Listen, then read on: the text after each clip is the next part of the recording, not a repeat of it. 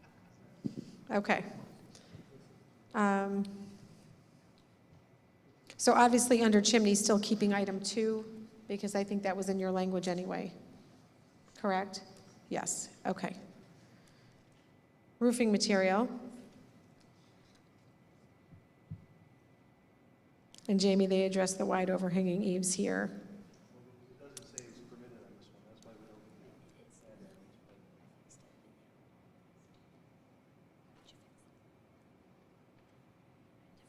Okay. Right, got it. Anything else on this page? Okay. Are you on page 44? I was on 43, I was turning, so I don't know. Trustee Lindy, did you have anything on 43? Yeah, I had a question on just a description on what the rooftop decks that are allowed on the roofing.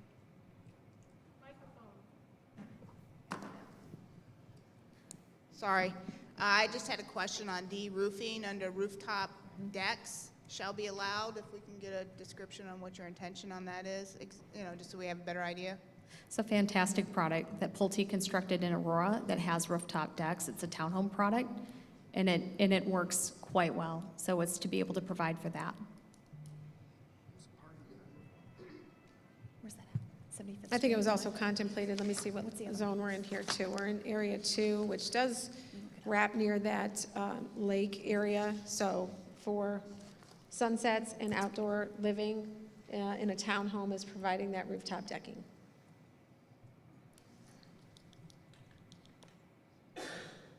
Anything else on 43? 44, still under single-family attached, removing the siding materials.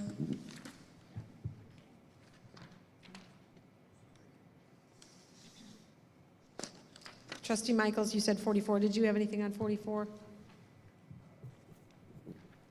I don't have anything specific on 44, but it went from single-family attached, and I'm not sure what but we don't talk about any landscaping in the front elevations, and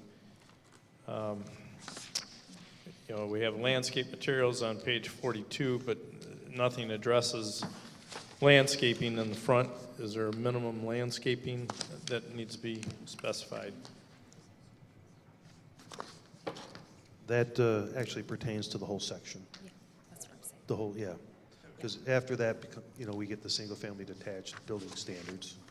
On 42, C1 is single-family detached, and then C2 would be the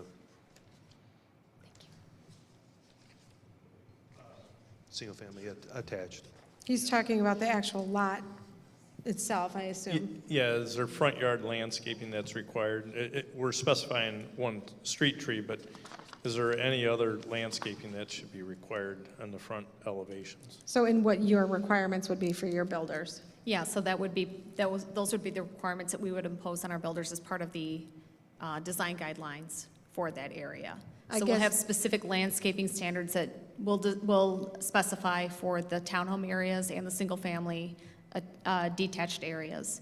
So no, we do not have those in the ordinance, but those would be standards that we would require of our builders in our design guidelines. And the question would be, can you add minimum standards so that worst-case scenario is, right, again, protecting the village, you're not developing a home with no landscaping? Per this document? Hold on just a second. Could you provide minimum standards that you would recommend? Sure. That way we Well, I understand know- what it is that the village would like to see. Oakhurst North required 10% of the cost of the house in landscaping.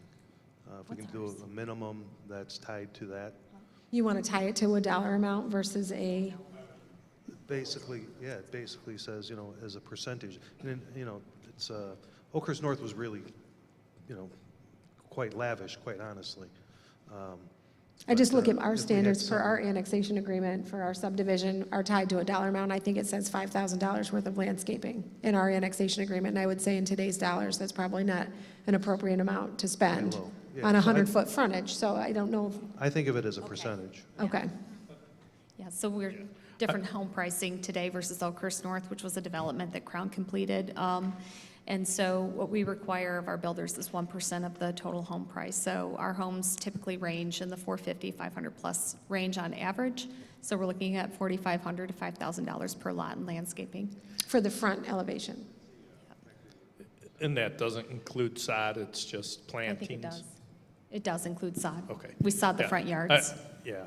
So, and with the price of sod going up, I would be comfortable with $1,000, $1,500 in landscaping materials. So, it's typically a ornamental tree and some plantings that would go on the front elevation. And $1,500, I think, would be a fair amount. And she's saying she's going to spend $4,500 to. But they're talking sod, and sod's going to be about $2,000 to $3,000, could be $3,000 of that cost. So I think just having a specific language towards plantings is more appropriate, so you don't include the sod. Okay, so do you do 0.5% then in plantings? That's what I think. I think we should tie it to a percentage because it's gonna fluctuate over time. And, Yeah. I'd hate to put a dollar amount in that'll go Correct. away in Yeah. a couple of years. And like I said, I mean, I thought, We'll look at it. We'll look at how much the sod is based on what we're approving, because we do have to look at how much is in sod. And we'll see what percentage of that comprises the total of that 1%. And if it's taking up a significant portion of that, then we can look at modifying the language so that it excludes sod. Can you do this, because you do it anyway? Put the language in there to include front elevations have sod. Yes. And then whatever the percentage is in plant material. Yes. So that the language covers both, so that so all of a sudden you don't transition to seed at some point. Yeah, Okay, we're comfortable with that. okay, very good. We Thank just you. need to get back to you on if Yeah, the no, that's percentage fine. includes the sod or not That's yet. fine. Thank you for bringing that up, Trustee Michaels. All right, anyone else on 44? 45.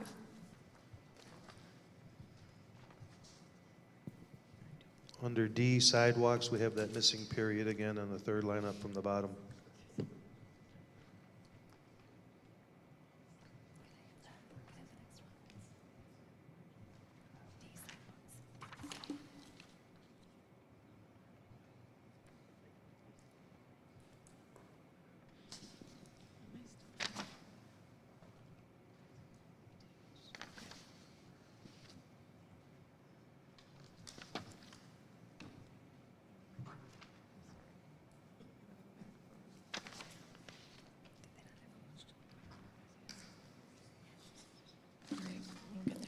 Okay, anything else on 45? Nothing? 46? So 46, Area 3, this is the town center project. Do you really want offices to have a minimum lot width of 150 feet? I'm thinking like a downtown, typically a building width is, could be as narrow as 25 feet or 20 feet. You could have individual buildings. So for the office and residential, I thought the lot widths were excessive. I think this is 3 standards. It's not exclusive to 3A. I think this covers both 3A and 3B. Well, it's saying that the minimum width is 150 feet. So in 3A, I Right. believe you'd want So they have to separate smaller. that out, is really what it sounds like. Create a new table. Again, this is where I think Tesca would be valuable to evaluate this chart. Well, we're trying to locate it. We're on page 30. We're trying to locate specific language that pertains to office. I think the 150 is contemplated to be like a standalone medical office, dental office, that kind of thing. Or perhaps an office in a larger building that we base that on. Other developments, thank you, Aaron, found the language here. You cannot have in the walkable area in 3A offices on the main level. They have to be, if you're going to have an office, it has to be on the second story. That's right. I recall that. In the annexation agreement, I don't recall seeing that language, and in this section, I don't recall seeing that language. Is there a reason you don't? I'm thinking a real estate office. You want to generate traffic if this town center goes through. Why would you limit office space to second floor? So this is in the PDD, it's on page 9, back by the use tables is where that language is. It's item number 15. And I'll defer to the village on how they would like to handle whether or not offices are on the main level or if they're on the second level in 3A. We're open to whatever the village decides. I think Michael Casa, I think this is, I'm going to go find page 9, but I think this is. There's plenty of businesses that want to have offices that don't want to have walk-in traffic. Right, and I think that's the intent that's being applied here, or at least what's being considered. At least that's the way that I read it, Sean. And I think there's a lot of offices that do want walk-in and that you would But then want to that would be a retail space, not an office space then, right?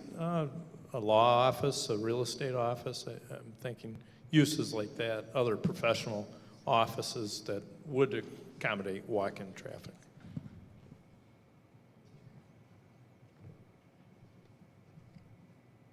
I think that, I could be wrong, the contemplated amount of square footage for commercial in that area was just the idea and concept, and I don't disagree with what you're saying, but the idea was it was retail, restaurants, where you're getting volumes of people to come in, not, the one-off, I have an appointment, or I might drive in and see what listings they have in their window, that you're dealing with more traffic coming and going through that area was what was contemplated. And so the offices, per page 9, were put on the second story, if second stories were built, but I do understand your point.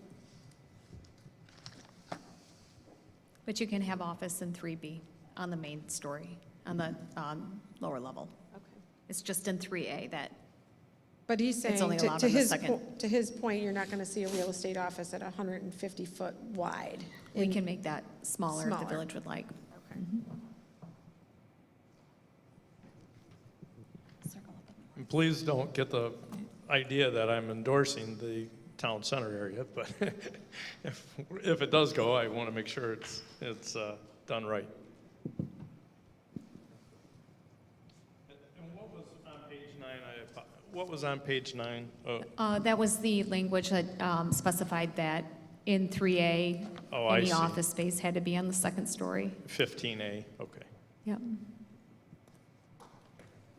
See, I guess the way I looked at that was, if we're going to be having retail on the first floor and offices on the second floor, having a single office or retail shop size building is impractical because they're going to have to do elevators to the second and third floor, and you're not going to want that in a small building.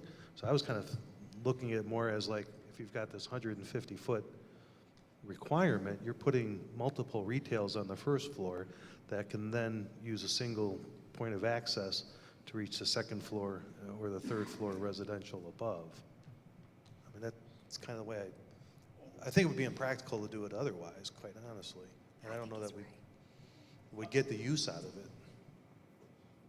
I'm just thinking of a traditional downtown that has smaller storefronts and not 150 feet. That's quite large, but I'm just bringing it up. It makes me think of downtown Naperville where they've got like 50 Main Street, where they've got all the different retail spaces on the first floor, and then they've got one elevator access that goes to multiple offices, and then residential above that even. Yeah, that's kind of what I've envisioned with it, because I can't imagine somebody's going to build a 20-foot building and then have to put an elevator in for ADA purposes. So we just need direction for the developer on that standard. Yeah, I don't know what ADA standards are to require an elevator. If every business has to have an elevator, it's like some apartment buildings don't even have elevators. But to your point, we want to be compliant.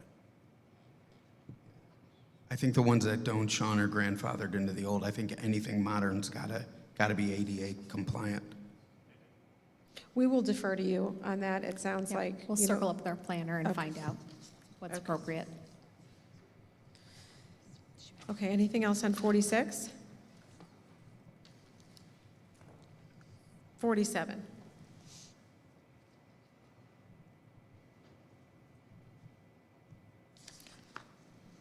Why is there a footnote 4? Minimum average building height will be calculated on an individual building basis. And it, in this case, it seems 40 feet might be appropriate, but I wasn't sure why there is that footnote.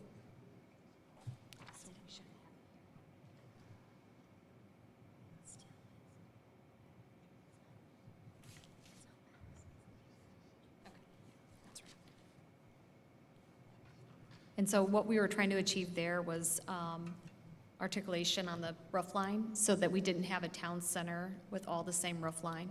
And so that's what we're trying to achieve is an average, so that way it's not continuous.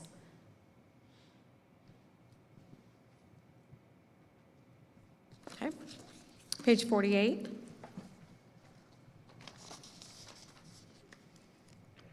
I'm sorry, on page 47, again, the building separations front to front, 60 feet. Again, I just want to make sure that's an appropriate separation. There is a magic number in the market for it not being too wide, but again, you want to make sure it's wide enough to accommodate on-street parking in that. So I would really appreciate having other people evaluate that frontage to make sure we're not missing out on an opportunity or restricting ourselves.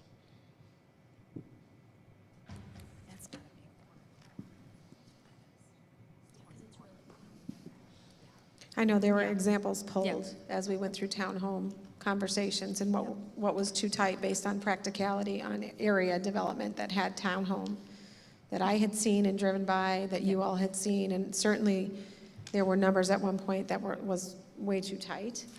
And so I think they've modified that in here, and there were examples pulled. So I don't know if you can speak to the examples. I can't remember which ones they were, but I can tell you in North Aurora, it was original in the documents that we talked about, that it wasn't even front to front, it was really rear to rear that seemed to be more of a challenge at that time. So this is in keeping, and I think Danny even took measurements as we went through development and looked at townhome development and what works in practical purposes when you drive through it, and then she measured those. So that's where these numbers come from. I mean, to Sean's point, no, you're not going to have two buildings that face each other that are going to be 60 feet apart, because you're going to have your right-of-way in there, and then beyond that, you're going to have setbacks for the driveways.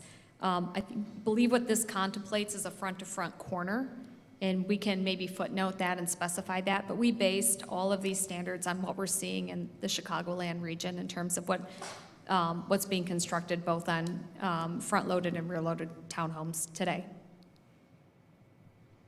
I think one of the things we looked at was the development in North Aurora, where they did have the buildings that were facing each other, and our concern was how close they were. And so that was something that we actually did measure. And the rear, Because it is a current product, it's a new product that's out there. So the reason we had looked at that was just specifically because so we actually made them increase it in that regard. and there's a difference, I guess, from front to front with a drive aisle in between versus front to front with green space in between when you have the rear load with it. Yeah, and those would typically be a rear load, or it That's would what be a that measurement is. rear-to-rear Okay. designation. But I believe this front-to-front on the front-load townhome is a front corner-to-front corner measurement. Okay.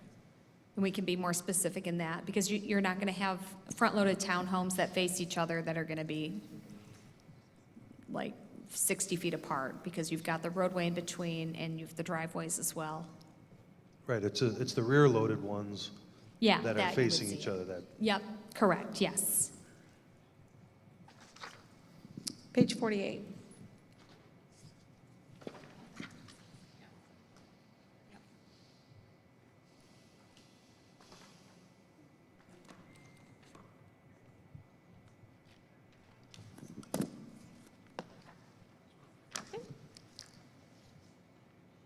Okay, 49.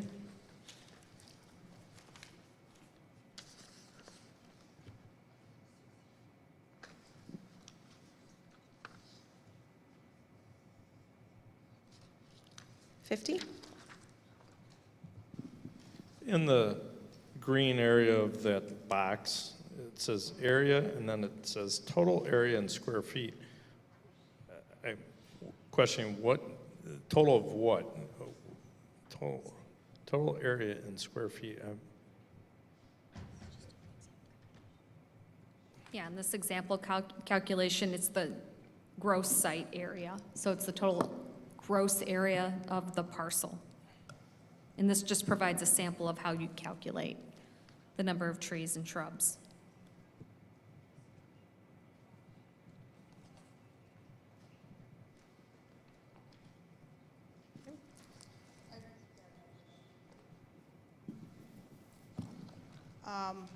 Where we have the plantings, I'm just a little confused.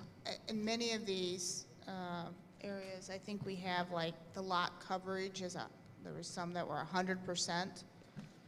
How are you going to get plantings in there if you have 100% covered by a building? So this is just area 3? Yes, The ones that had the 100% was 4, where we had 0 lot line and industrial. yeah, these standards are only for the area where we're going to have commercial and town center uses.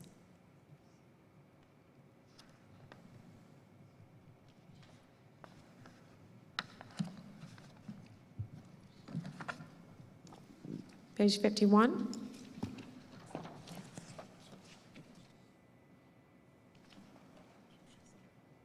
Okay, Jennifer, again, throughout the document, I don't have to keep saying it, just the siding material as you go through and find it and just be removed. Yep, we've captured that. And the chimney modifications as well. Okay. Page 52. On 51, if we could, I think this is something that Sean has brought up in the past that I would have to agree with on this one, and that is that if we are going to have a chimney facing the center square, that we should have some masonry or brick on it, or stone.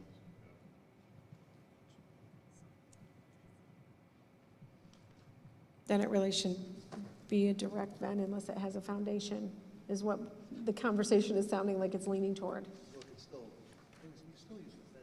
You can use the thin stone. I was just saying, just understand that This is area one of the 3. cons. You just got to make sure you're using a good quality product and good quality installer, because there have been many cases where when it's improperly used, it falls off. Do you want to make a comment on that? Just chimneys at the town center, if the townhomes have chimneys.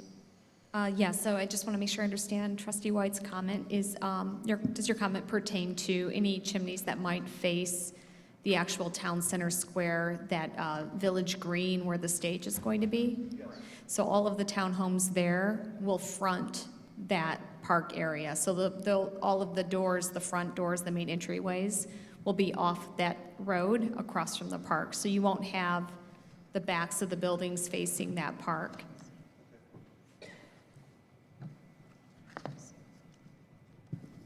Okay. 52.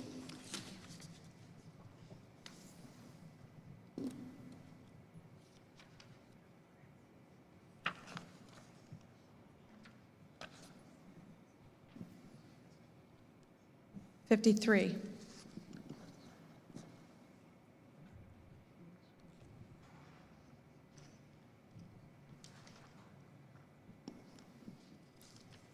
$54.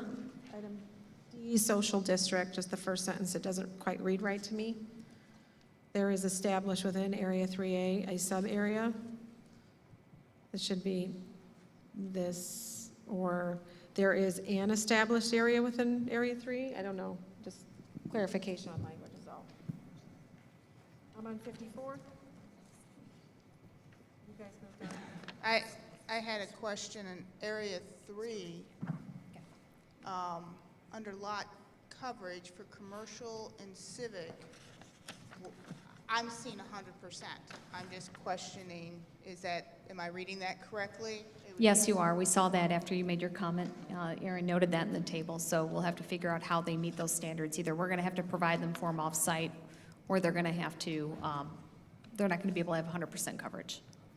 We'll sort that and circle back with the board. What page is So, that? yeah, I guess that's, where did you find? It's in our board report, right? What table is it, though? What is the table heading?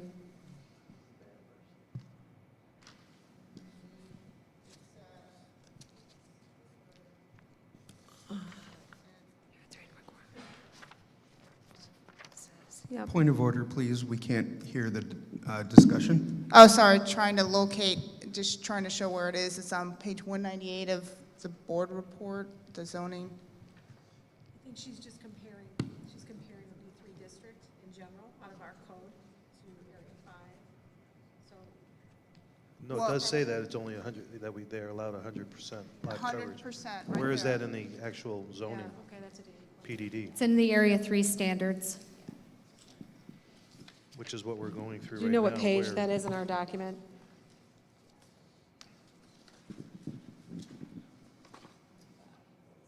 .46. Thank you. Okay, under Civic.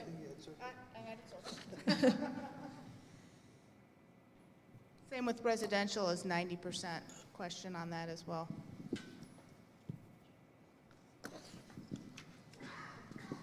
What are you envisioning? I mean, describe that, if Yeah, you would.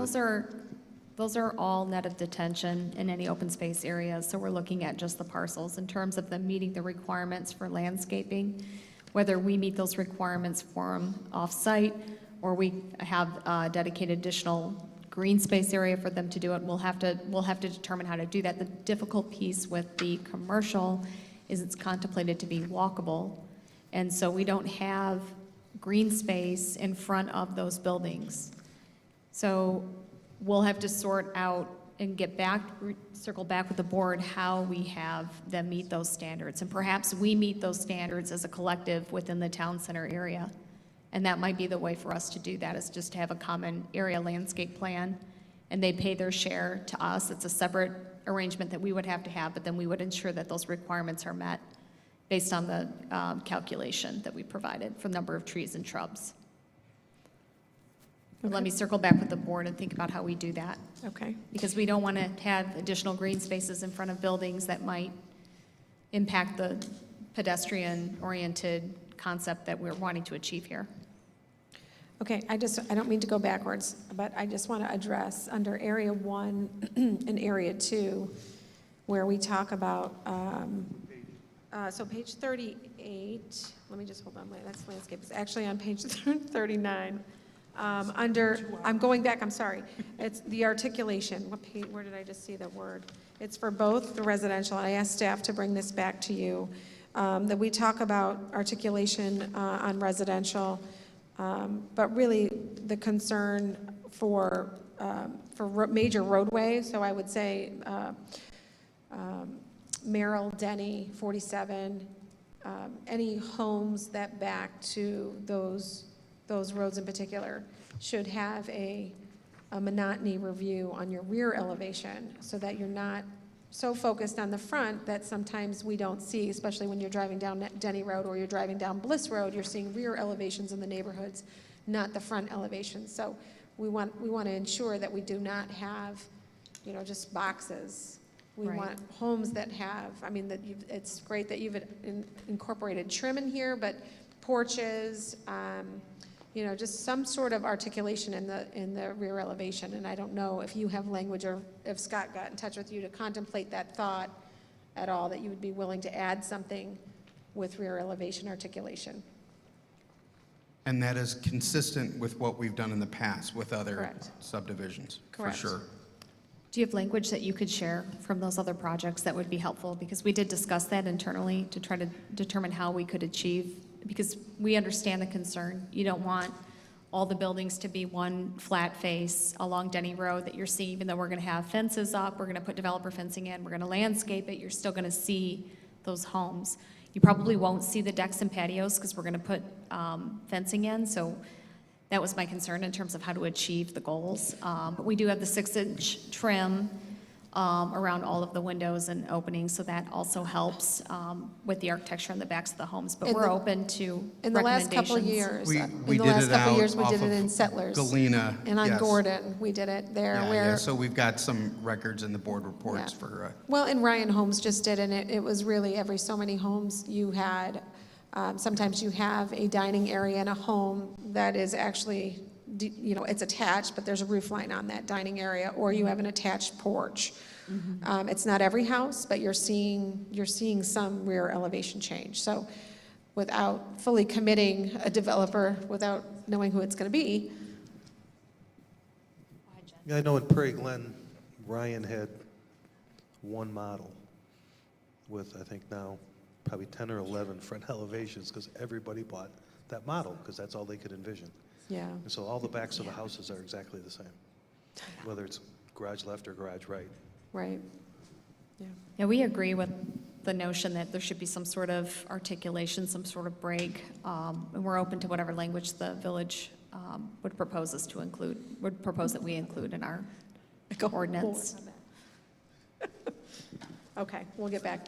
We'll think about that more too, but we struggled to come up with language, so if there's language that's acceptable for you all, we'll take a look at it and incorporate it. Okay, thank you. Okay, so I left on 54. Does anybody else have any comments on 54? 55 gets into Area 4, bulk restrictions table.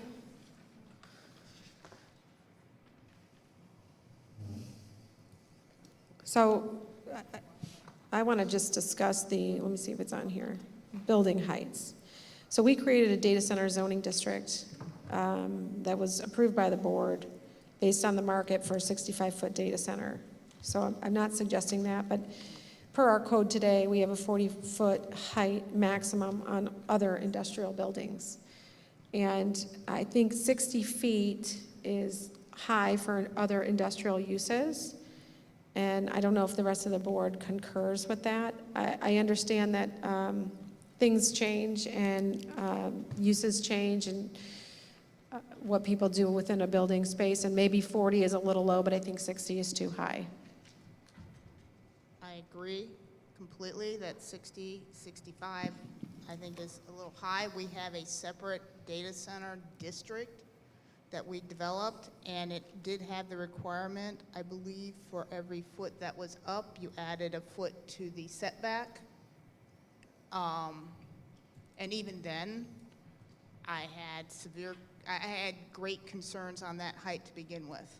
So I absolutely do not want the 60-foot for all other industrial uses. I don't even want the 65-foot for the data centers, unless we have some big restrictions on setbacks, similar to what our data center district has.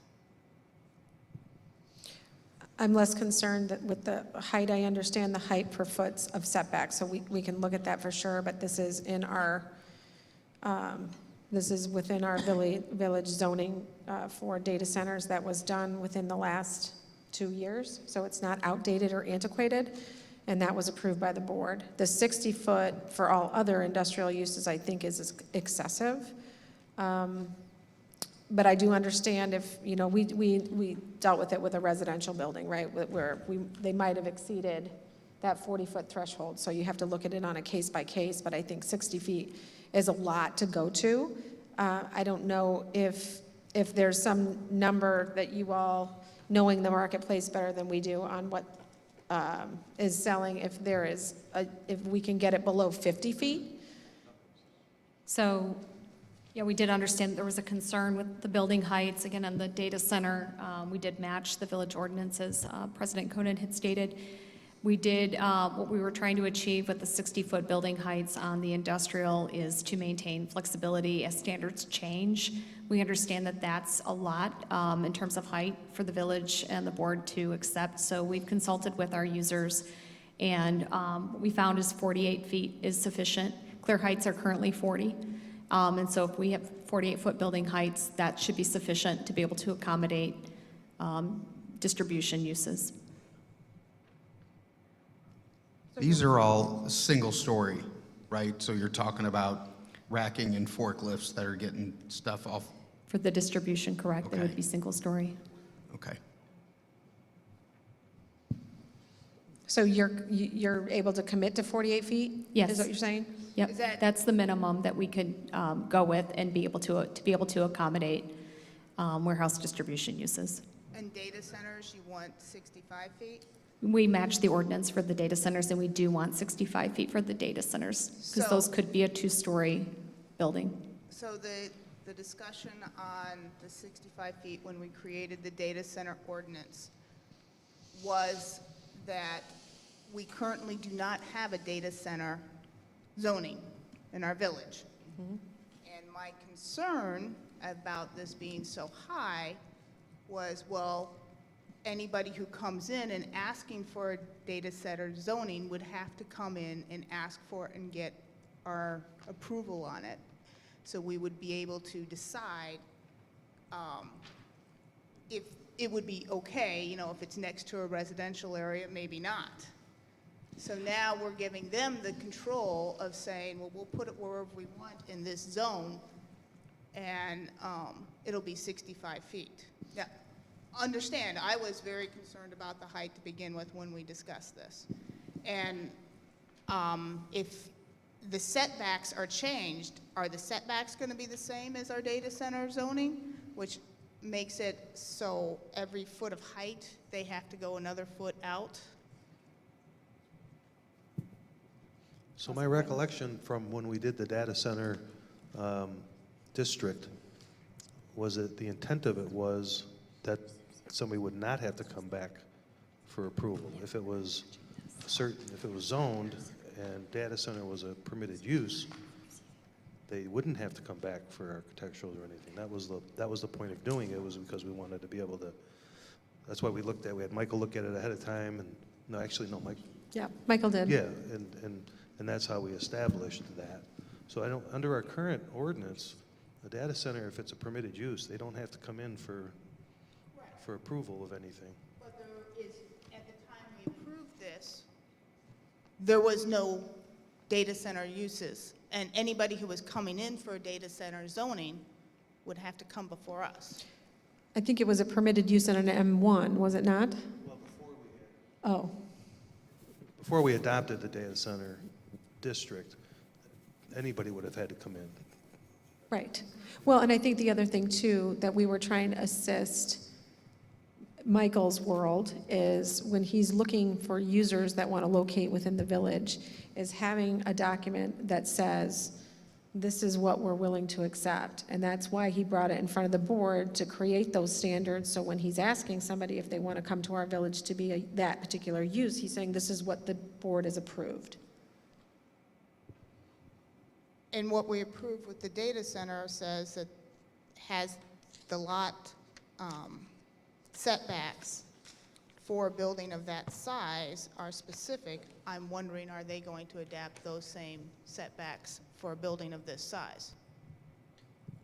So can you, I'm sorry, Heidi, can you just read as it says for the setback language? I know you have it right in front of you. No, our ordinance. So our ordinance states that setback from boundary lines of the district not less than 75 feet from streets forming the boundary line of a DC district. Minimum front and corner side yards not less than 40 feet from a front or corner side lot line of a public or private street that is interior to the data center district. Minimum interior side yards not less than 25 feet from an interior side lot line. Minimum rear yards not less than 50 feet from a rear lot line unless the lot line forms the boundary line of the data center district. In that case, not less than 75 feet shall be provided. Yards adjacent residential zoning districts, where a lot line in the data center district coincides with a front, side, or rear lot line of a residential or institutional use or district, or forms the boundary line of the data center district, The minimum yard requirement in the data center district shall be an additional 1 foot for each foot of building height. Thank you, Danny.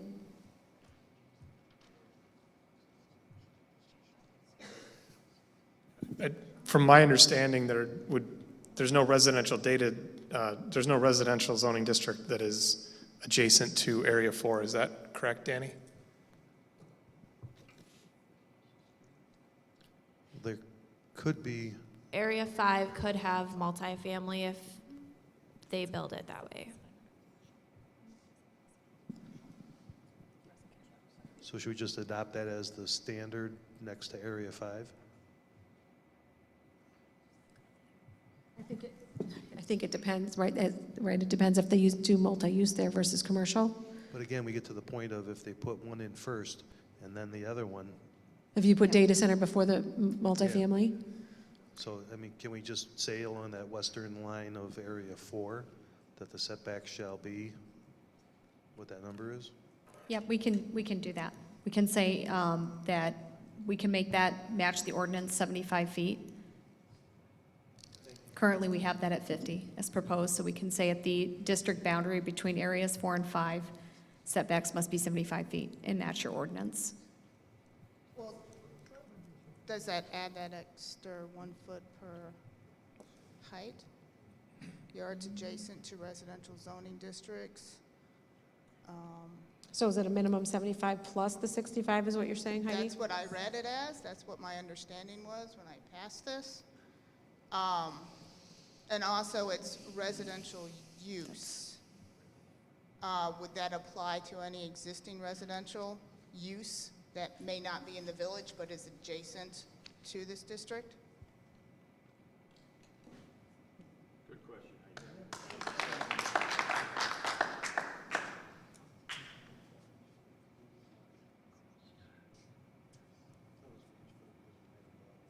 I'm sorry, can you use the mic just so we can hear you? I apologize. Okay.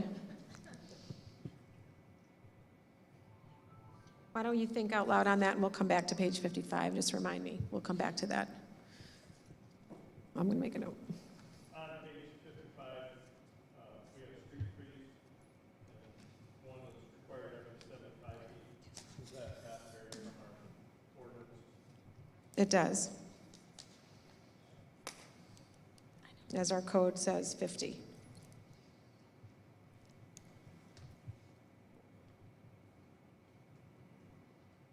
And in some cases, I mean, everybody's got a different opinion about it. In some cases, our street trees, I can specifically talk about 47, as they've grown, they're growing into each other, and in some cases, creating a sightline and visual impairment for the driver. I know 47 right-of-way is not to be maintained by us. It's an IDOT maintenance issue, but we did have Public Works go out there because we were having residents that were having a hard time visually seeing when they were on Park, seeing down 47. So More on TV Road, where it should be maintained at 50 feet, and then there's talk of the berm height. can you use the mic? I'm sorry, Trustee Michaels. Oh, can you pass him the microphone? And then there's talk of the berm height. We're shown Sullivan Road and their berms, and I don't know what those were, but they seemed in excess of 4 feet, so it seems like that should be Yes. raised. We're going to we're going to build those berms up as high as we Okay. can because we're going to have topsoil that we're going to want to lose as opposed to Then hauling we off need site. to- Yeah, so But we change can't the con- language from average to minimum? Yeah, we can do that, minimum 4 feet, that works. You still, I mean, I agree with what you're saying. Sullivan Road, it was higher than 4 feet. It Whatever was. Sullivan Road is, I think we should use those requirements. We have to tie into existing grade on both sides, and so it may be challenging to achieve a height in excess of 4 feet in some locations. We can commit to 4 feet, that's going to encroach on some of the developable area in order to achieve it, but we have to meet grade on both sides. Jennifer, I think the language from, and I remember Tuesday probably, we talked about this, was that the doors, the dock doors were the most important, like, so creating creating the berms in such a way where you visually could not see any dock doors on a building was what Trustee White brought up, and I believe you agreed to. Yeah, we can provide additional planting, screening, or require that the developers provide additional screening on those, but they're all going to be, none of them are going to be parallel with the road. All the docks are going to be perpendicular. But even still, point But being yeah. is that the landscaping is going to be significant, berming's going to be high enough plant material so that you can't see it when you're driving on CV. Right. Which would be the intention of the higher berms. Right, Sean? Correct, and again, Sullivan Road, they were able to have higher berms and meet the existing grade, so I don't know what the constraints are, and that's what was shown to us as the example of what was going to be used on CV Road, so I Yep. don't appreciate the backpedaling at this point. We're not backpedaling. We will build those berms as high as we can because we have to lose the topsoil. We do not want to haul it off-site. We're going to build those berms as high as we can, but we still have to meet existing grade, and we don't want to encroach into developable area and reduce the area that could be sold to distribution and data center users, because that's what happens, is you reduce your developable area. You have to go further out to be able to achieve the height. But no, we will build those berms up as high as we can. What we can agree to do is, to the extent that we can't achieve the height on the berm to be able to screen those docks, is that in those cases, additional landscape screening would be required.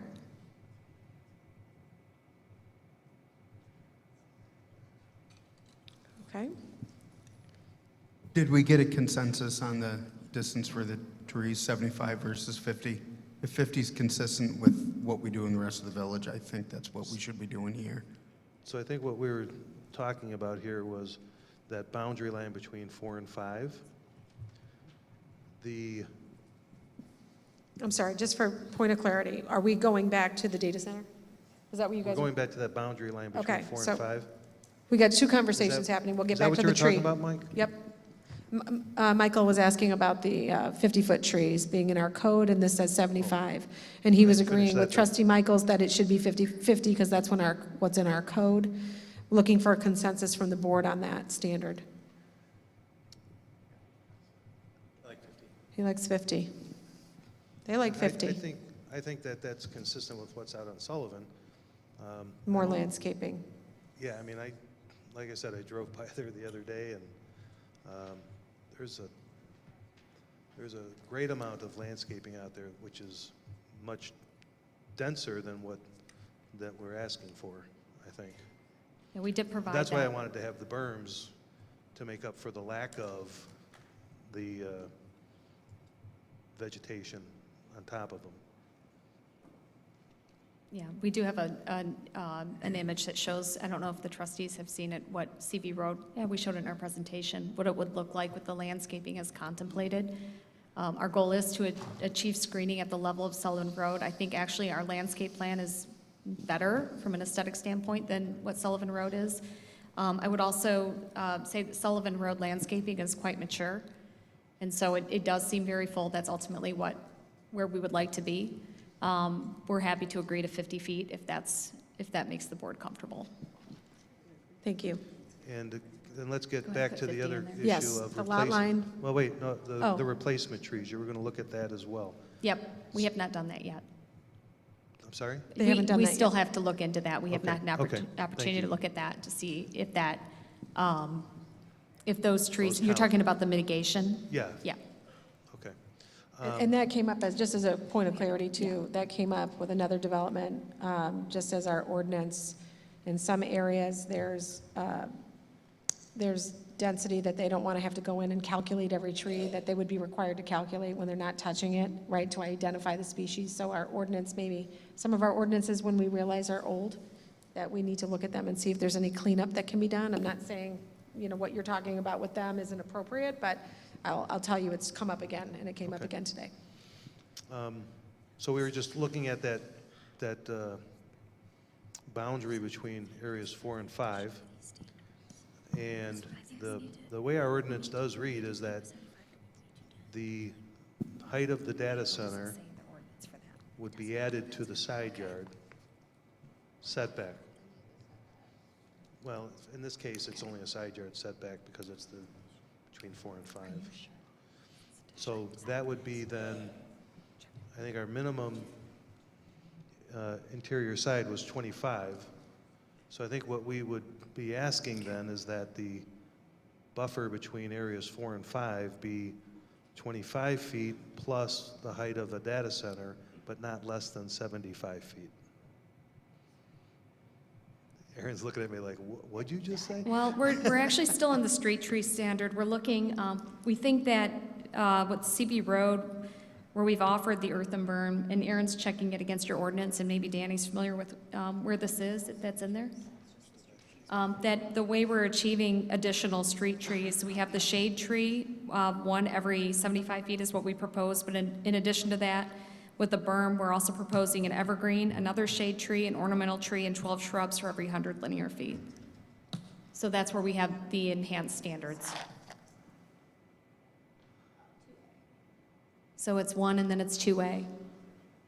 And so then we're then be adding another tree on top of that.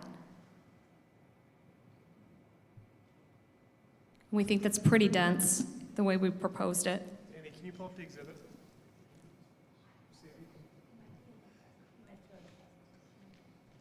It's in the annexation agreement, I think, or, oh, I see the regular.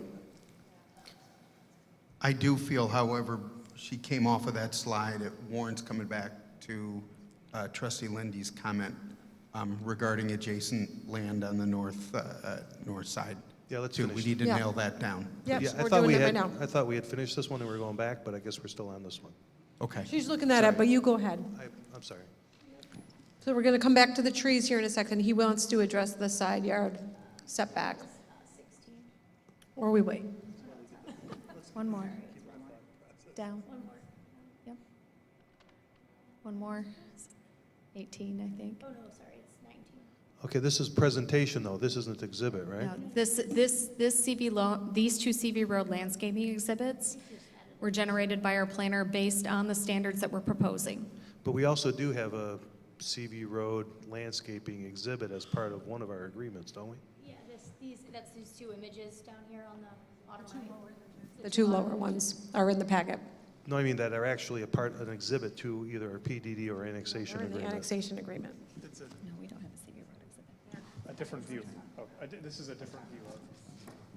No, I understand that, but I don't think that, I'd like to see the actual exhibit to the agreement.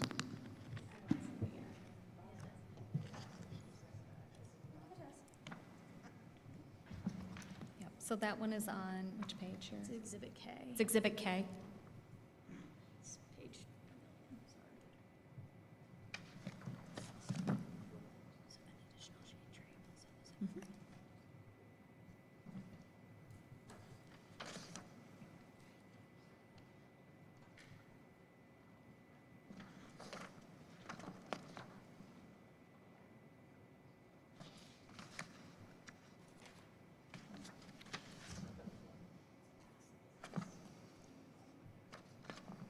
You're talking about the overhead plan view one? Yeah. Yeah, that's. I CV thought Road it was- East leg and the Exhibit K. It's There was an overhead one as well, wasn't there? It's a plan view, yep, Yeah, it's the next. Oh, here we go. right here.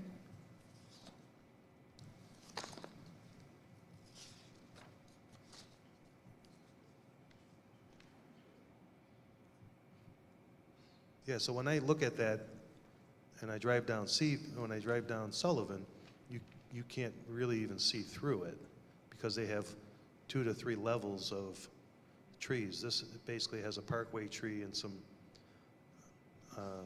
shrubs. shrubs in between. I guess some of those are ornamentals. Is that what you said as well? Evergreen, what I might suggest is, as opposed to changing the street tree standard to go to an additional street tree, shade tree, I think we should have an additional evergreen, I think the evergreen is important, just so it, because then you have more coverage year-round. and that's what they have too. They have a lot of evergreen. So what we could do is keep the street tree standard as it is, 1 2.5 inch caliper shade tree for every 75 lineal feet. And then under the CV Road right-of-way standard, we'll change that to 2 evergreen trees, 1 shade, 1 ornamental, and 12 shrubs per every 100 linear feet. Would that be acceptable to the board? Well, I think, and plus, and I guess my other point was for the remediation, I would love to see you add them in there so that it creates an even Bigger buffer. better, I think, or So denser buffer. You would want the replacement trees to be installed in the berm as well? Or In do we addition- count, because I know you said street trees don't count, but would those trees which are additional above and beyond what your ordinance requires, would those count? What you show there, or what we've just talked about, the 75, was it, 50 feet? Yeah, it's it would be now 2 evergreens is what we're proposing, 1 shade, 1 ornamental, and 12 shrubs for every 100 feet. And then anything anything that you want to remediate in there would be in addition to that. Okay, so it we wouldn't could- include any of that. Okay, so we could not include those with they couldn't count towards the replacement trees, is what you're Correct, saying? because I think that's something that has to be done anyway. So that's, That- we'll have to and that's figure out what where we're we're gonna gonna still put look at. those. That's the challenge.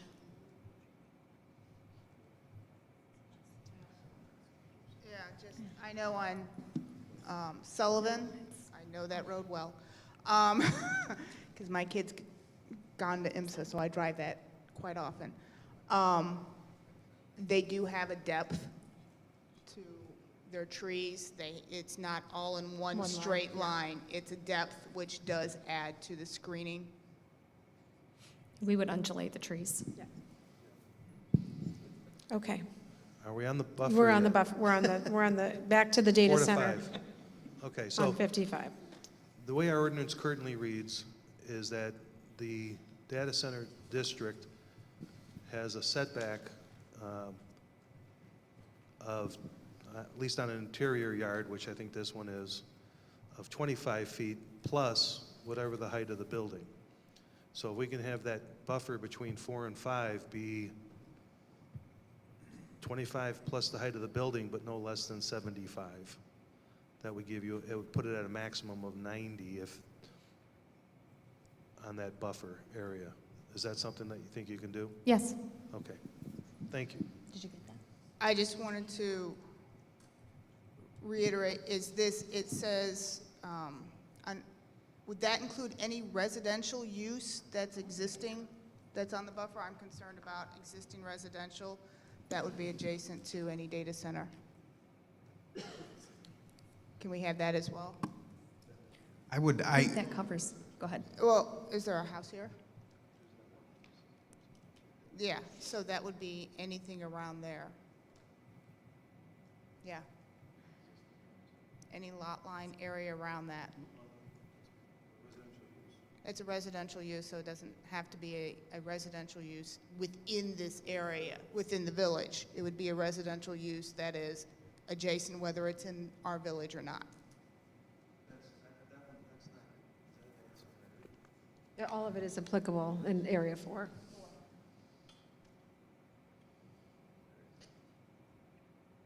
And I think more importantly, not even just the building itself, but when they do test their generators, is really the buffer as well.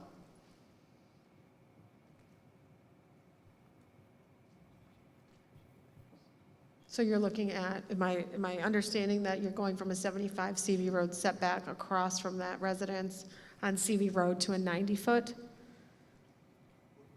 It would be 25 foot is our minimum, Right. plus whatever the height of the building is.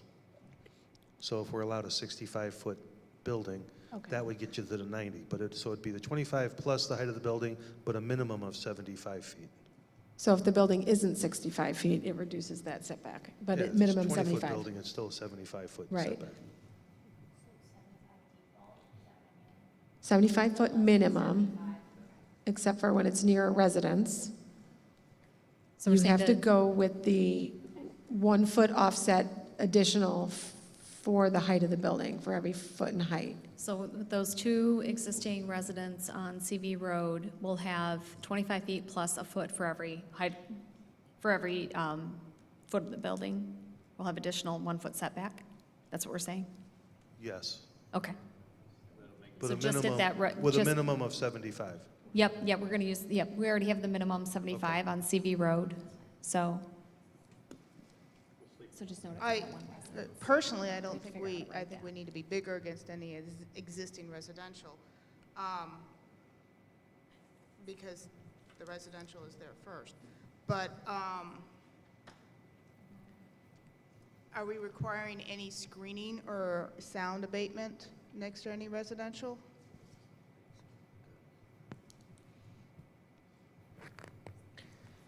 I don't think they do that at the, and I don't know, because there is a house right near the Cyrus One data center building that had actual horses when we were there, because we were on the roof of the building. Yeah. And there was no screening or buffering for that there. And it was a house with horses in the back.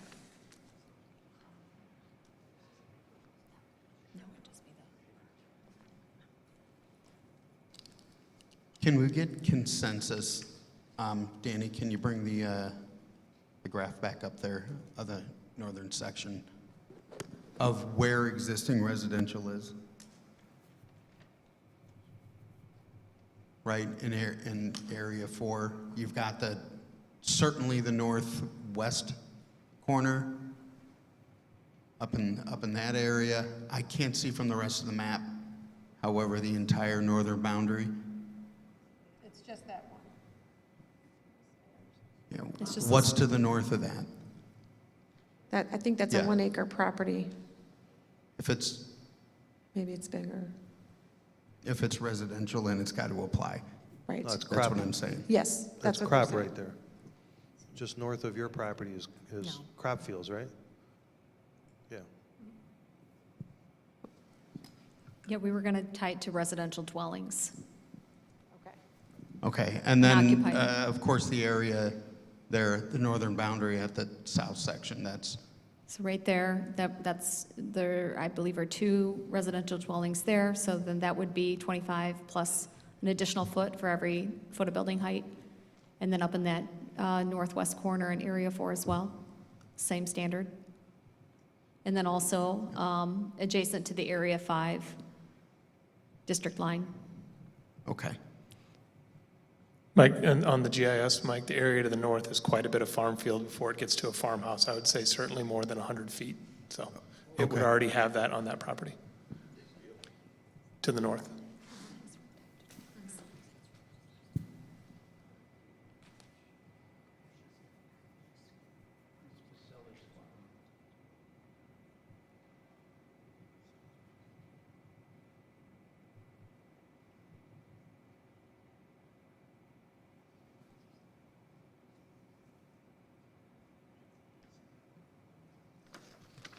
While they're looking at that, is anything else on 55?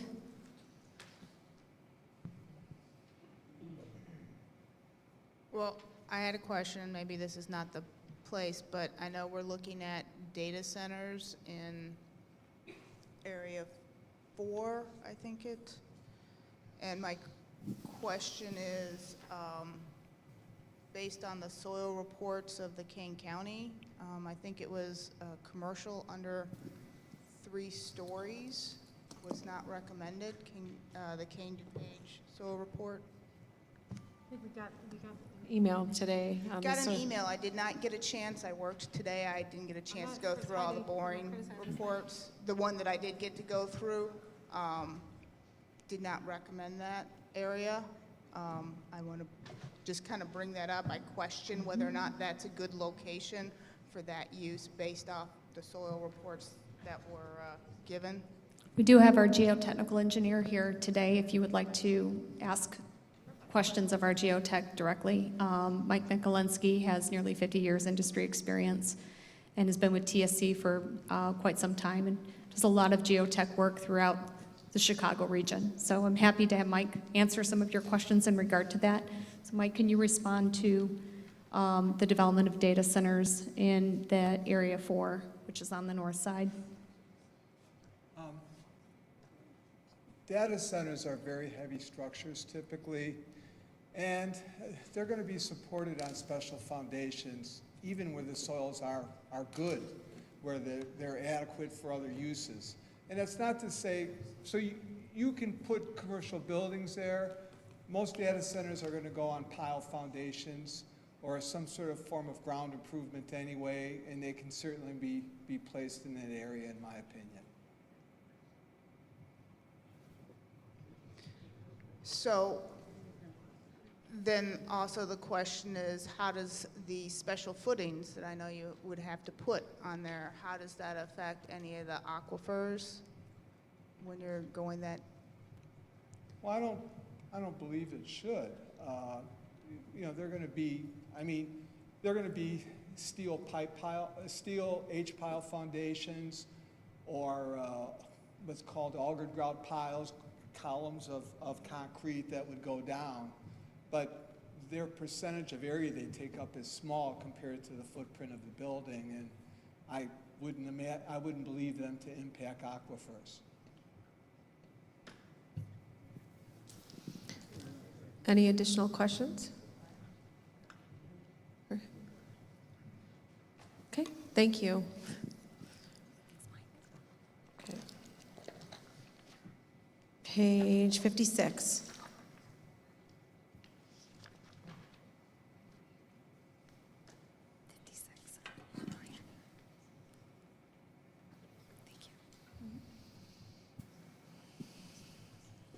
Any questions on the design standards on 56? 57?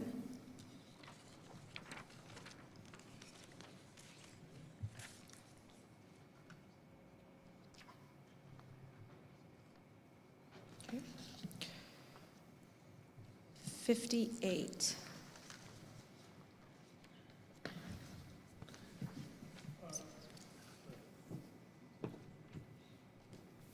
Yeah, the minimum building setbacks along CV Road seem small. For commercial at 25 feet, I think it should be 50 feet all the way across. And then I-88 right-of-way, 50 feet off the right-of-way.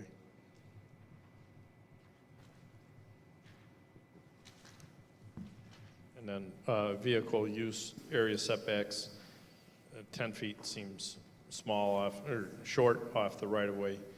I think to accommodate the berm and landscaping, it should be 25 feet across. The same for Route 47 right-of-way.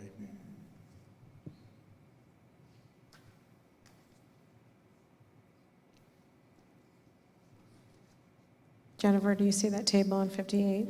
Yep, so what we're trying to achieve with the commercial there is something that's similar to what you experience at Route 64 Main Street.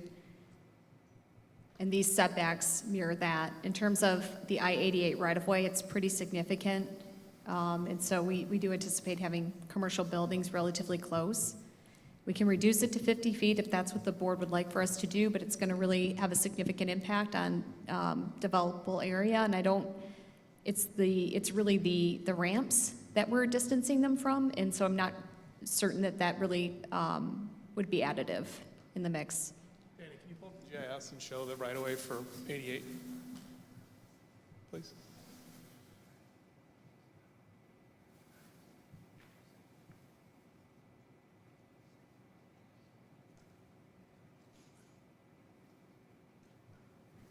And so that is area 4. So if we go, we're talking about area 5 standards. You can see it's the ramps. Danny, the On the frontage north on side. 47. Go north. The parcel on the east side of 47, just at the off-ramp on the north side of the tollway. The other side, the east side. No, you're good. Move your cursor to the left. Move it, the frontage, right, that one. No, not that parcel.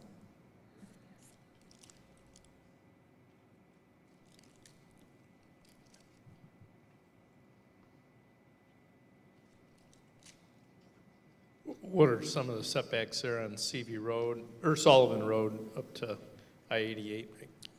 Sullivan Road, there isn't commercial there. This is the commercial area. Am I mistaken? Are we still in area 4? Did we move on No. to area 5? We're on area 5, page 58. So that's all, Sullivan is the business park. That's all distribution. That's not commercial use. Oh,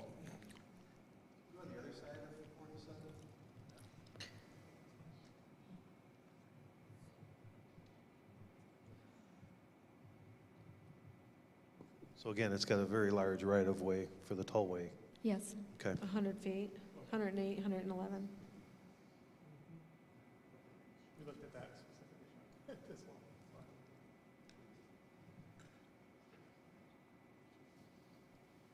Okay, so that was, which item are we referring to? I-88 right away? I just want to make sure before we move on from the use table that we've addressed concerns, or at least talked about them.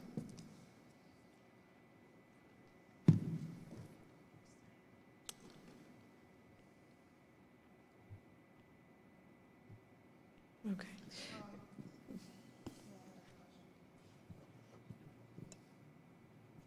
Area 5 for residential, a 60-foot building height. What are you envisioning for a 60-foot building height for residential? That could be a multifamily building or senior residential development. How tall are our existing senior?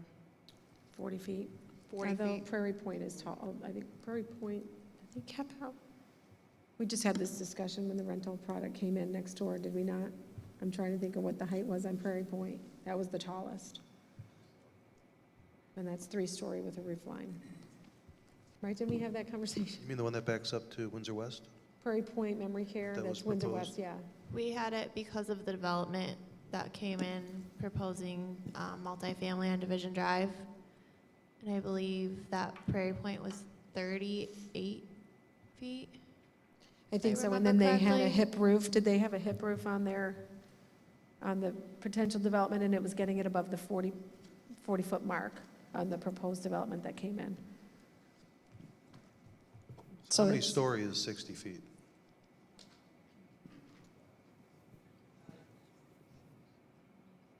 Well, you're gonna have a roof line. I guess I'd like to see that lower, just because it's up against 47, and theoretically on the other side of 47, south of CV. Again, I think it's a little bit too much height for that area. So you're wanting to restrict it to 3 stories? I think they want to bring it down to our village code for multifamily, which would be 40 feet. We can do that.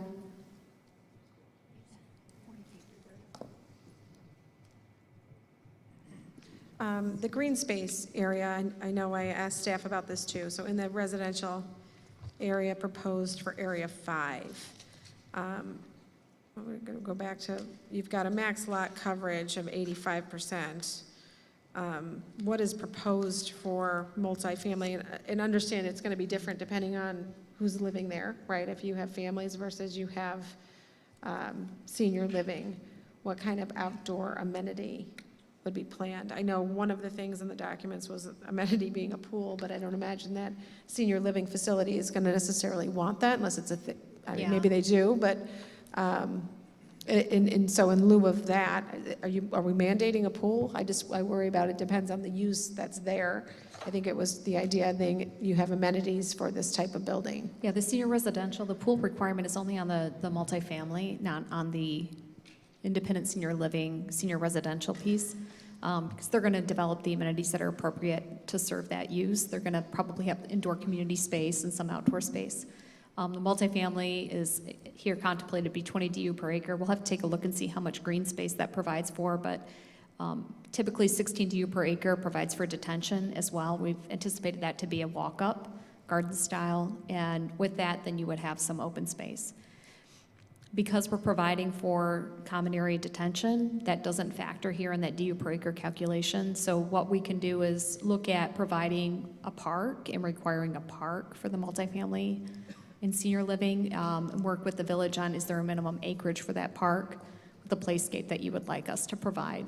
Okay. We can provide, I'm sure we can do a 1-acre park. Okay. I think green space and open space when you're living in multifamily is important. So we'll provide for a 1-acre park for the multifamily and then a 1/2 acre for the senior living. So they're not going to need as much outdoor space as the multifamily use. Actually, I think our minimum is 1 acre. 1-acre parks, we can just do Yeah. 1 acre, that's fine. We'll just do 1 acre. That's what the annexation agreement has in it. But, yeah. Oh, that's true, yep. It does. Okay. Anything else on 58? 59.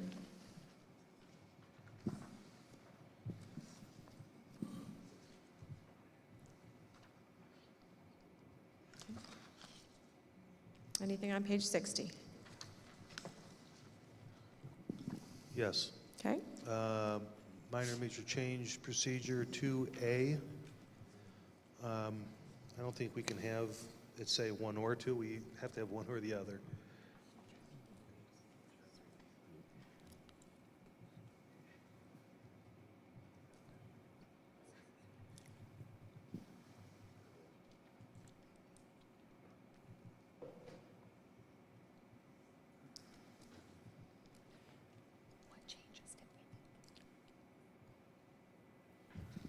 Is that the only comment, Jamie, on page 60? I guess, I mean, I'm wondering why we're doing a major change if we're only increasing something by 1 unit or 2 units. That's how it is in your code. Yeah, that's how it's written in your code.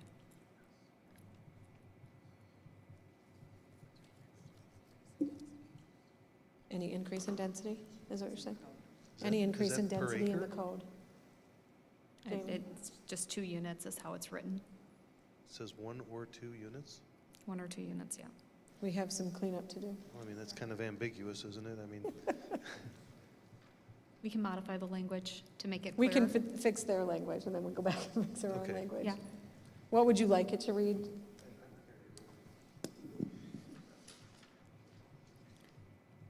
We'll as let- long as we're not talking about units per acre, going from 5 to 6 or 5 to 7.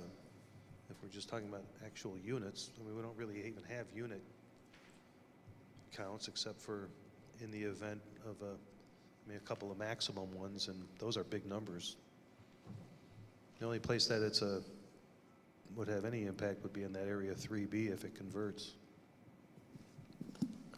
What about if it just was increases in density and just take off that end part? Because I don't think a minor change contemplates any type of density change.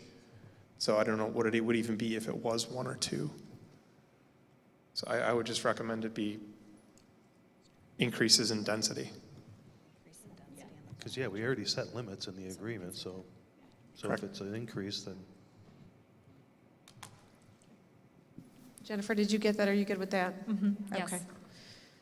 Okay, we are through that document. That is the PDD. We're going to take a 15-minute recess, and we will be back at about 8:40. We'll call it 8:48-ish. Thank you.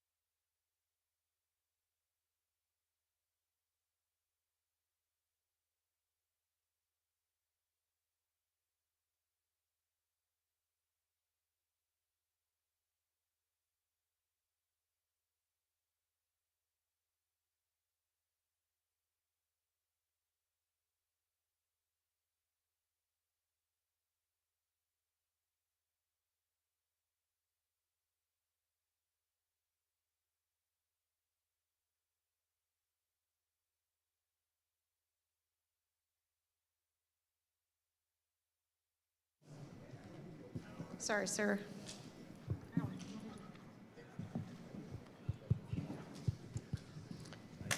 Tracy, I have 8:50. The board is back. Can you just do roll call, please? President Conan, Here. Trustee Michaels, Here. Trustee White, Here. Trustee Lundy, Here. Trustee Heron, Trustee Bonnie, Trustee Shulmus. Here. We still have a quorum. Everyone is back. Okay, up next, annexation agreement. First and foremost, you did receive a board report from Scott, so I don't know if, Scott, you want to run through this at all, but you can see the items that he identified and explanations on those throughout the annexation agreement. Thank you. Happy to run through the report. The legislator granted the municipal authorities to execute the power to define the community boundaries and control the pace of development. Expanding corporate boundaries is accomplished through annexation, following the procedures established by state law. Annexation agreements bind both the municipality and the developer to an extended period, typically 20 years. These agreements usually cover key topics such as zoning, utilities, impact fees, and other conditions under which municipal ordinances may be modified during the agreement's term. Sugar Grove LLC submitted a petition for annexation and an annexation agreement to the Village of Sugar Grove on July 12, 2024. As the sole owner of the entire property, which is contiguous and within the village's future land use map, the petition was duly considered. A public hearing for the annexation was scheduled for August 20th and occurred and was properly noticed to the public. The hearing took place at Waubonsee Community College, and interested parties were able to address the board. A 2/3 vote of the corporate authorities holding office is required to approve an annexation agreement.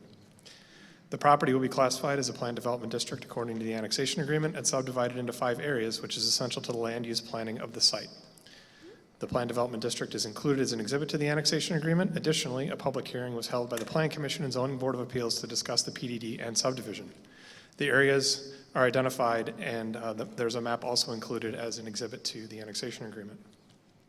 Staff use existing policy as a guide when working with the developer on the annexation agreement. The Village of Sugar Grove has previously invested over $500,000 in the interchange at Route 47 and I-88.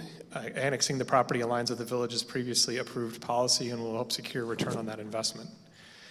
In 2023, the village board adopted a new comprehensive plan. Comprehensive plans are long-range plans used to direct the growth of policies and overall development of a place.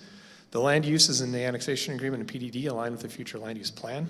The comprehensive plan includes 3 vision statements, and staff feels that they align with different things in the project.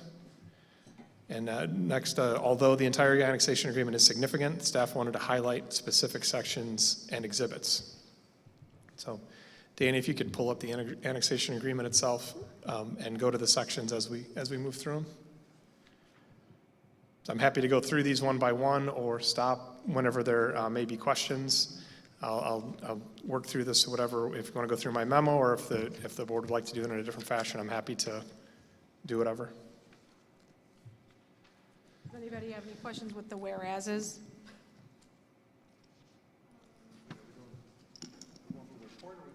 Well, it's kind of, his first point is 3.2 on conflicts, so I wanted to see if anybody had anything prior to 3.2. That was the first thing identified by staff. So if you have something prior to 3.2, please let me know. Is that what you would like to do? Okay. Okay. Let's start on. Okay. Page 1. Any questions? We also have Laura here too, who was party to the annexation agreement and working through that. I know. First thing I Page have 2. is on page 6. That's what I said. Does anybody have any questions with the whereases? That's because I can skip ahead if you didn't have anything marked. Page 6? Okay. So I actually talked to Laura a little bit about this already. We make these representations in 2.4, and I just want to make sure that if in the future some court were to determine that we didn't go through the process properly, that it won't be a breach of the annexation agreement on our part. Did you hear him? Yes. Make sure everybody's using the mic, because it's hard for them to. Yes, and I stated that I believe the language in here is sufficient. However, we're happy to change something to say the village represents that it believes it has taken all actions, just to address Trustee White's concerns.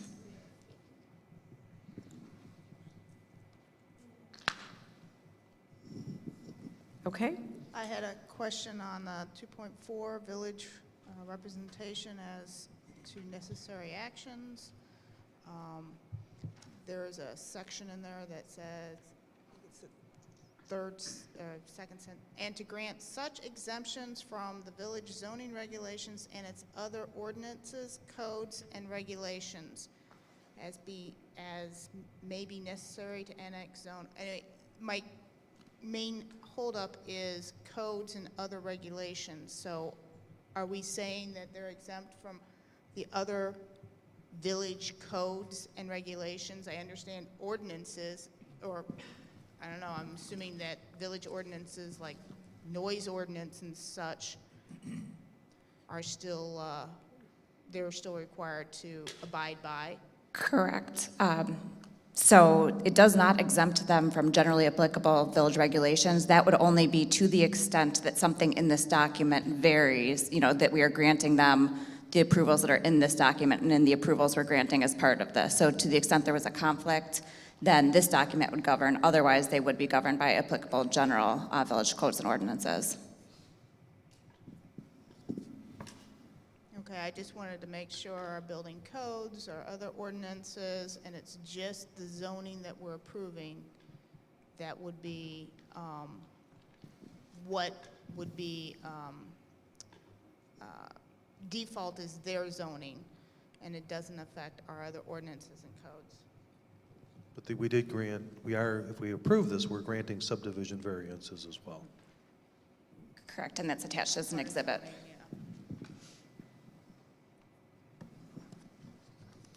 Anything on 2.5?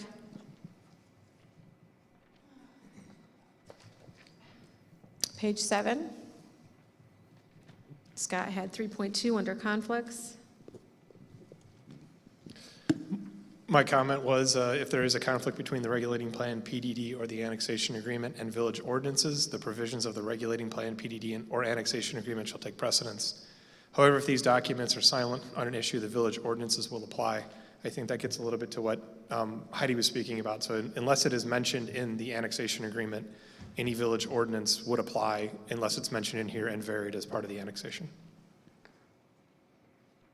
I guess the question is, do we need that language specifically?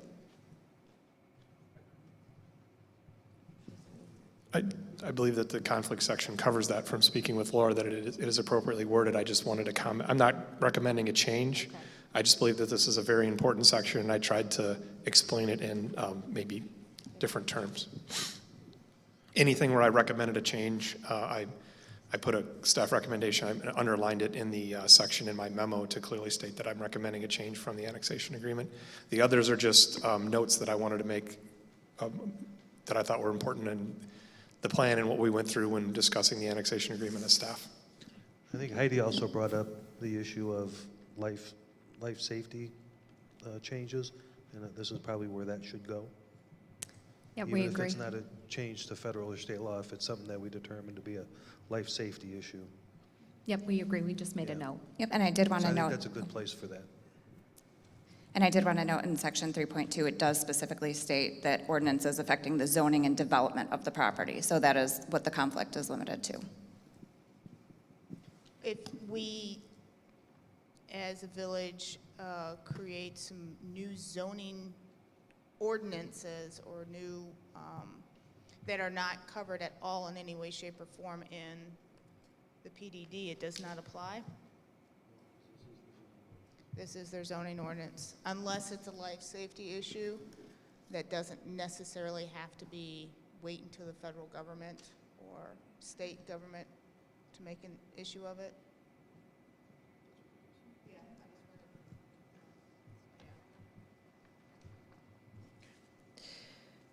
Anything on page 8?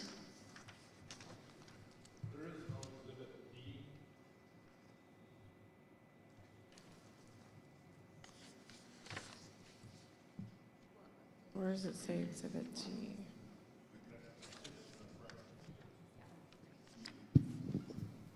That's the actual PDD ordinance.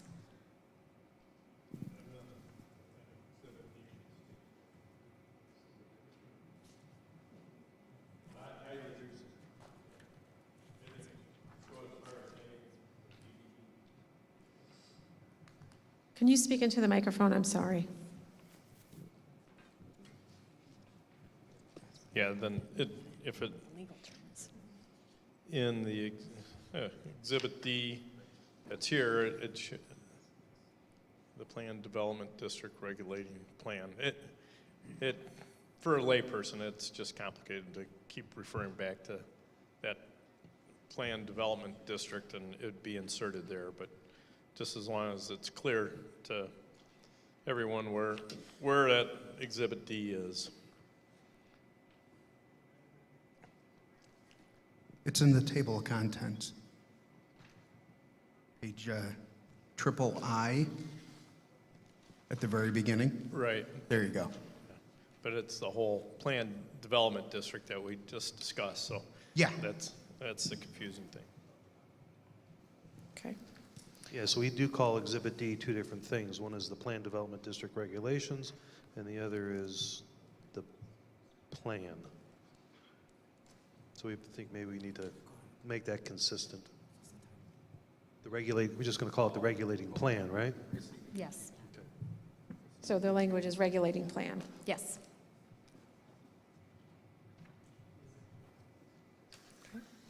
Anything else on page 8? Page 9, open spaces. I'm opposed to just the general 30% being the open space contribution. I think it should be by area, and Scott provided some land cash contributions this afternoon. I had not had a chance to go through them, but I asked that he send that to the rest of the board so we can see if this development is actually meeting the open space requirements or if we need funds in lieu of. Do you have any comments to that? I don't know. Yeah, so Matt and I pulled the numbers for land cash. And two things, if you read 4.2.3, the next one, they have specifically asked to not include, I believe that's the one, the land cash payments for parks. So that covers the land cash for parks number in their request. As far as the schools go, Matt ran an estimated land cash number. I have to speak clearly when I say estimated because we don't have exact plats. We don't have a number of units, number of bedrooms at this point, so we did it on averages. And what that came out to be was, and Matt, correct me if I'm wrong, but it came out to be roughly $1.7 million. And then they're recouping those fees in the residential permitting fee. And if the land cash fee in the permitting for the number of residential, again, we use the same numbers with the estimates came out to be 1.5 million, but there's also over, I believe it's 600,000 or 700,000 in impact fees that would increase the total to 2.3 million to the school district in permit fees between land cash and impact. And when we met with school district administration, they asked, when possible, if they could get some of the fees shifted to be where they have more options to use it and less restrictive funds. Land cash fees are more restrictive according to our ordinance than impact fees are for the school district. So that was one of the reasons why the fees are set the way that they are. So the land cash does run a little short, but the impact fees bring it well above the number. All of those fees are in the last exhibit at the very end of the annexation agreement. At the end of 4.2.2, it's actually got the very last sentence is the heading for the next section, so they should just be taken out. Parks and open space contribution. Yes, thank you. Sorry. I mean, open spaces, I would prefer more than 30% of the open space. Our PDD requires 40%.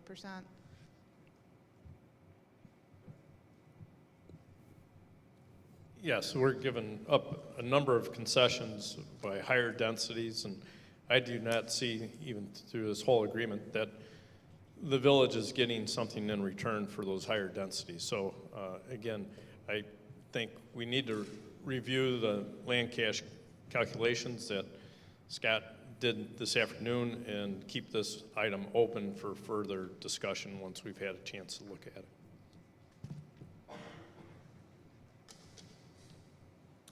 Okay.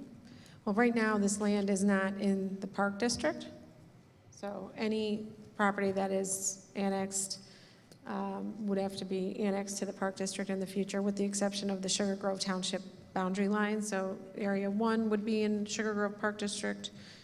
I guess a little bit of Area 2 would be in Sugar Grove Park District.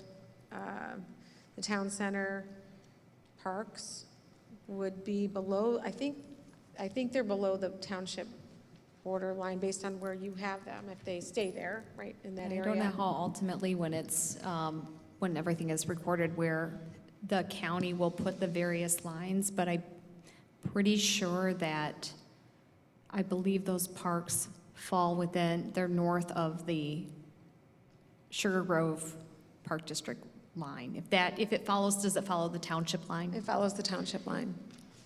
Yeah, I think it's roughly where that outlot is, that farmstead, the pumpkin farm. Okay. It's roughly at the corner there. I thought it was further north than Scott.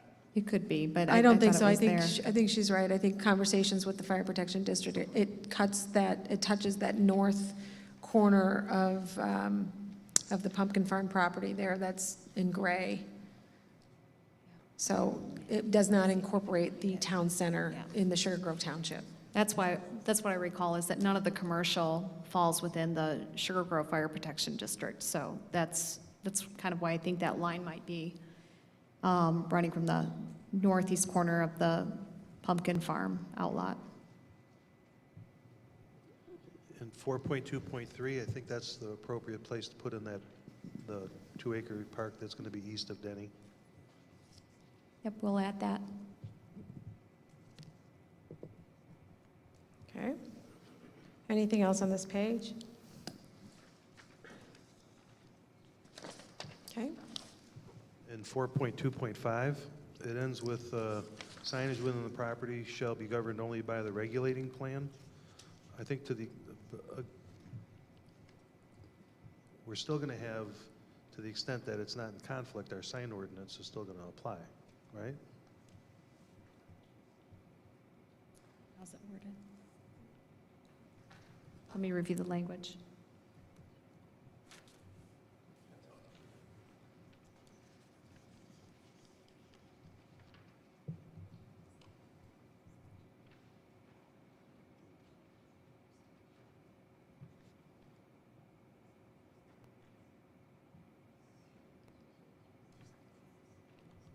So we'll have to take a look and see how we varied from the sign ordinance.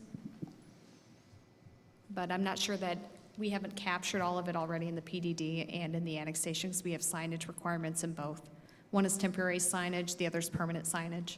I'm thinking more of in the commercial area, business signs, things like that. Yes, those are captured, I believe, in the PDD. It's permanent signage. Okay. I'll have to go through that again then. 4.2.6, preservation and mitigation. Well, we talked about it extensively through the PDD process, so how do we? The PDD is an exhibit, so if you're going to amend it in the PDD, then we don't have to change it in the annexation agreement. This, and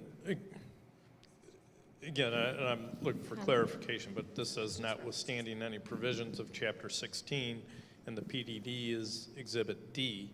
So are we referring to the correct document? Yeah, 16 is the PDD district under the ordinance, and the regulating plan is Exhibit D. So notwithstanding what Chapter 16 says, the regulating plan is what's going to control. It's just saying it the opposite way. It says it is, the regulating plan is Exhibit D.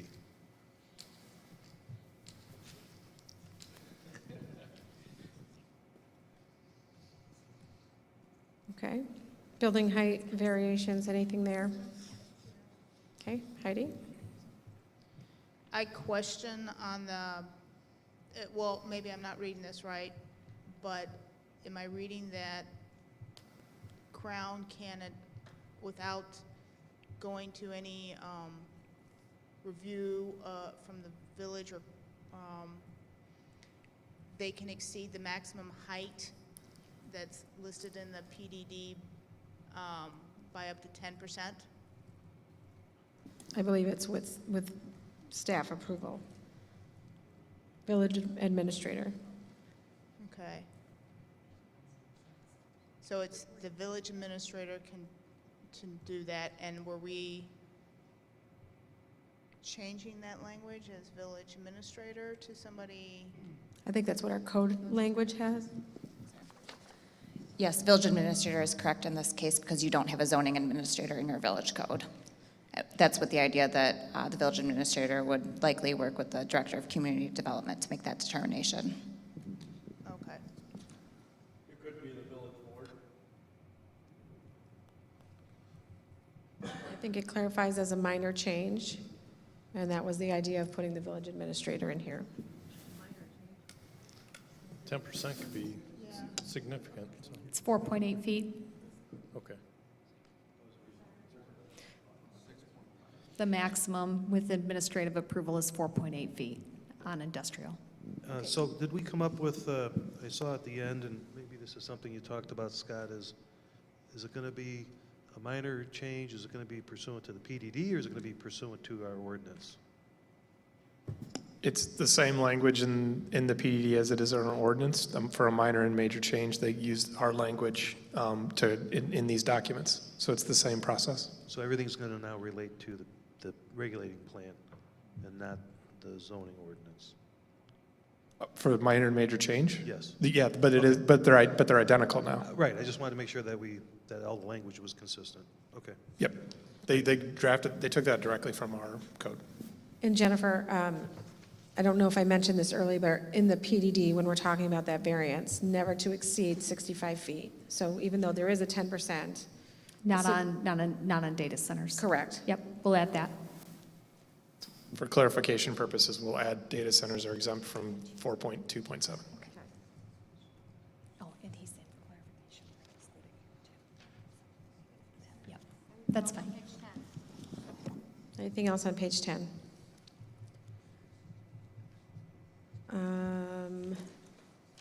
Page 11, 4210. So we agreed that it's going to be the later of 8 years or 80% of occupancy in area 2. Yes, Okay. the later of, we agree with that. Thank you.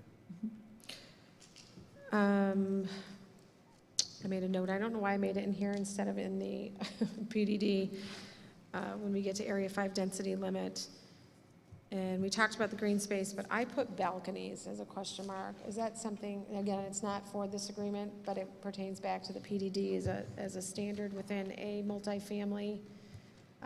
Is it anticipated that multifamily density would have balconies? I would expect so, but Can you add they're that garden language? style walk-up type apartments. It would be like You a want balconies as a Private requirement? balconies, yeah. Private And I balconies. think the fact that you're adding an additional green space, but then if they have their own private balcony, it also adds to outdoor living. They might have a little grill or something like that. Is that frowned upon with the fire protection district? Yeah, I was gonna say, I think I know the city of Aurora banned grills Grills from on being the on porch, decks. okay. Yeah, They might so want to it's- just sit there it's a and fire enjoy hazard. sunset. I will say some people put them in their garage, and I think that's worse, but, Okay, yeah.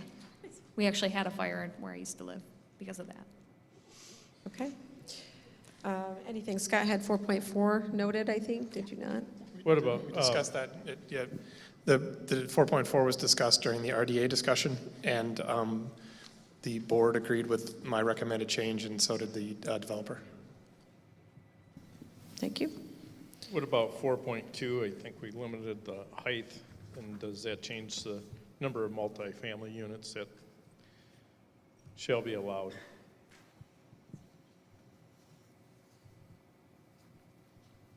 Which section is that, trustee? Just on Michaels? 4.211, on the density limit, he was saying that you brought the height down to 40 feet. Does that change? No. It just increases the surface area of some, and if we wanted to develop 400 multifamily units, it's going to have to be on a larger, more acreage versus what we would have otherwise if we had 4 to 5 stories. So at the end of 4.4, Scott is like where I'm talking about, one refers to the PDD, the other one refers to village zoning ordinance. So we just need to make them consistent. That very last sentence of 4.4. Which is zoning ordinance. Laura has it. You all have it, what he's talking about? Okay. Anything else on page 12? Scott, you had a note on 5.1 plan submission. The board has any questions for Scott?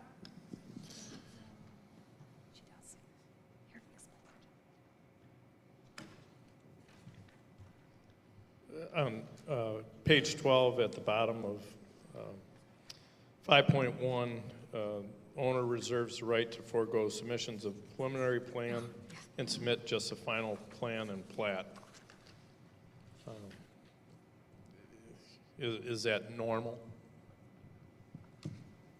I think when we've done developments in the past, usually they run them concurrently, because the ordinances did say you'd have to do them separate. But every time that I represented a developer, we asked for variance so that we can do them both at the same time. So I don't think that's really inconsistent with practice. With not having concept plans now, I think it'd be important to see a concept plan before we go to final plan, so that we can at least give some input on the preliminary plan, and the developer doesn't put a lot of work into the final plan and then have it rejected. Yeah, that's the risk we're taking, because at times it can be redundant, and a lot of times some of the information provided in a preliminary plan isn't detailed, or it's repetitive in terms of what we would put on a final plan. And so what we've agreed to do here is, if we decide to forego the submission of a preliminary plan, we will be required to have a pre-application meeting with the village to ensure that our final plan will be consistent with the requirements of the various agreements and ordinances that are in place. And that plan will be brought before the village board at concept, not just staff? That would just go before staff.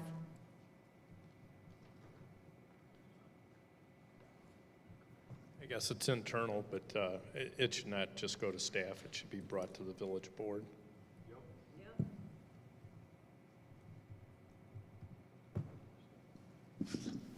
You can drive. No. Okay. On page 13, 1, 2, 3, 4, 5, 7 lines up from the bottom, or 8 lines up, it lists what the village is going to review as part of the pre-application meeting. And it says the regulating plan for utility connections, roadway connectivity, land use and setbacks. I think I'd rather see that language say including but not limited to. That way we can make sure that We can do that. hits everything. Yep, absolutely.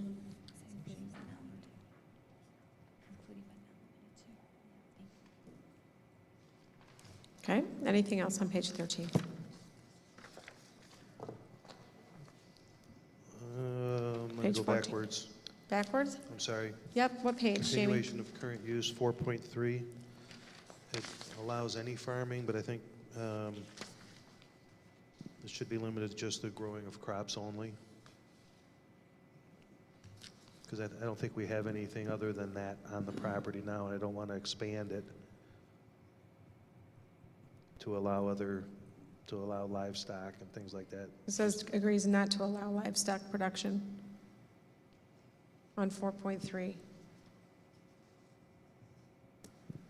What's your concern, Jamie? I just wanted to make sure that it was just limited to crops.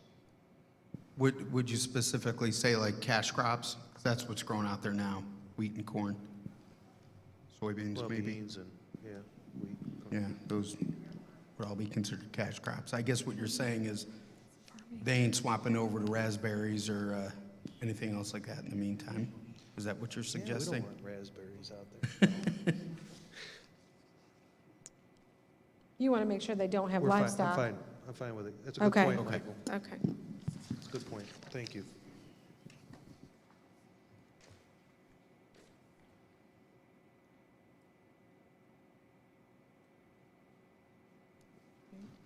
Anything In on 14? 4.4, yeah, I know, sorry. I have notes separate from my binder here.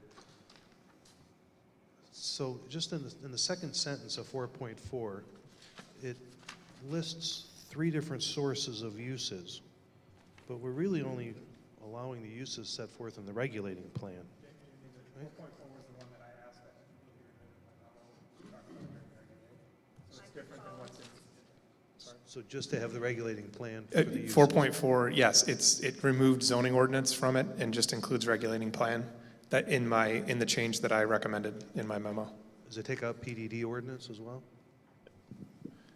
Because it lists PDD ordinance, regulating plan, or zoning regulations.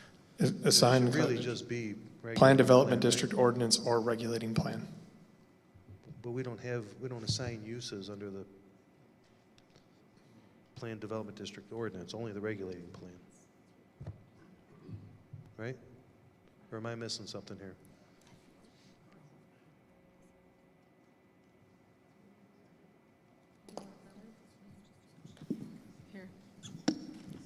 Yeah, we can clean up that language so it just reflects the regulating plan. And yeah, as Scott has mentioned, we did do a whole overhaul in that paragraph in any case.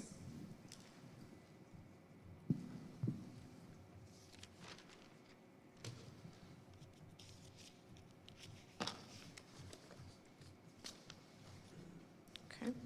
Anything else on 12? I have a note under 5.1 that we had in applicable village ordinances, but I don't know where I put that. Oh, right at the very end of 5.1. Well, okay, that's on page 14. Anybody else have anything before that? No, we've been to 13 and back again, so no one mentioned anything on 13. I'm sorry, so still on 5.1, Jamie? Yeah, I'm at the very end of 5.1, right before 5.2. And I just have a note in here to add and applicable village ordinances, and under 5.3 we say that, but not under 5.1. We can match that language. Thank you. On page 13, in the center of the page, it says owner in its sole discretion. The intent of this provision being to ensure that there be no deadline or minimum time in which to submit preliminary or final plats to the village. Should there not be minimum of 20 years? It seems like this is going to run into perpetuity, and I believe the annexation agreement can only last 20 years, well, then we need to specify that. right? Isn't that correct, Laura? Annexation agreements can only be in effect for 20 years. So we can add that to the section. Yes, Yeah, please. I mean, you can't have, they have to expire in 20 years. We can add that language to clarify that, but yeah. Okay, and I even think put a date specific in there, so it's 20 years, but yeah, if you would please add that. I think Laura said term of this agreement, if that's okay, Sean, because it'll have specific dates in the, when it's signed and the effective date and when the date would end. Is that okay? Thank you. Okay. Right, back to 14. Did you? On 5.1, it says village is agreeing to take all actions, including the approval of such departures from the provisions of the zoning regulations, et cetera. I don't think we want to agree to that type of language. I think what you're referring to is a general catch-all provision. That's just if there's something in, one portion of the agreement, let's say in the PDD or in the regulating plan, and there's something in the annexation ordinance that doesn't quite match, that we're going to do whatever it takes to make sure that we're abiding by what we agree to in the documents collectively. Could you change it? The developer will I mean, again, it's putting all the burden on the village and nothing on the developer. Well, I think it is on the village, because if there's something that we approve somewhere and don't approve it in all the places that we agree to, it would be on us to make sure that we grant all the necessary approvals to match what we're approving here. Again, it's just a catch-all. It doesn't change what's in here, but if there was something that was missed in one document and approved in another, that we would make sure to make it right.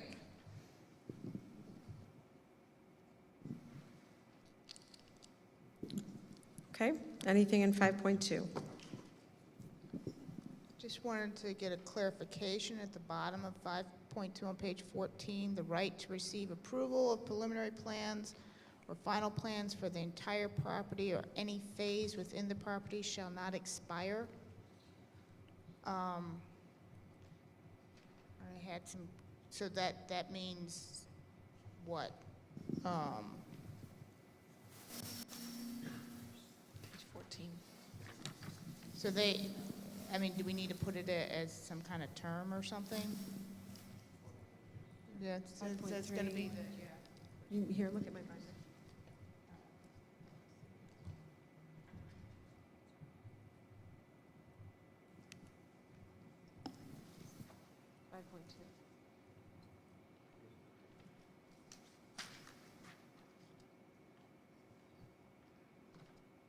So it starts with accept. I think she started with the language of accept as provided above, no limitation shall be imposed.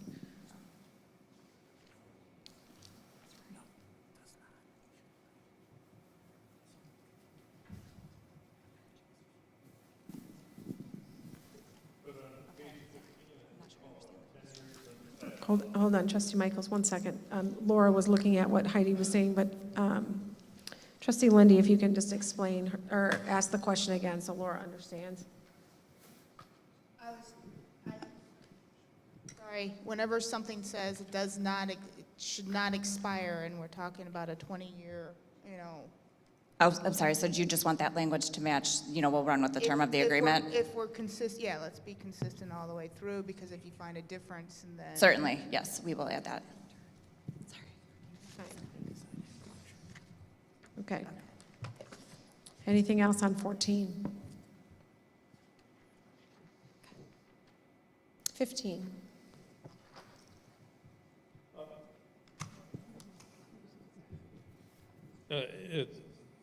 This review from a couple weeks ago, but what's the 10 years that's set here and 11 years after the establishment of the planned development district? I'm not sure. Property be submitted no more than 10 years, and before we were saying it could go all the way out to 20 years. It's the last two sentences of 5.2. So our ordinances say that they have to file within that time, and we're telling them they don't have to. So they just have to do it within the 20 years. Yeah, it's one of the requirements that the village is waiving.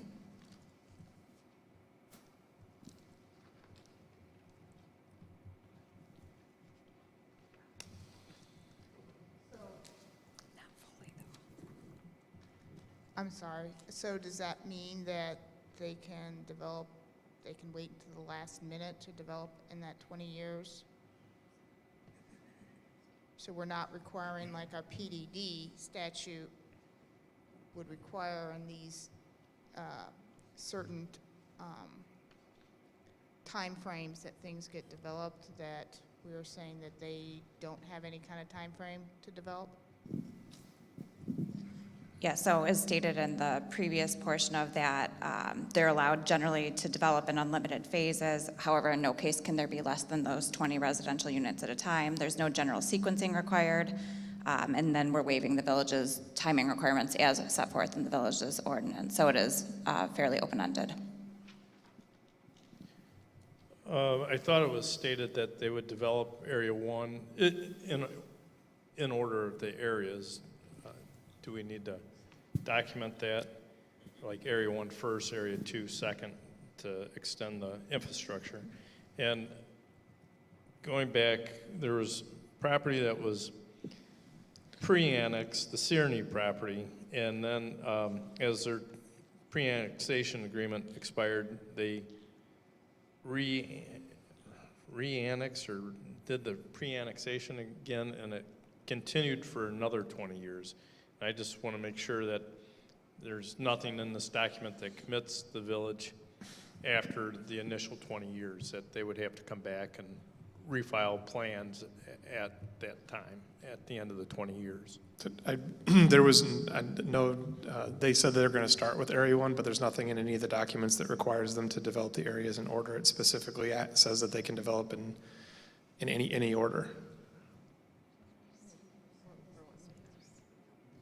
Yep, and just speaking to the 20 years, again, that's the term of the annexation agreement. So that's when the annexation agreement would expire and the obligations in the agreement would expire. So in order to go beyond that 20 years, they would have to renegotiate something with the village.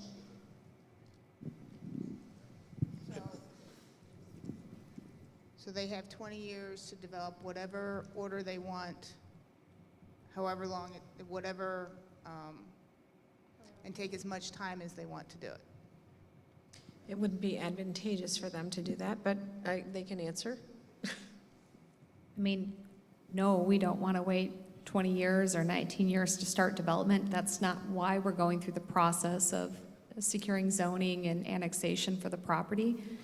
Our intent is to start with engineering if we're able to get zoned, annexed, and entitled in Sugar Grove shortly thereafter, with development to start in the first phase on the southern side, which is where the utilities are to commence hopefully sometime in 2025, depending on when we receive approvals. Again, all contingent upon being annexed and zoned. So we're trying to unlock what's invested in the ground. Our desire is not to sit on this property for another 20 years. Otherwise, we wouldn't be before you today. Understand, I'm just trying to look out for the best interest of the village and, you know, what could potentially happen. And I don't know, it just seems like we're giving away a lot. I would add with the speed of development that if the TIF is indeed approved, it would motivate them to go faster to get infrastructure to get items built vertically so that they could pay property taxes to repay the amount. If they wait till the end of the 20 years, the TIF would be nearly expired and it would be extremely unlikely that they would get paid back.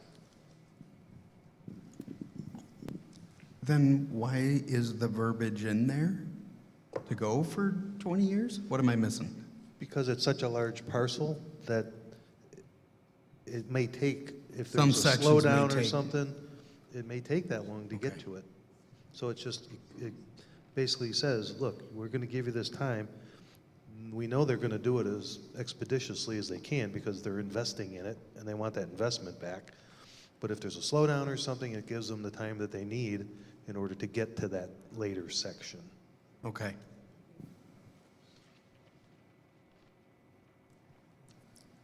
Okay. Anything else on 15? Okay, page 16, subdivision restrictions.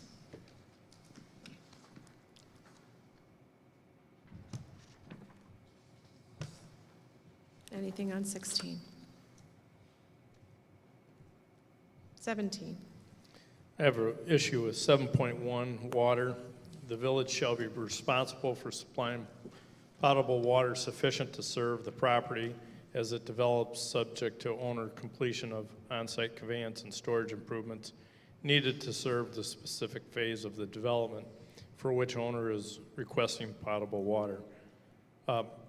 If there's a data center on the north side, that could require a deep well or a well, and I don't see any requirements by the developer to put in any improvements. The water tower is to be funded by the TIF, but they're using our excess water supply, and I'm concerned that this is going to put the rest of the residents at risk of not having enough water if we have to meet this specific requirement for 7.1.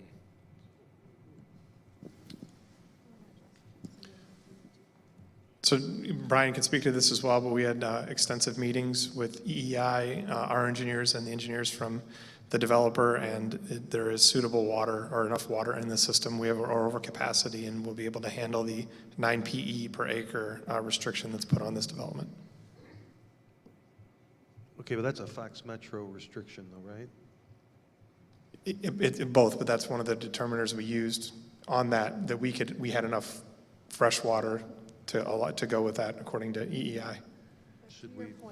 To your point, it's more of a sanitary issue. The capacity is really within the sanitary sewer. And Brian, feel free to chime in.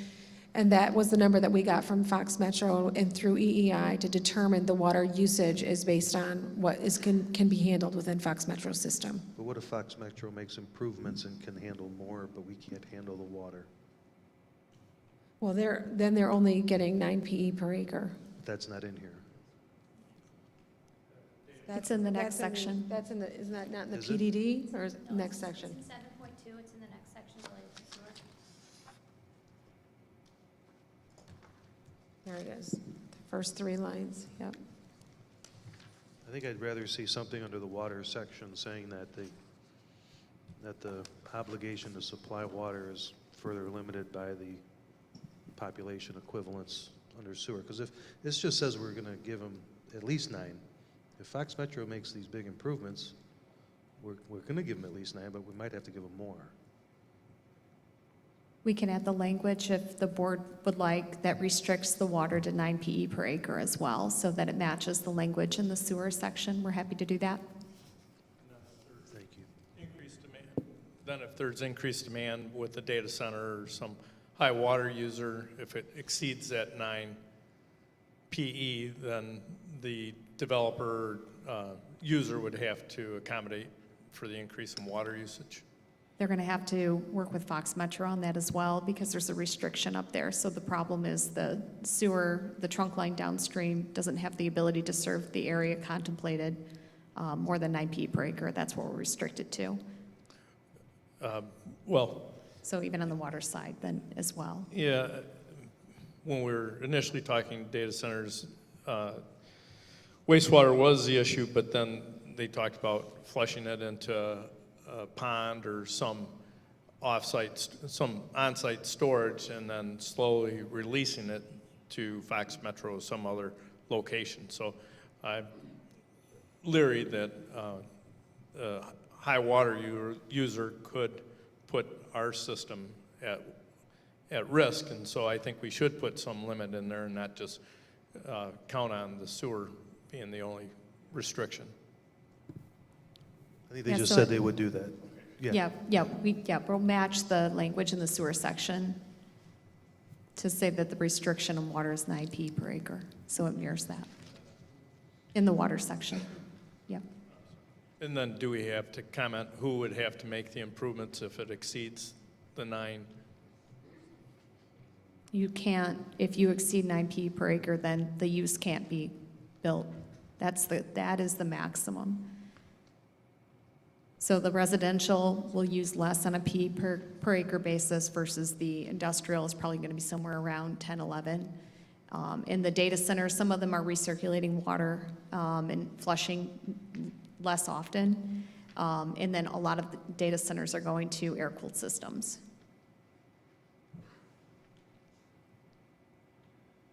Okay, anything else on 17?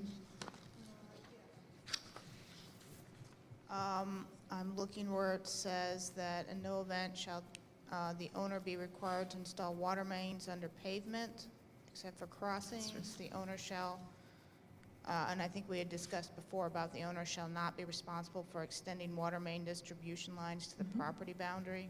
Personally, I think they should, just like everybody else. But my question on installing water mains under the pavement, why are they not doing that? I'm assuming that would fall on the village to do that then.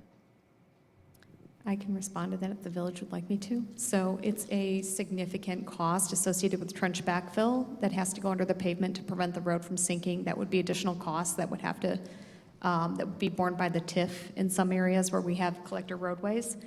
And from a maintenance standpoint, if you need to go in and replace a water main, you've got to tear up the street, or a sewer, you have to tear up the street, versus if it's in the parkway areas, which we provide considerable space in the parkway areas for those utilities, then you're not disturbing the flow of traffic and tearing up streets to be able to make those repairs. I just want to clarify for Heidi's question, it's not saying that we would have to do it, it's saying that they would do it elsewhere. Oh, I apologize, I misunderstood the question.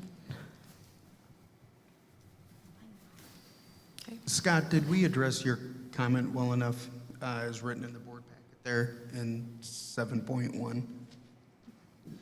7.1, it was just to, what I wanted to add was at no cost to the village, and they've already agreed to add that about the Okay. easements, so that we don't ever, I think that was the intent of the discussion the entire time, but just wanted to get that added as well. I also think if we could back up a little bit, I had a comment on the subsection about subdivision restrictions. It's just under section 7, so I guess it would be, 7 doesn't have subsections.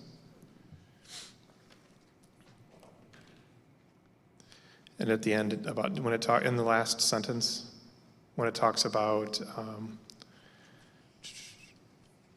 conflicts.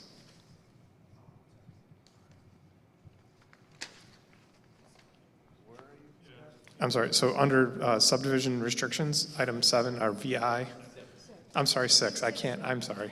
It's 6, I don't know. I apologize, it's late and I'm having trouble with my Roman numerals. Page 16, top of page 16, subdivision restrictions, item 6. My apologies. We're okay with removing the language as recommended by the administrator. Thank you.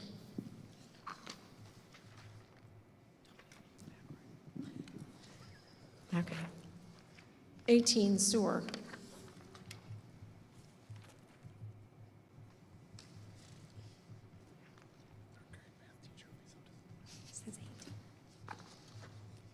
Page 19. At the end of 7.2, or the last sentence right before 7.3, it again references water service. Shouldn't that be sewer service? Thank you. And 7.4, we talked last week about water treatment plant site and discussion about an elevated tank. Should we look for more property and do a ground storage tank if we're not going to move the site, to sort of address Trustee Lindy's concerns about the elevated tank being close to residential? Can you address that? Yeah, so again, we worked with the village engineer and our engineers as well on determining the type of tank that was needed and the location of the tank. It was determined it did need to be an elevated storage tank, 750,000 gallons, which provides for some excess capacity to the village at the location that was shown. As I had indicated at the previous meeting, we're open to looking at alternatives, but that is the optimal location for that tank. Can I just ask Brian, do you have a mic over there? I know that today I had an opportunity to talk to Michelle and yourself about this. There's one thing, aesthetics, there's another where engineers recommend that it go. So if you can just touch on that. Yeah, typically we're looking for the higher ground to minimize our costs associated with constructing that tower to the proper height. So by taking that higher ground, we're saving ourselves a lot of money by not having to increase the height of the stem. But if we do a ground storage tank, then If we do a ground storage tank, then we're pumping continuously, like we're doing on Arbor, like we're doing now. So we're Yeah. saving money by going with the aerial tank. and with solar, we're able to almost pay for the electricity. So it reduces the cost, but just an option, and I don't know what a ground storage tank would require for property size, but maybe we get a larger piece so we could have the alternative to ground storage or elevated tank. I know Brad's not here, but do you know, Brian, what we have for the ground storage tank and acreage over there? Does anybody on staff know that number off the top of their head? What the property size is? I do not. Okay. How big is that tank? I want to say it's like 1.5 million ground storage. But don't hold me to that. I do want to add one of the reasons why it was an elevated tank was in order to be able to provide appropriate pressure to the water system. That was one of the determining factors. Okay. Danny will give us that measurement. Anything else on 19?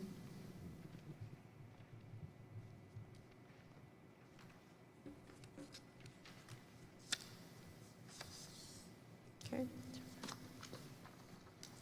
Page 20. So the acreage for our ground storage is 5.65 acres is the lot that we have for that. Thank you, Danny. That includes room for the wells as well, and the generators. So the ground storage is smaller. Have we used up a lot of that square footage now with a solar field too? In their discussions, well, the 2-acre site was sufficient for the elevated tank and a potential future well if one was required, and it made sense to put it on the north end of town. We didn't do any examination of a ground storage tank. The topic had not come up. I'd like to address construction access. I know that I've spoke with staff before, just anticipating the amount of traffic that we'll see on Merrill Road and Denny Road ultimately extended, and the condition specifically of Merrill Road today as it sits, and I know it's in our not too distant future replacement of that road. I thought we discussed construction traffic accessing Merrill Road from 47, not Bliss Road. So traffic would have to come from 47 onto Merrill Road to then gain access to your property. And I thought, tell me if I'm wrong, I thought we discussed that any damage, and I think it's part of your numbers, done on Merrill Road would be rectified and that road would be refinished on the way out. I thought that was part of your building. So I want to limit construction traffic eastbound. The residents of Sugar Grove are not going to want to have heavy truck users rolling on Bliss Road and through Lakes of Bliss Woods and Windstone and Merrill. So would you like signage posted? How would you like to do that? Because the village will have to enforce that. Yeah, I was going But we to, don't- my next turn is to chief. Yeah, we don't anticipate traffic coming from that direction. Can we put a restriction on that road, that it's not a access point? We also have on our construction access exhibit, it shows if you want to, which exhibit number is that?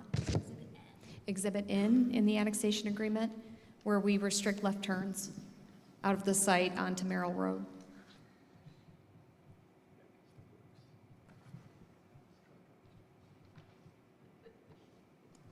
So you're telling me that's just something we have to deal with internally? Okay. Yeah, it's an enforcement issue. Anything else on 20? 20. I had a question on Exhibit P.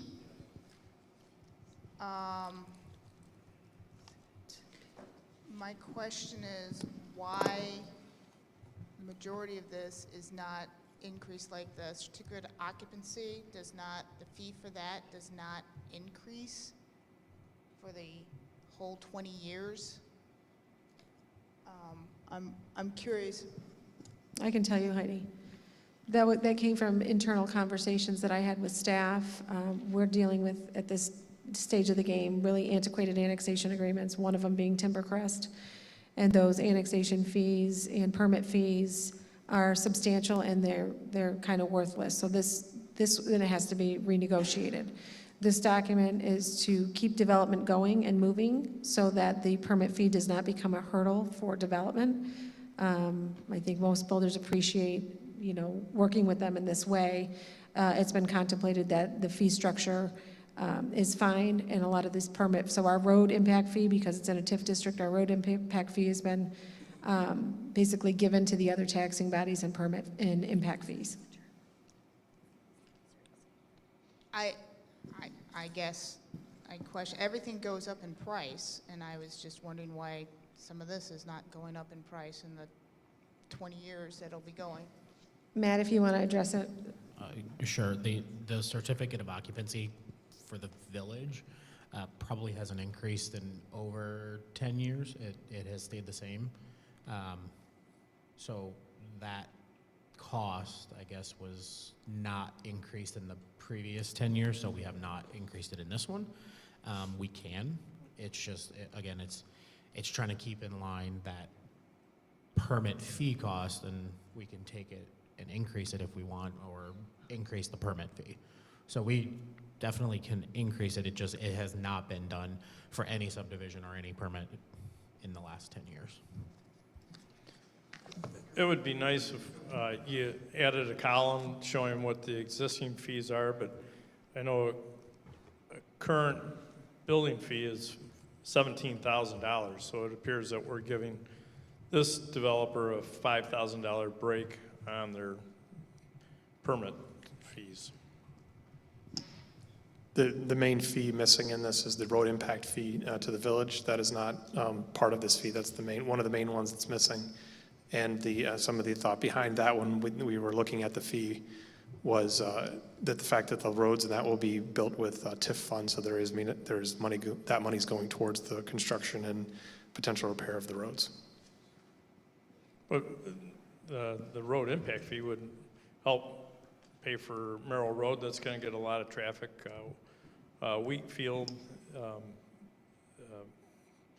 Denny roads. So I don't see a need for a break for this development. And again, it would be helpful to see how these fees compared to our existing fee schedule.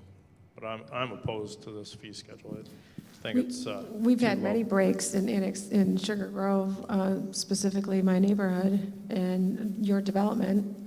There's been a lot of reduction in that permit fee. There's been renegotiation of the annexation agreement over those permit fees. There's been a FI-load fee to help offset the development costs within that development. So I think the goal is to not end up with a Settlers Ridge and a Hannaford Farm, and to make sure development can keep moving forward, and that's the goal here. So Then all the other fees should be reduced by $5,000, and the permit fee should be $12,000 for everyone, not just this development. But this development is adding a lot of density with very little benefits given to the village.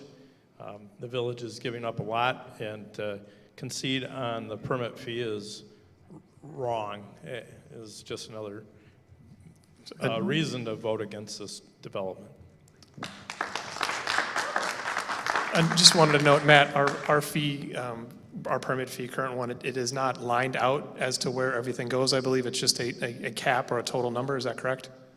It is a cap as far as the resolution. We do have it split out based on a previous annexation agreement, actually, which was the old Hannaford Farms is what we based it on. And going back to actually just last year, Settlers Ridge was actually paying $9,300 a permit. That just expired, so that was going on for over 7 years. So they had a large reduction in fees for them in Settlers Ridge as well. and per Hannaford Farms annexation agreement, they would have been over $30,000 in permit fee, so that got amended to bring it back down as well. I don't follow that, but There was an annexation agreement, and in that annexation agreement, after so many years, the permit fee jumped up. So without the recent amendment that was done, and some of the FI-load fee costs that were part of that amendment, the permit fee was over $30,000. So when you had a permit fee of $30,000, and then you added the FI-load fee on top of it of $15,500, you had essentially in Hannaford Farm a $45,000 permit fee before you built a house. So the annexation agreement was amended because that was an astronomical cost and it was going to stifle development. So that fee was brought down through the annexation agreement amendment. to 17,000. Correct. Yeah, and that's what I'm saying, this development should be paying.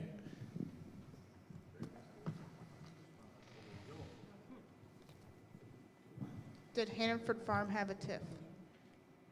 No, they had a FI-load fee, So they had a file fee. So which is how the water in the front of the subdivision, which should have been the burden of the village, became part of an impact fee that fell on all the lot owners there. So when the road was torn up and there was a pipe that went through Merrill Road and that was filled with roots, that should have been something, it was in the roadway that was taken care of by the village. It was not. It was put on the developer. The developer at the time, which was McHugh Builders, decided that they were going to put that to alleviate the water. They were putting in that trench, and they put that expense not on the village. They put it on the neighborhood, and that cost became part of the file load fee, which has also increased the permitting within that neighborhood.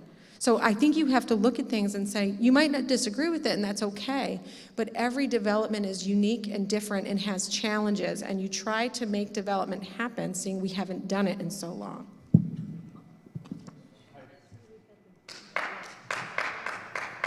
That storm sewer drain going through Merrill Road was not the cause of the file load fee. The file load fee was because the final lift needed to be put on this subdivision and other improvements had to be done.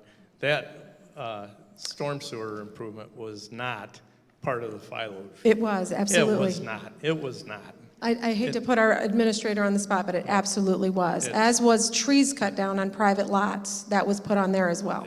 Yes, it was. And a $5,000 break for this development is going to put a burden on our building department. They're going to probably have to add additional staff, and to give them a break in the fee just does not make any economic sense. And every year it comes back to the building department where they're looking to raise the building fees. So I think a concession on the fees is wrong. Any other comments?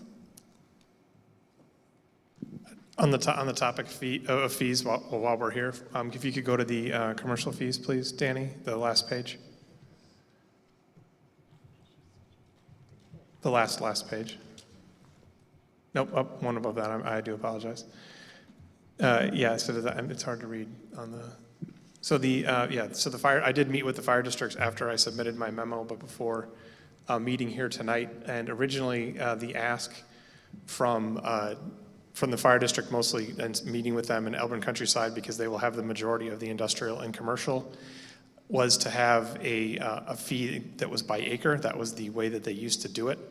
They have since changed the methodology and the preference, and they are asking that it be changed from, and Matt, correct me if I'm wrong, I think it's in here as like 1,746 per acre, to instead do it as a square foot fee of 15 cents per square foot, to change that as a request from Elburn Countryside Fire on that impact fee, and staff is fine with that change as well, if the developer is. We're fine with the change. I'm sorry if I didn't explain that clearly enough, but if there's any questions about it, I'm happy to answer them, but that was the request from Elburn Countryside Fire.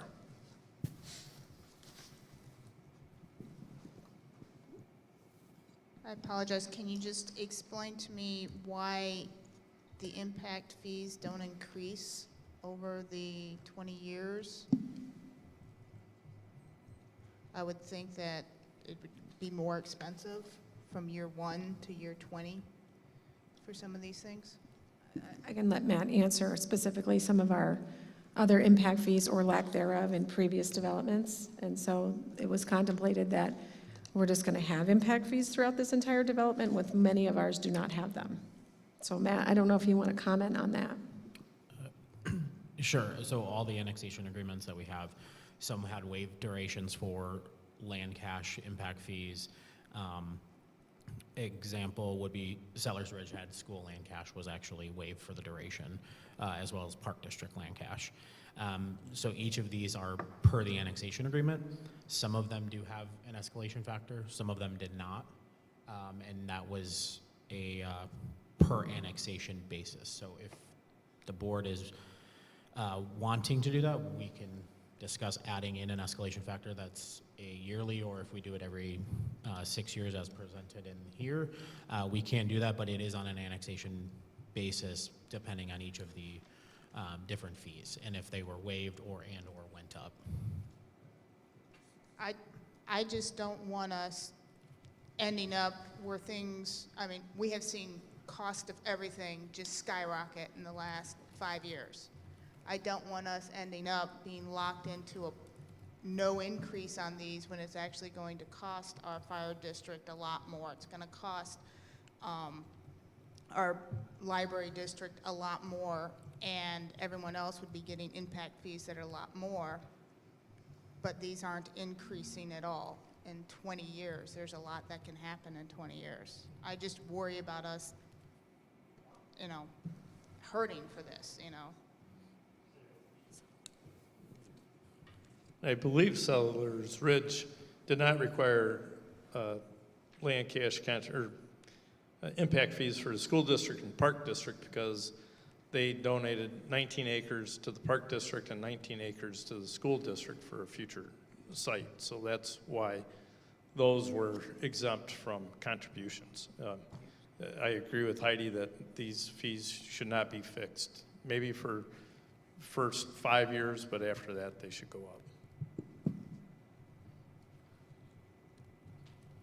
What are you proposing? That the minimum fee be $17,500 like it is for the rest of the village for the first 5 years, and then the fees go up commensurate with the other building fees. I wouldn't support that. I would support an increase over what's there as an added motivator to make sure that the developer front loads the work.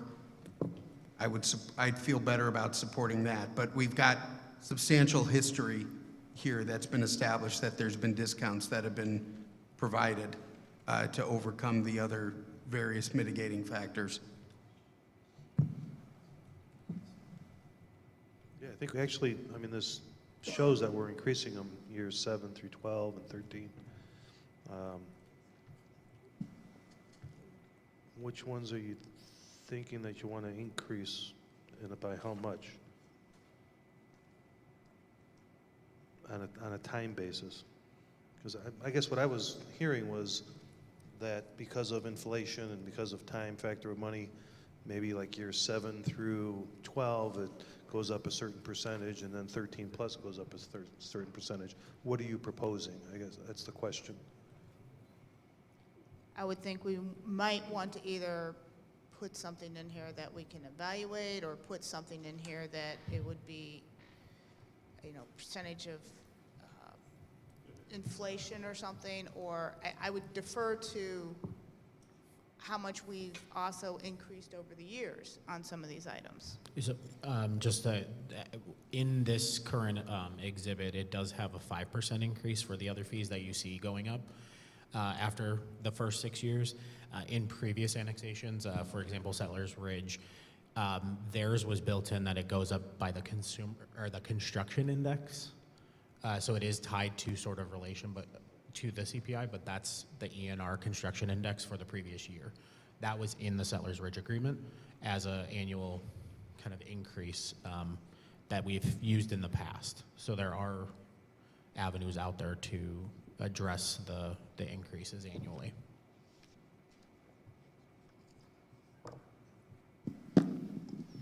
I think that's going to require a conversation maybe with Scott and the developer on that with staff.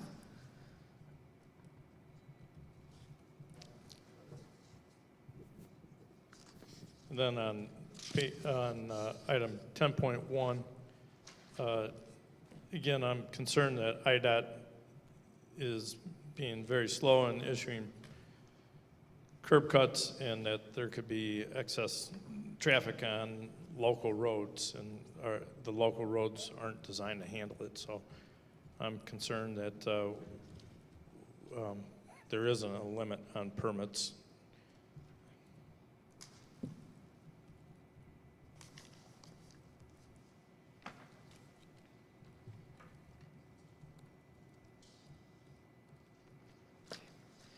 Any other comments on 20? Not discounting, I hear you, Trustee Michaels, on that.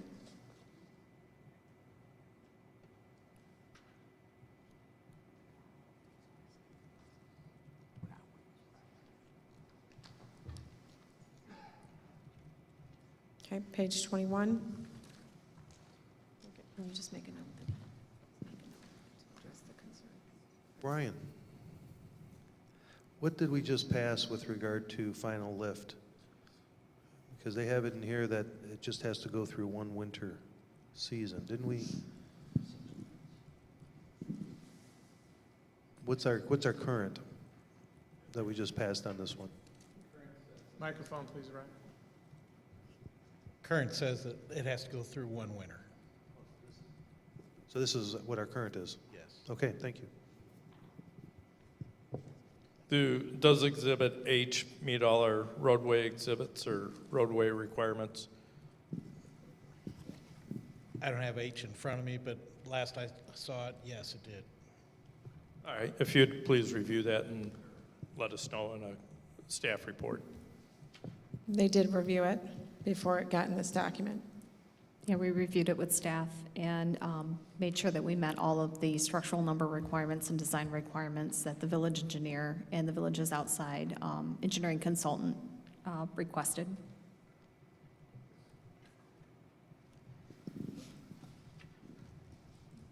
Is there a reason then to have Exhibit H, or should we just refer to our street requirements in case those change over time? There were some concerns and conflicts with the street requirements. One of the things that was noted by the village engineer as well as us is that that ordinance required, that part of the ordinance needed to be updated, as there was some confusion and conflicting information in regard to what was required in the structural numbers. But didn't we just pass an ordinance that says whatever the IDOT standard is? Yeah, we adopted it? it's been discussed but not approved yet by the village board. The subdivision, then we had to take it back and go to the plan commission because it affected the subdivision changes, and we're going to be asking for approval of an engineering manual at a future meeting. So the other issue I have with H, since we're on it, is the Denny Road rural cross-section, which is on sheet 2 of 6 on Exhibit H. It's got just a gravel shoulder. I'm not in favor of that. I'd rather see some sort of a binder of concrete that holds the road together. I mean, when they repaved 56 just a few years ago, within a week, the sides of the road were already falling apart because, of a truck, going over the edge of the pavement.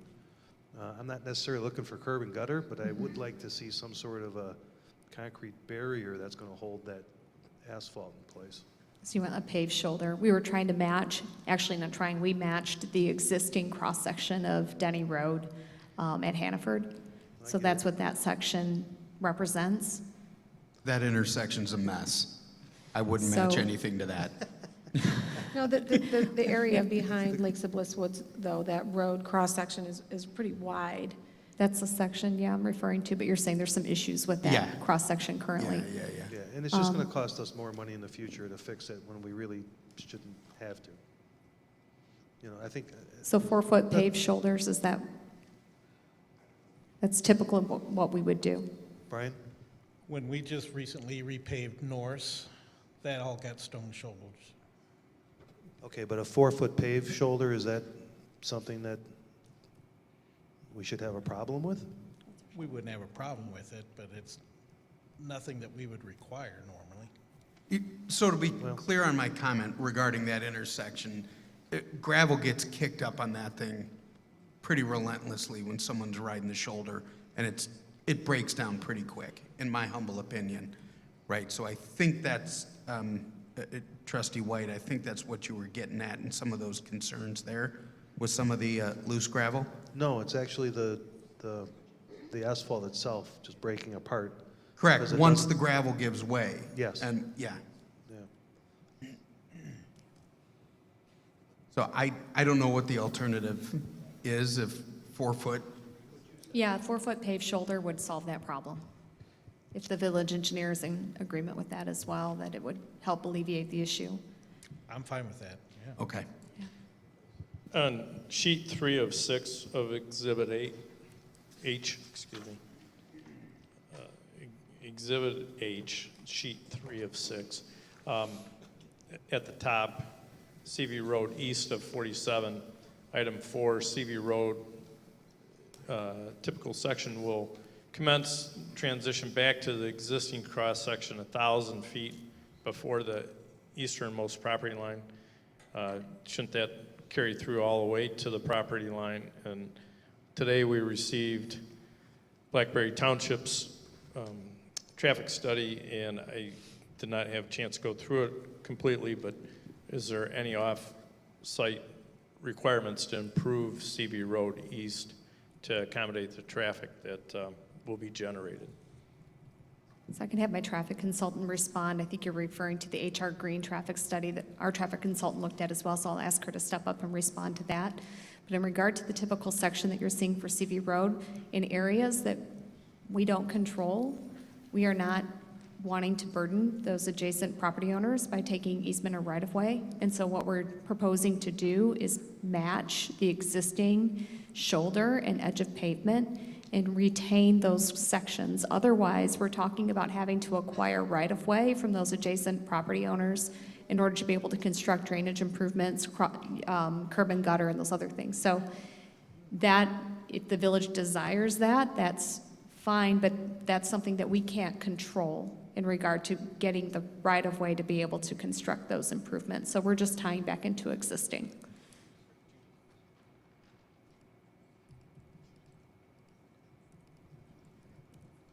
So you're talking about tapering it back, right? From Yeah, what once we get have, past tapering our where we control, we're going to taper back to existing. it. Okay. So, and some of that taper does occur prior to the bridge crossing along the detention facility.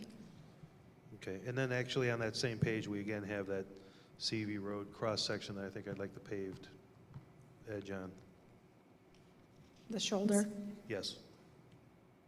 Because that actually would be, well, yeah, we're gonna have the same issue with trucks on that, Yes. on that. I'm concerned about where we don't control the right-of-way, doing too much with the roadway improvements, as much as we can hold the existing edge of pavement and make those improvements towards the south where we actually control the land. I don't want to encounter an engineering situation that we can't anticipate today and find ourselves having to go and get right-of-way from those adjacent property owners. We're trying to stay off their property. But we can and at just least make do it on those the south side, improvements. right? On the south side? Which part of the, CV. you're talking about South CV side Road, of south, CV, yeah, paved shoulders, along the frontage? yeah, We can do that. okay. And on the west side of CV Road, do we need to have a bridge inspection? Because they're talking about not making any improvements west of Red Oak Drive and CV Road. And I think the village will take over that section of road. Do we need to have an inspection of the bridge prior to accepting that portion of the road? I do want to note that that bridge is outside of the area that's going to be annexed into the village, so the village is not taking that bridge over.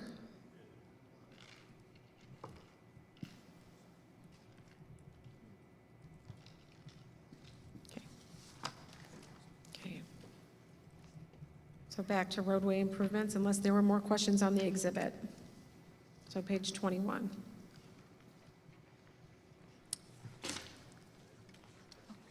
Okay. Page 22.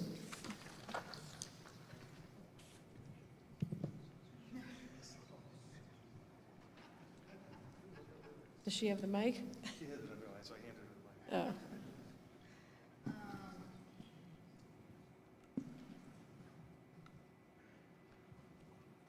Again, I have some questions on the wording on this,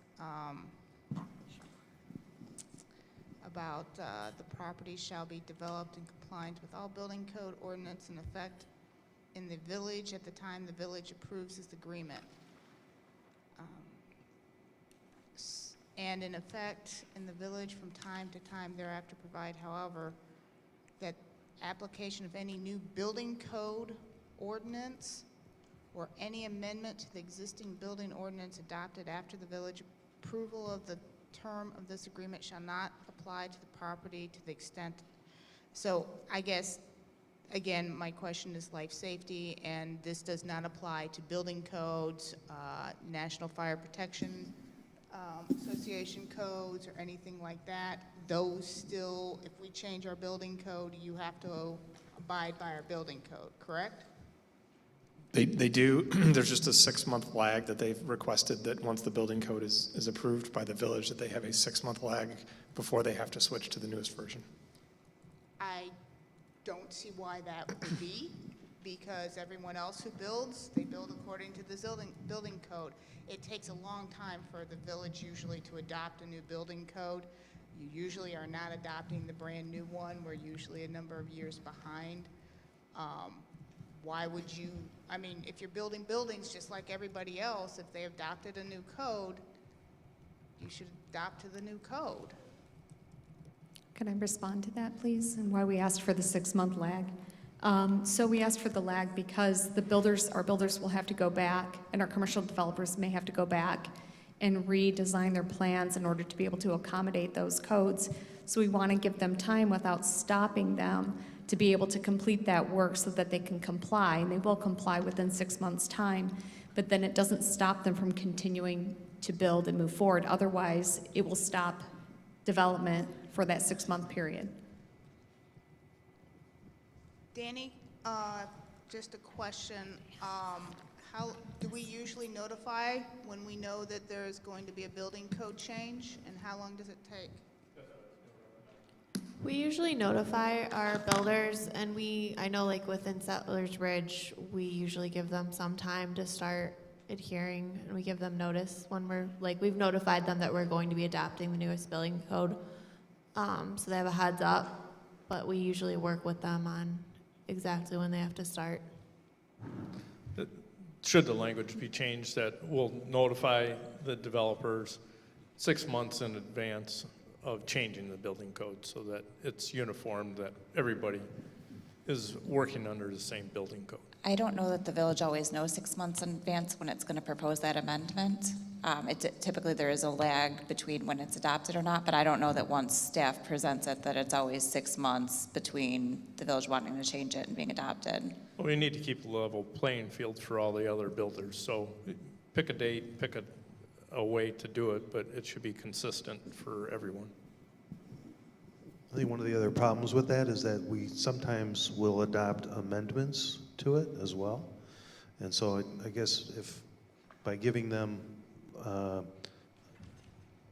telling them that you have to apply this in 6 months and then we make a change that they don't have to apply, I think it's better to give them, and every other builder for that matter, the 6-month grace period, so to speak. That's just my view.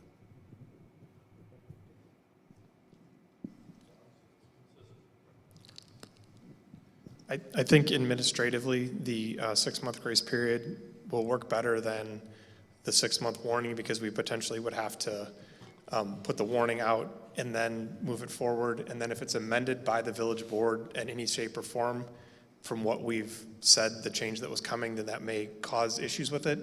For us, once the board passes it in the form that it's passed, if they're then given a grace period, we know exactly what their restrictions are going to be 6 months later. If we try to anticipate, staff is recommending that the board does this in 6 months, I could see us running into an issue from that perspective. So that's why I would prefer the grace period to the warning, just because of that reason, that we don't always know if the board would even adopt it. That's why the warning is a little bit, would be a challenge for staff. So building code is different than zoning code. Building code is life safety code, in essence. The bulk of it is life safety. And that's why I get concerned about, oh, you got 6 months to decide whether or not you really need a 2-hour rated wall there or not, when we know they need a 2-hour rated wall there. That is where I'm concerned, is giving them an additional 6 months from anybody else when it could be a life safety issue, since building code is, like I said, a lot of it is a life safety concern. So I think I think the version of building code that we've adopted is already, I think, 2 years old compared to the current release from the ICC, isn't it? But you guys are saying you're going to comply. You're just trying to keep construction moving. Right. But the end result is you will comply with our village codes when they change. Correct. I think think there was a recent change, and I had it in my brain, 6, 7 months ago, where this happened. So maybe you all can identify what it was. And it basically forced the home builder to change the specs of the models that the homes that they are building. So I don't remember what the code change was, but that, to your point, is what's taking the 6 months in grace period to change. And I wouldn't say it was a life safety issue, it was a code issue, but it was something where those homes were already in production and they were building and they had sold units of a certain house, and then the change had happened. That's what, that just happened. I don't know if you remember what it was. The building permit is issued, then you've locked in those building codes. You are not building, and then suddenly the codes change. You are approved based off the building code when you submit those plans before you have started construction. So you would not have a house in the middle of construction that suddenly they say, oh, we've changed the building code, you have to build it up. I'm saying they've sold the lots, they've sold the house, they've sold the plan. Yeah, like one example, like in Settlers Ridge, they have contracts on their lots and these homeowners pick out their models before they come to us for a building permit. One of the changes that I know that's coming forward is an insulation requirement, and it's gonna cause builders to not be able to use, I think, 2x4s anymore on the outside walls. That's exactly what it was. So we haven't adopted yet, but we're going to be. So that will drastically change the models that and the plans that Ryan Homes currently has approved with us. So any models any homes that they have already sold and are in contract with homeowners and they've picked out their models that they want to build, that would make these homeowners have to go start the process all over with what home they want to build. If we say, okay, this week you're approved to do this model and we're offering these models, but next week we have to upsize our the wood we use in our walls.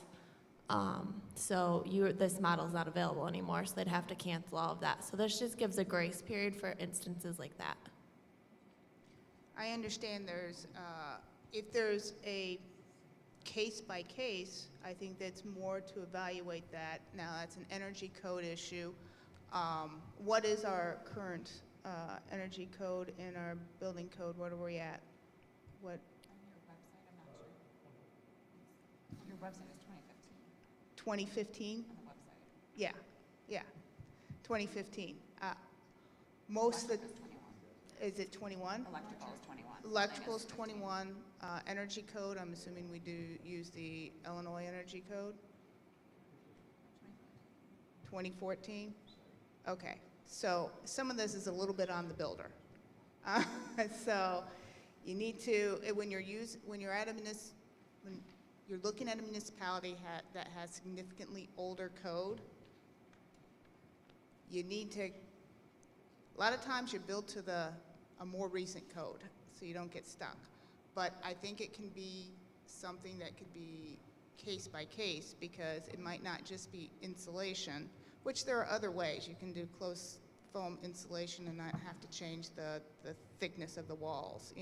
That's just a cost issue. But I think that would be a case by case. Can we establish the case by case then by using the issue of a life safety issue? Life safety issue. For example, Yeah. right? So in this example that was cited, that could be something where a 6-month grace Yeah, that's would not a life- be A-okay. But Right, that's not if a it life is a safety. life safety issue, then we need to think about a different method, Correct. right? Whether that's tied to the phase that maybe, a certain home may be in development or whatever the case may be. Right. Energy code, okay, that's energy, that's not life safety, but a lot of the building code does deal with egress in case of fire and fire safety. And that, I think, is not something that should be given a grace period. So administratively, who's determining if it's life safety or not? I'm not sure the code specifically spells parts out differently, and I don't want to put unfair things on the department unnecessarily as well. That's just thinking through, if that were the case, how would we apply it? An NFPA standard, for example, would be some sort of update to that. It's clearly a life safety, right? I mean, that's something that's pretty black and white, I would think, Heidi.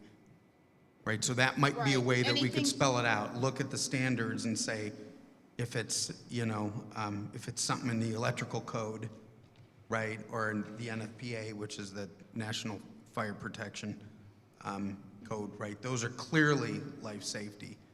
If it generally has to do with egress or fire or, I don't think it's that difficult for somebody in the, who reviews the plans should be able to know what's more a life safety issue and more of an energy code.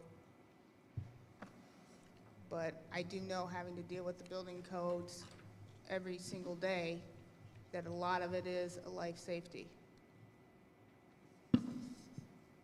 Okay, So do we take it maybe and ask the staff to provide yes, some other guidance or verbiage there? thank you. Well, really what we're talking about is a burden on us to update our codes more appropriately. I think the issue here is, should we allow a grace period from the time that we do adopt them so that they can react to those changes? And it's going to come up again in a few minutes when we start talking about the master approved plan. If the building code changes, we're going to have to bring it through again. So I think that's really the issue, is do we allow the 6-month grace period? I think from a fairness point of view, for any builder in town, we at least allow that. And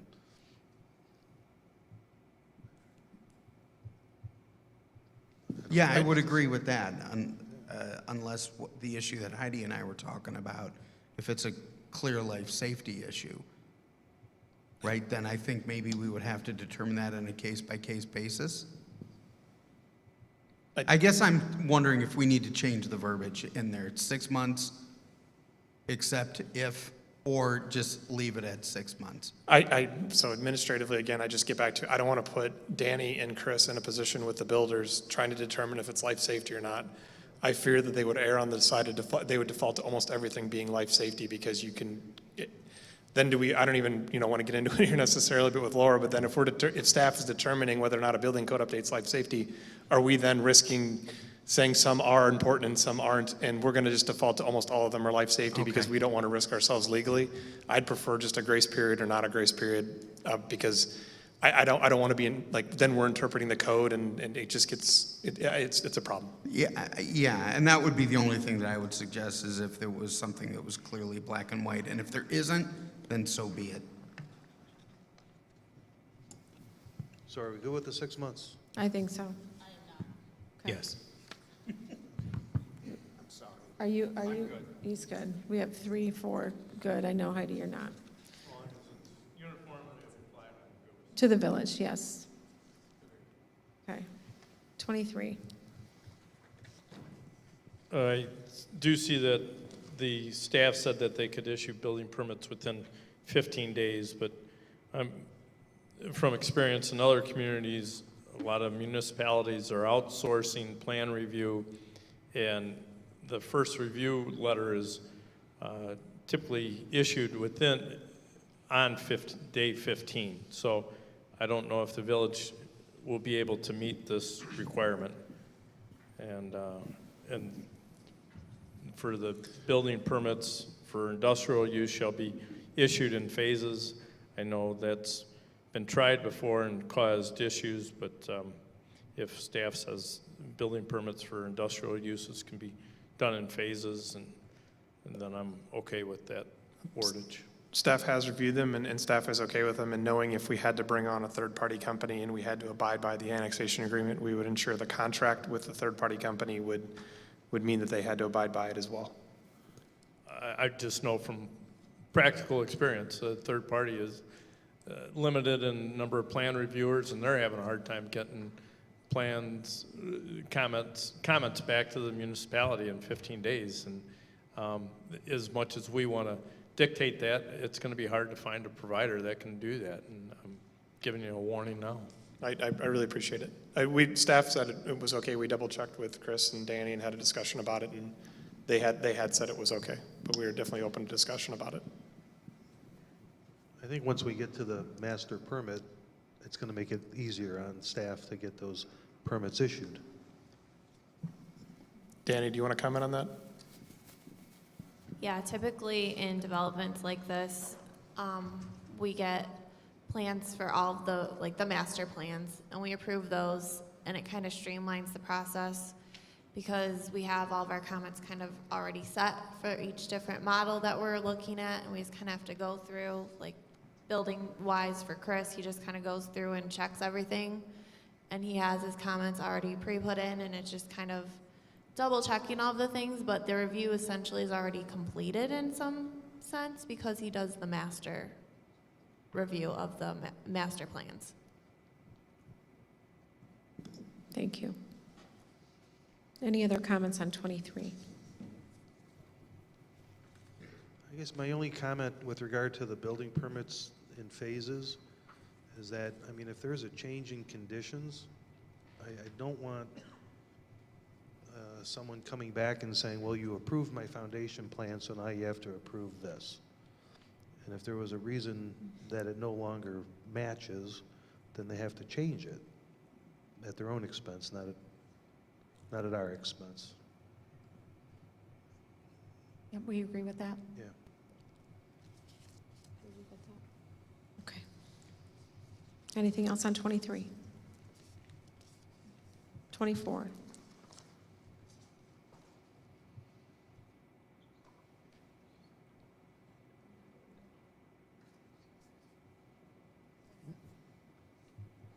Got a question, if you can explain a little bit the portion on the final engineering plans where it talks about the village shall review any complete Illinois EPA application prepared for filing by the owner within 10 days of the village receipt of the same, and shall sign the permit application as soon as it has approved the application, notwithstanding the fact that the final engineering plan for the relevant portion of the property has not yet been approved by the village. So I'm questioning, what does that do to the village for liability on that? Are we applying, we're helping them to apply for the Illinois EPA application. We have to do that. And then,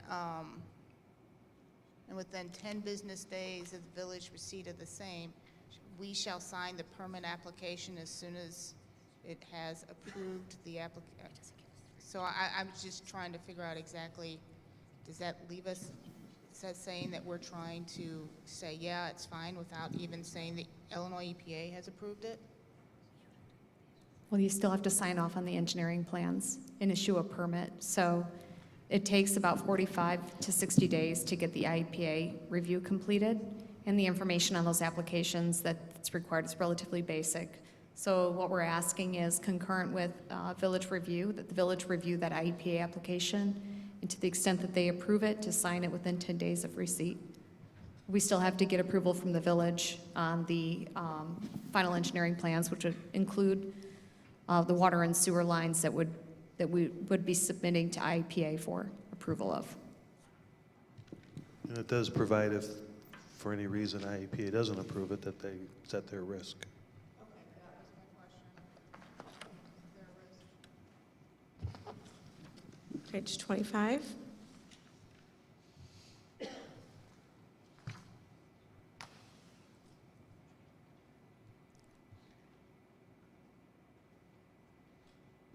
I guess the only comment I would make here is that if we do have a building code change, then you are going to have to put everything back through again for a master permit. We understand.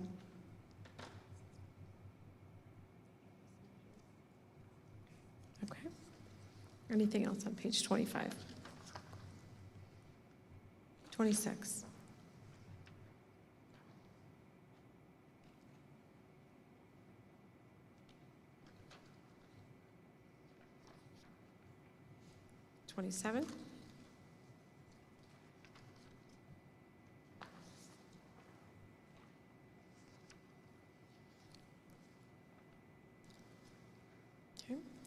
28.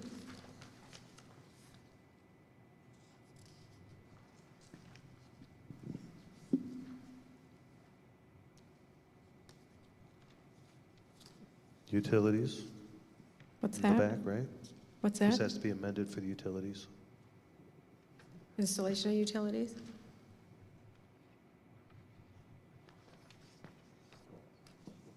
If we're going to require them to put them in the back, Oh.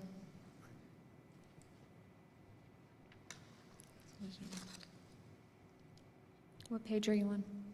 29, 29 at the end of the end of, right in front of 1133. 11.3.2.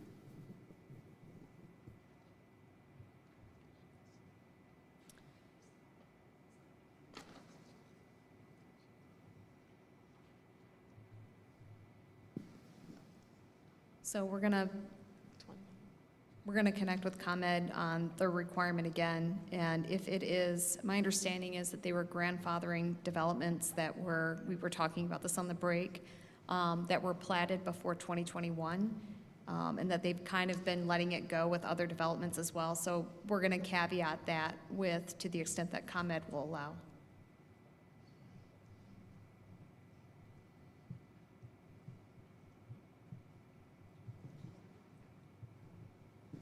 But if there's Yeah.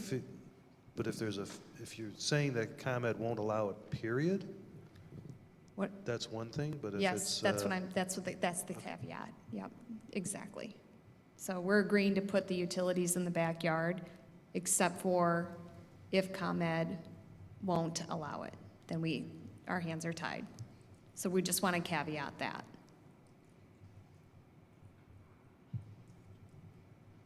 And if ComEd won't allow the utilities in the backyard, we'll agree to screen them.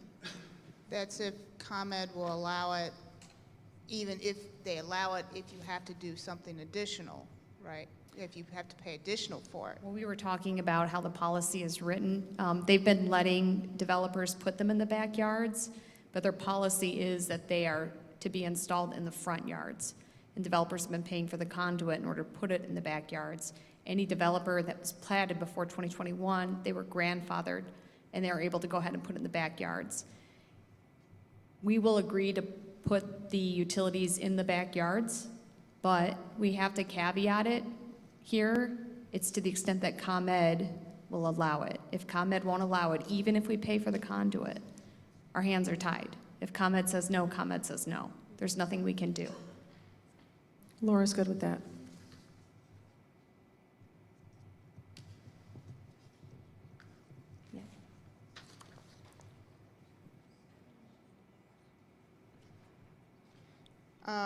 Just a technical note, I don't think there's a section 13.2. When you're looking at 11.3.3, I think it's supposed to be 12.23.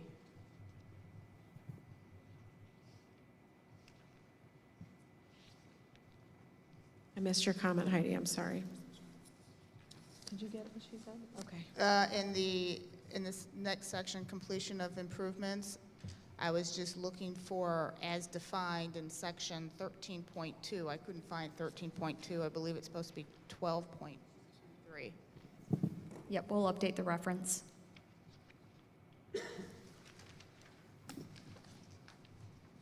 Okay. Thank you.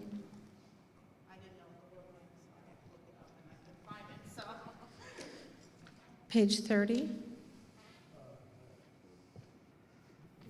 At the top of page 30, extensions of this obligation and corresponding letters of credit should be up to 5 times. It should not be open-ended. The owners may request multiple one-year extensions, maybe up to 5 times, so that eventually those obligations get completed.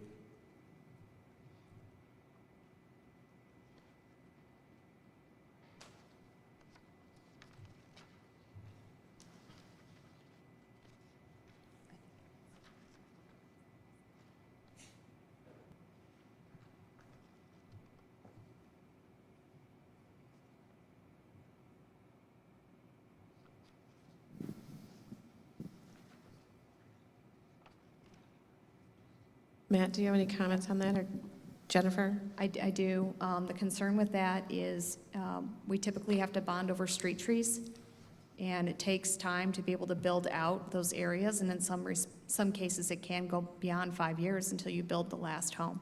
So we may need to continue to extend the letter of credit for surface course and street trees for a period of time until we can complete those improvements. And it is cash in the bank, so to the extent we don't follow through with our obligation, the village can draw on it at that point and complete the improvements.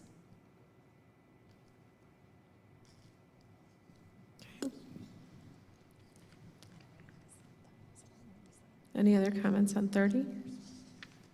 Do we have a time limit on our temporary occupancies? Or is there anything in here that would allow a temp CO to continue beyond a certain amount of time?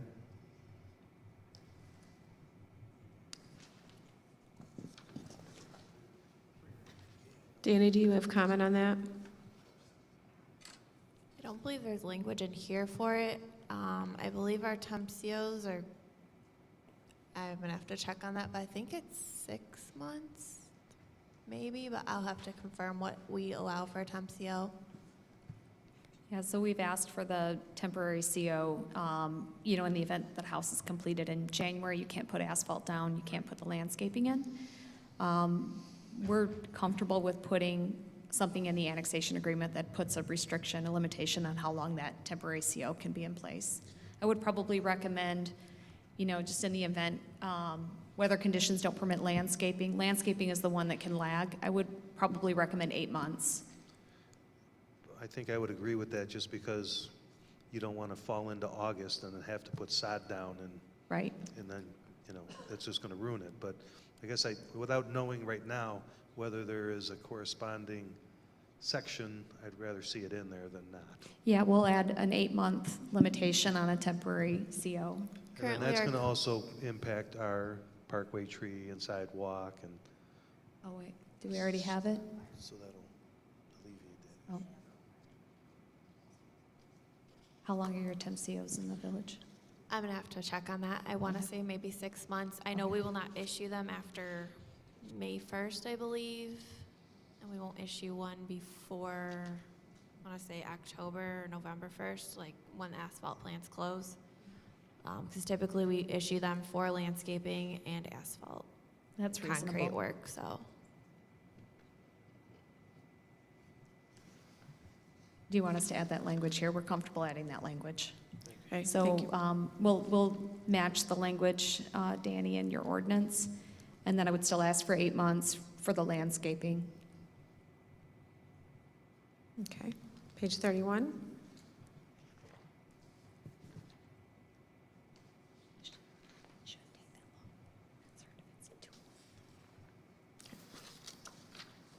Page 32.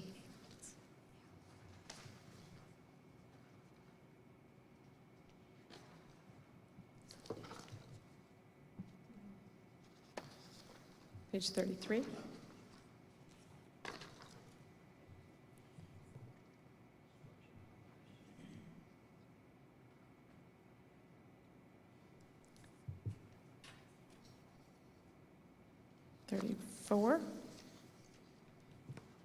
What does our sign ordinance say about a marquee sign? 45 feet seems extremely tall. Our ordinance, the maximum height of a monument sign, I believe, is 12 feet. Now, what's Jules? Does that say? Jules is like 19, I think, or 20. Yeah, this is, I think this sign, if you can at least address it, this is the one that faces the tollway? Yeah, so the goal of that signage is to capture and advertise the development along the tollway and capture traffic from the tollway. I think it's supposed to be. There's an exhibit for that sign. Is there a sign that you can give as an example along I-88 where there is a sign this tall? Yeah, North Aurora has a taller sign. For the retail area? Yes, I think Danny, Exhibit K. It's taller. Sorry, what was that? Do you Yeah, know- we're just confirming that Oh. that sign is taller. Do you know how tall that sign is? We looked at it sometime back. Exhibit K in the annexation. Yeah, I don't remember. But we do have an example of what our sign would look like in the annexation agreement. And then we would be required to install a sign that is in keeping with that sign if aesthetics changed. But that's the sign we're proposing.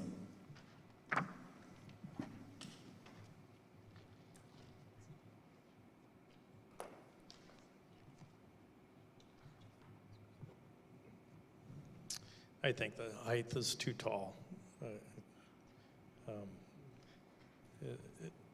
For a retail area, maybe you'd go with a sign that's that tall because retailers, but this is office, industrial. I don't see a need for a 45-foot tall sign.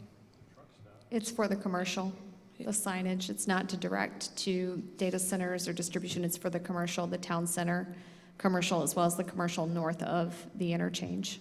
Can I just ask Michael to address it? Because we specifically talked to Michael about this sign. Yeah, I actually recommended this. The reason is that because the town center doesn't have direct frontage on I-88, to the retailers and restaurants that are going to locate at the town center, and I've talked to a number of potential tenants, they're going to want the people traveling at 88 to know they're there. And so having that sign there, which says, you know, there's a restaurant, and there's retail, whatever the users are, much the same way as the North Aurora Auto Mall identifies to 88 motorists, the tenants that are there, the dealers that are there, as well as the signage that has Target and the other retailers. It's going to be really important to try to capture those potential customers driving by, that they know the town center, you know, get off on the exit to 47, and that can get you to the town center. I really believe it's important. Well, doesn't Toll Highway Authority allow the blue signs that give direction to retail and commercial areas? They do, but I mean, again, if you look at the North Aurora Auto Mall, I don't think they would have been able to get those dealers to locate there if those dealers didn't have that kind of, you know, identification. I believe this is going to help us to land those tenants. I do. No.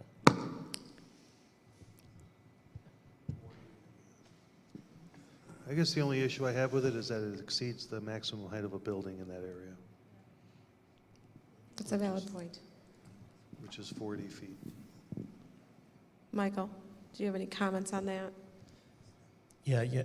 Again, the purpose of the sign is to try to capture potential customers driving at 55, 60, 70 miles an hour. They're going to have to try to spot the names of those tenants. Again, if you look at the purpose of it, it's to try to, again, capture those potential customers. This will help us, I believe, land those tenants. Yeah. Danny, can you pull up the section that it shows where the sign will be? Yeah, the adjacent, it's near the business park area, so it would actually be the building heights in that area. It'd be the 48 feet on distribution and then a cap of 65 on the data center. So it won't be adjacent to the commercial areas. It'll be located closer to the distribution. There it is. Yep, it's shown here.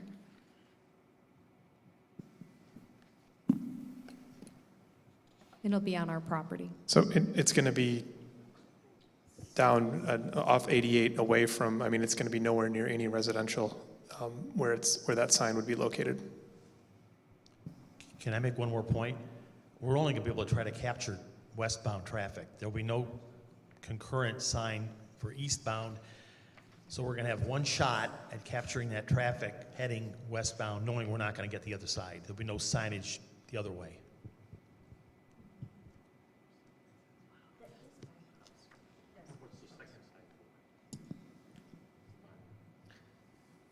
Okay. Is there any consensus on this? I don't have an issue with the proposed sign height.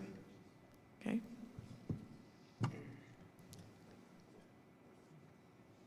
Any other? No issue. This side of the table? I know Trustee Michaels, we've heard your concern. Trustee Lindy or Trustee White? Okay. Open space.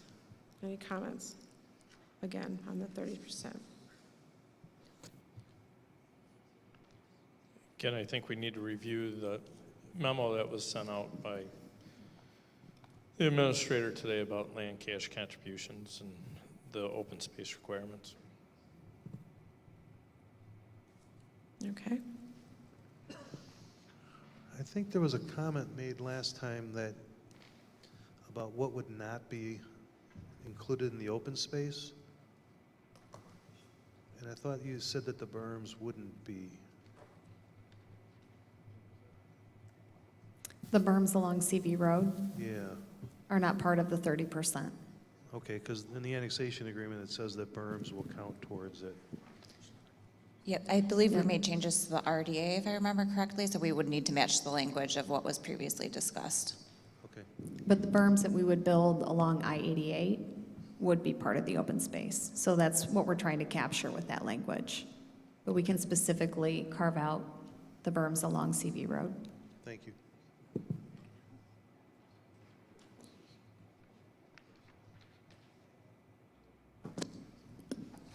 Okay. Park and open space donation, we'll review that. So the only comment I have is if this central park area does go to an HOA, that we have to put a public use easement over it. So he's referring to the town center space. If that is going to a commercial HOA in that area, that we need a public use access on all of that, so.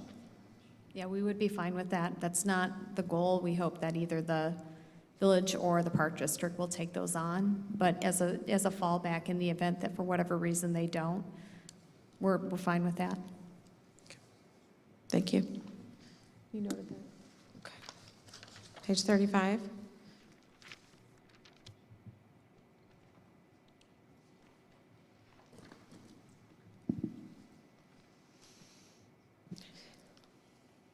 Anything on 35? 36.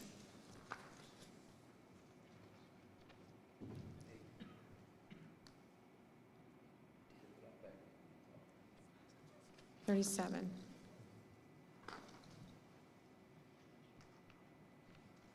Did we change the language at the bottom of 37? Where's your note? I had it highlighted, but it is 12.3. Yeah, we're going to do a global change wherever it says state or federal laws. We're going to add life safety.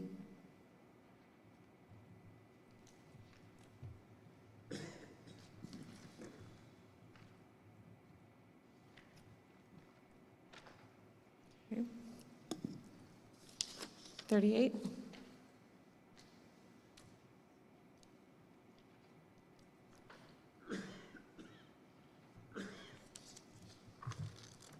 $39.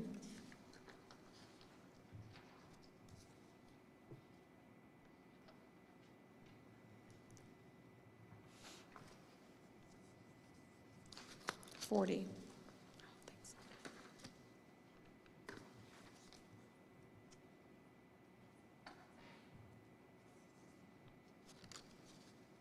$41.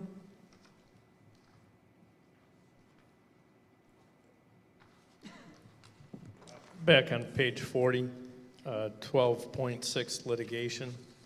The village agrees to cooperate with owner in the defense of any lawsuits or claims brought by any person or persons in regard to the following matters. I think it's been discussed before, but I think we need to put language that the village will not fund any portion of the defense. That language is already in there. Where at? Last sentence.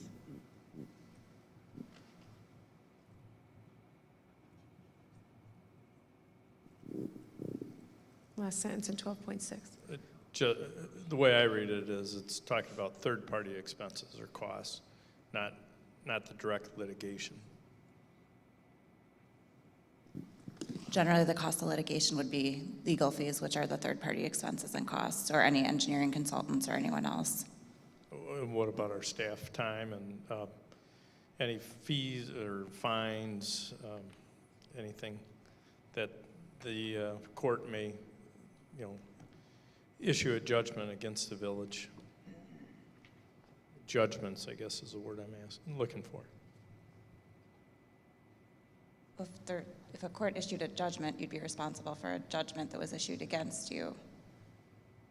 But in this case, what this provision says, that if there's litigation on very enumerated things, which is generally the validity of the agreement and the corresponding documents that are approved associated with it, if any of those are deemed invalid, or if they're challenged, if the validity is challenged, then we agree to cooperate, and the developer agrees to fund the litigation expenses related thereto.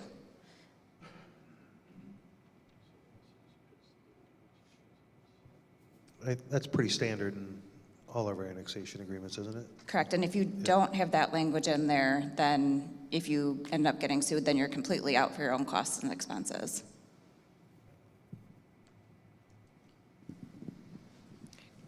Thank you.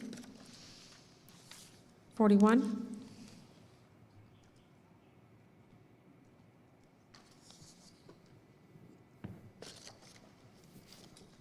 (42).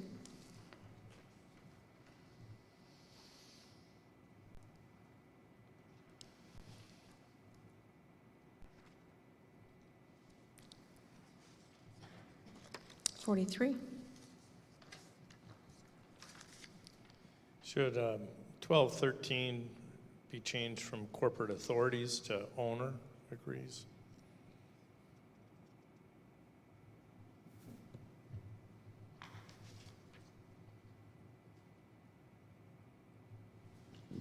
No, this is similar to what we discussed previously, that if there's something in the agreement that we agreed to and there is something else that did not catch up to it, that we just agree to take all actions necessary to bring the agreement into validity.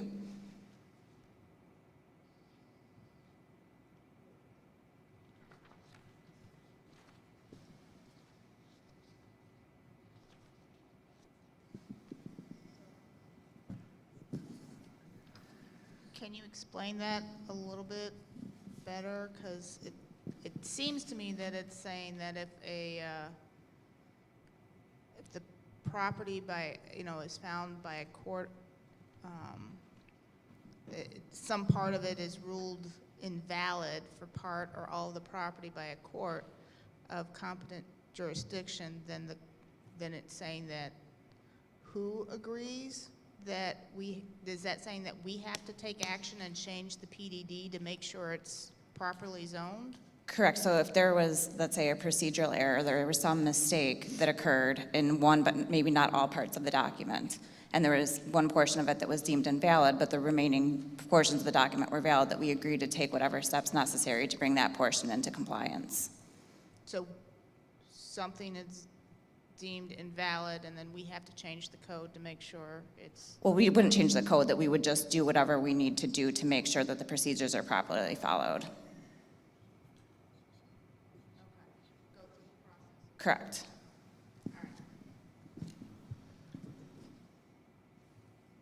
Any other questions on 43?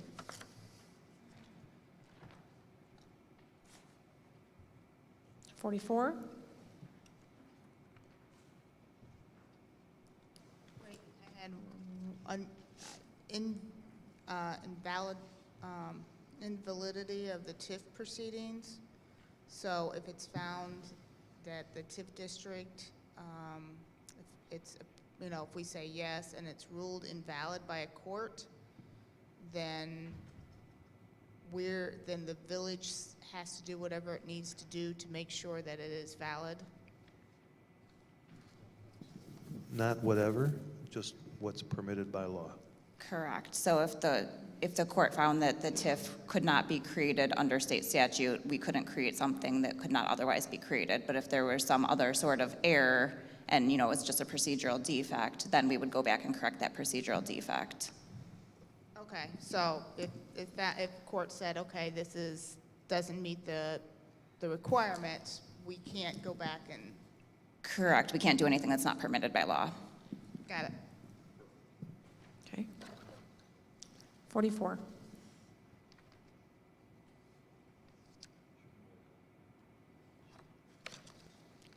$45.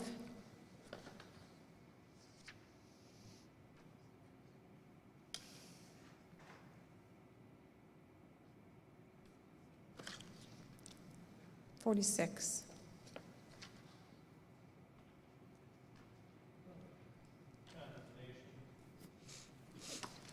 There's been a lot of talk about the condemnation or eminent domain proceedings for land and the exception. What page are you on? 46, Okay. 12.21.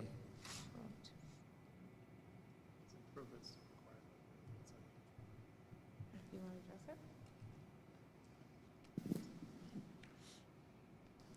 address it? Do you want to address why you asked to have this in the agreement?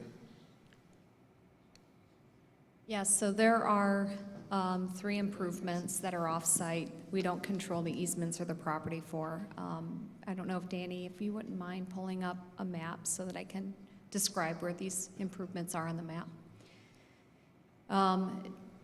2 of them are water main connections to the existing system. One is a water main connection that would run east down Denny Road through HOA property.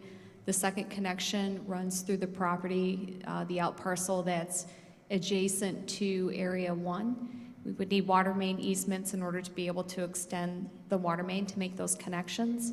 And so those are 2 areas that, because we don't control those, that we may need the village's aid with securing the easements. But we have to make all best efforts and offer market value for the land, for the easements, prior to taking it to the village. So that would impact just those 2. Yeah, if you could, Danny, if you wouldn't mind. Area 1 is the area I'm talking about specifically. Yeah, so where Hannaford Farm is, the one connection is at Hannaford Farm. There's an open space area right there along the north side of Merrill Road. So that's where we would need to connect to the existing water main there, and then to provide the secondary connection for redundancy purposes. There's another existing water main in Denny Road. And again, in order to be able to make those 2 connections, we're relying on off-site easements. One would be from an HOA, as I mentioned. The other one is from that property owner. I believe it's the Nichols property. They sold us the land back in the early 2000s. In terms of roadway improvements, the only off-site roadway improvement that we do not have easement for, that we would need easement for, would be this Denny Road connection that you see here. We have tried to reach out to that property owner in the past. The owner lives in Michigan and has been relatively unresponsive. So in that case, what we could do is, if the village would not want to go forward with condemnation, we could have them remove that as a requirement. But I know it's been the village's desire to make that connection since Denny Road was constructed to the point that it's at now, to extend Denny Road all the way out to 47. So what we could do in terms of condemnation is specify those 3 locations. With the Denny Road easement, that's a different property owner. That would actually require easement from both the Hannaford Farm HOA as well as that property owner, that the village could determine that that improvement isn't required. But that we would still need aid with getting the easement from the Hannaford HOA to extend the water main, as well as, I believe it's the Nichols property, I think they still own that property, to connect to the existing water main at Hannaford. Other than that, there are no other off-site easements or right-of-ways that are needed. We do not need it to complete our improvements along Route 47. We have designed those improvements in such a way that they will burden our property. And the same goes for CV Road. We do not need easements along CV Road or right-of-way along CV Road. Thank you for the explanation. Go ahead. So I think what Jennifer's offering is that we put restrictions in section 12.21 for those specific three things in an effort to put some people at ease to say that it will be very specifically used, if ever, only for these things that we would require the water to be extended. We would require Denny Road to be extended. And the reason the language is in there is that if they're unable to, and sometimes just to get people at the table, in my experience with highway departments and other issues, you've had to, it starts the process and then eventually just gets negotiated. Rarely does it even end up in court. So that's the thought process. It's things we're making them do that are off-site that they have no control over. But I think limiting it is good in the public interest so other people aren't as worried about it being used in other ways. Well, but that doesn't limit our ability as a village to condemn anything, it just limits our ability to be reimbursed by the developer if we determine we have to. Right? Jamie, can you say that again? Yeah. Did you ask me to repeat Yeah, that? can you repeat it? I'm sorry. Yeah, so I mean, having that provision in or out doesn't change our ability to condemn property if we deem it necessary. It just impacts our ability to be reimbursed for it by the developer if it's required for the developer's use. Right. Yeah, I see what he's saying. I think it's the Yes. village's discretion as it relates to condemnation, but what we're saying is if we have to make these 3 improvements and we do need to make the 2 water main connections, that those are the only cases under which that we would ask the village to aid us with acquiring the easement or the right-of-way. But in other cases, if the village determined that it was in the best interest of the village could do that. But we're not saying that it wouldn't be reimbursed. We're saying we don't need to condemn land anywhere except for if we can't achieve or acquire these 2 easements and the Denny Road right-of-way.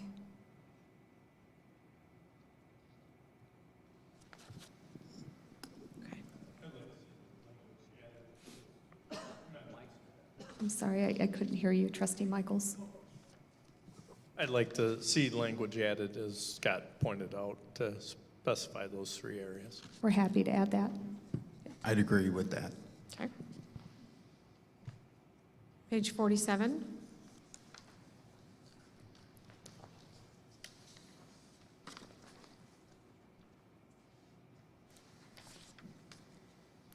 .48.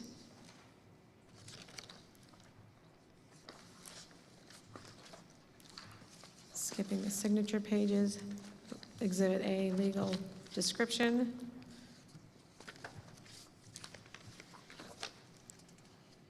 Takes you all the way to the zoning exhibit, which I don't have a page number.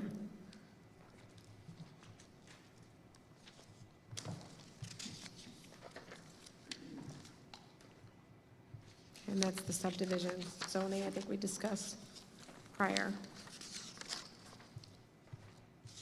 Exhibit C, we've gone over the concept plan.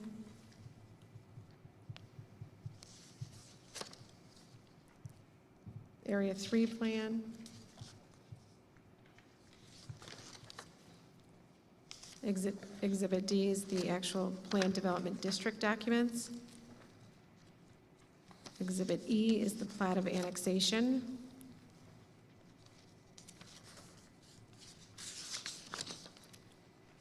Exhibit F, subdivision ordinance variances. Yep. Okay. First page, Heidi, do you have anything there?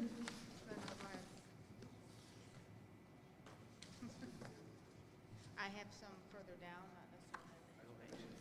Okay. Anything on the first page? Okay, page 2. Some of this has already been picked up. I have a question on 12-4-6, B.1, project engineer, village engineer. They want a variance to remove the full-time construction observation. I was wondering when that Why is that? Jennifer?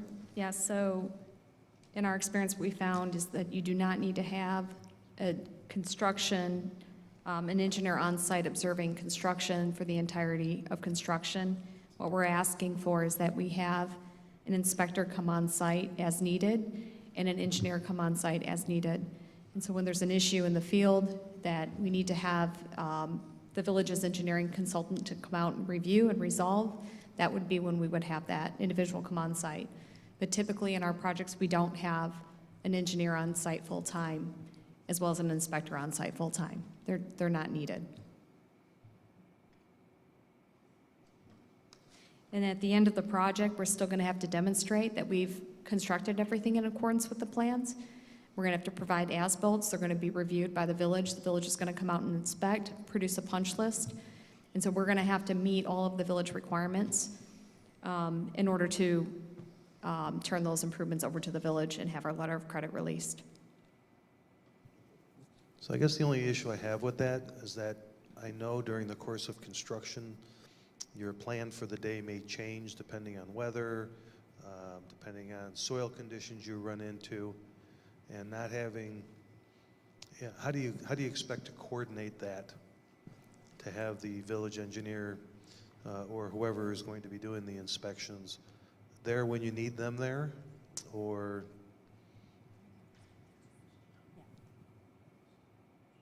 Yeah. And so we would have to stop work until we could get that engineer on site to take a look at it. I'm actually going to have Dan Olson come up and respond because he oversees all construction for us in Illinois.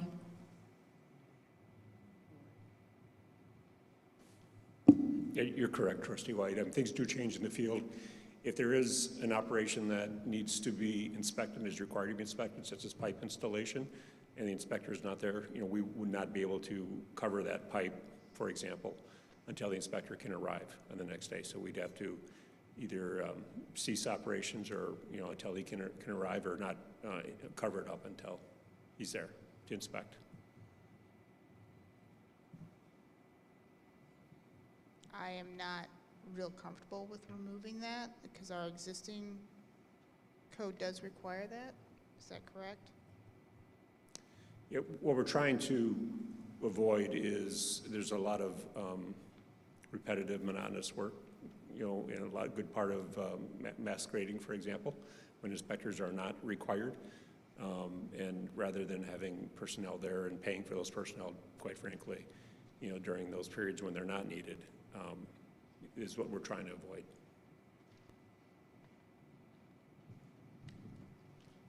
Okay, I just might have a little bit of a different perspective since I go out to construction sites a lot and Sure. see when they should have stopped and they haven't, when things have come up.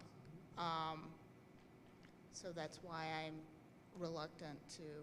And if that happens, and work is covered up that was required to be inspected, we would have to uncover that work so that it can be inspected. If you're doing engineered fill, let's say for a road bed, how are we inspecting the different lifts, and how much of a lift are you allowed to put on, and are we Brian can inspecting probably that? respond to that better than I can, but so we do cut and fills of the subgrade as needed. We do density tests and compaction tests on those fills, and before the subgrade of the base course of the roadway can be installed, a proof roll is required with the village present to witness of those roadways before we start putting that stone down. To address what Dan said, I agree. There are a lot of construction activities that are monotonous, when it comes to installing pipes in the ground. There are other items that would require almost continuous inspection too. When you start doing some of the structural work like you talked about.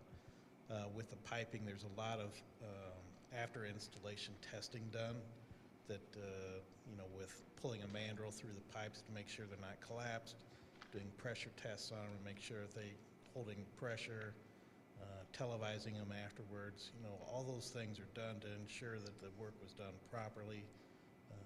So we're fairly confident that with those tests that are required that we'll find out if there's been any problems with what the contractor's been doing. With the other items that were more structural, like road construction, we would probably have more full-time inspection out there on that kind of stuff. But it's interesting talking to the young men that we have on staff. Most of them have never seen new subdivisions under construction, and I know they're all very eager to see something like that going on someday. So I know there's a lot of people who want to get out there and actually see this work going on.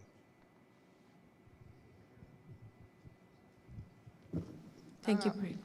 Thanks. On the one above, that I think this was discussed, I think, at the Plan Commission or with the village.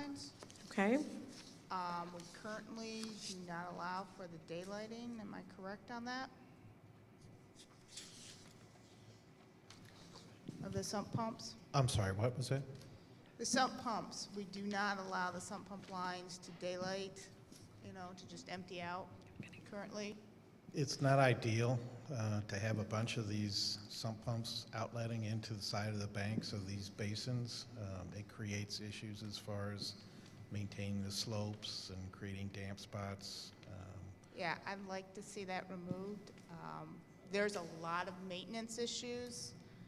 They have that in the back of the areas of Windsor Point, and there have been some issues with while you're trying to maintain that area. If it's a prairie and you do a prairie burn, you burn those, and then they deform, and then you have issues. I think there's a reason why we don't have that, why we don't allow that in our code, and I'd like to not allow that particular variance. We would like to retain the variance. It adds, if we were to eliminate it, it adds additional storm sewer to the system that would have to be maintained by the village, and it's unnecessary cost. We've done this in other places, and it works great. We'll put riprap around the outfall, and we put it on the HOA and the variance to maintain it. Should the HOA not maintain it, we can make that part of the backup SSA, as that's part of the detention area that would need to be maintained. I hear what Crown's saying, but I concur with Trustee Lindy that it should be required. It can cause a lot of issues if we don't have proper stormwater management.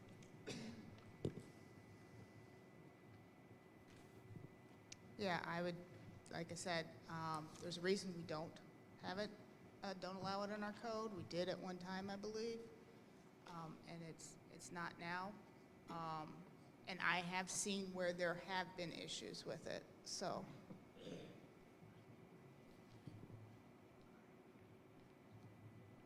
Even though it's daylighting to an adjacent naturalized stormwater management facility?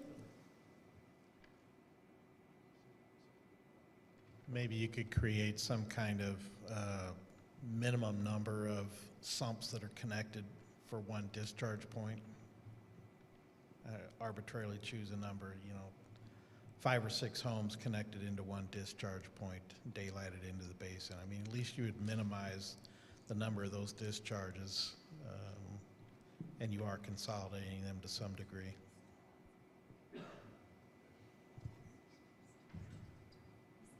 Would any of these areas have like prairie or something that would need to be burned? Because I know that has created an issue with those.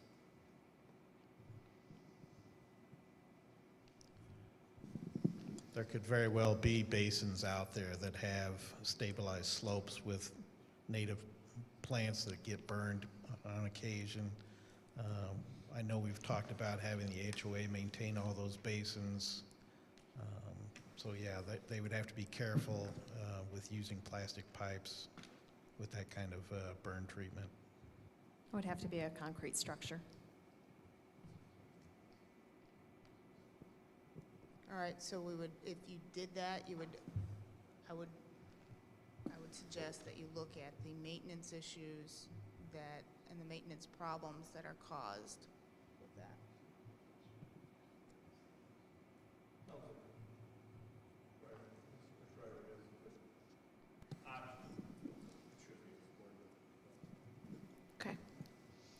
Noted. Any others items on this page?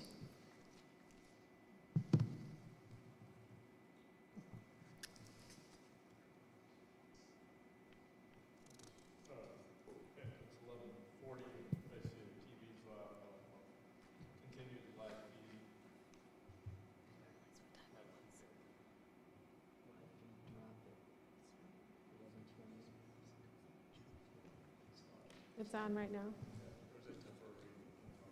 There's a lag.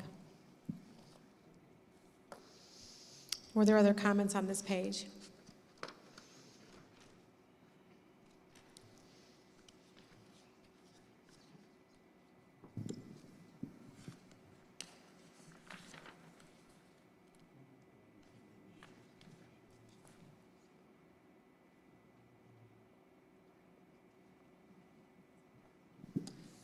Anything on chapter 10 or right before F, or chapter 10, 12, 10, 14, or chapter 11? I just had a quick question. I was trying to notice the difference in the variances on chapter 11, 12, 11, 1, 1.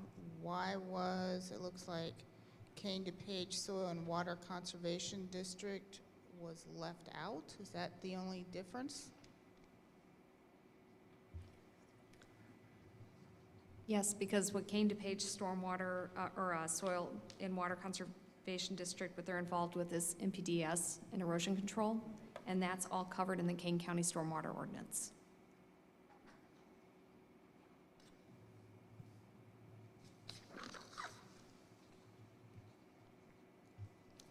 Okay, next page.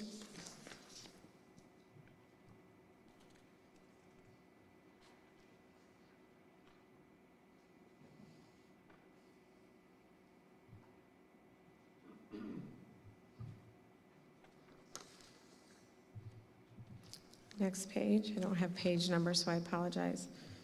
I'm looking at the 1211-32 pavement page. 1211, 311, paragraph 3, the tree plantings, I think we talked about that. Maybe not.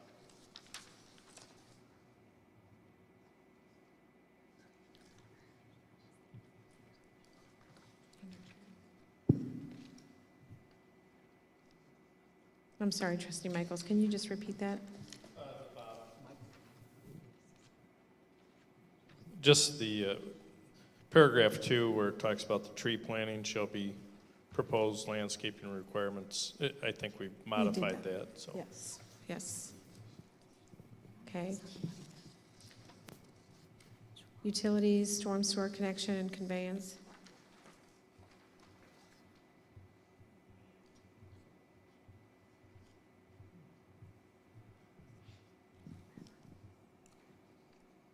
So addressing the sump pumps here and working with engineers to figure out language for that as well.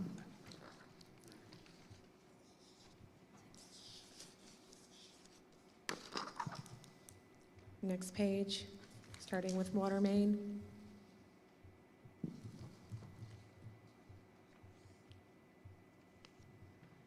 And this has been reviewed by staff, so.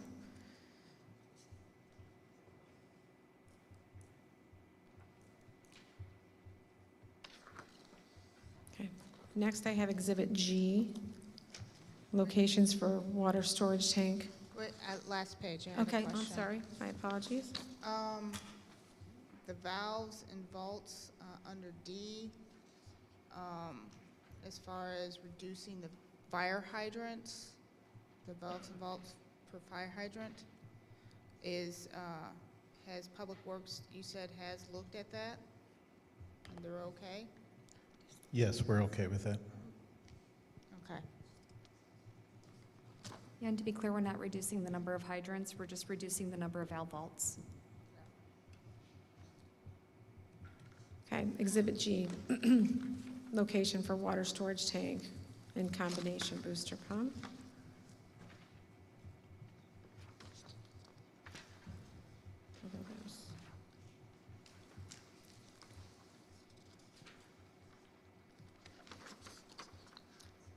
the Exhibit H, as we spoke about earlier. And it's all one of 6 documents, so sheet 1.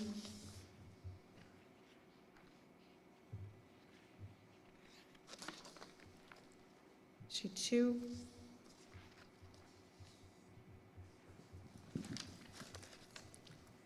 Sheet 3.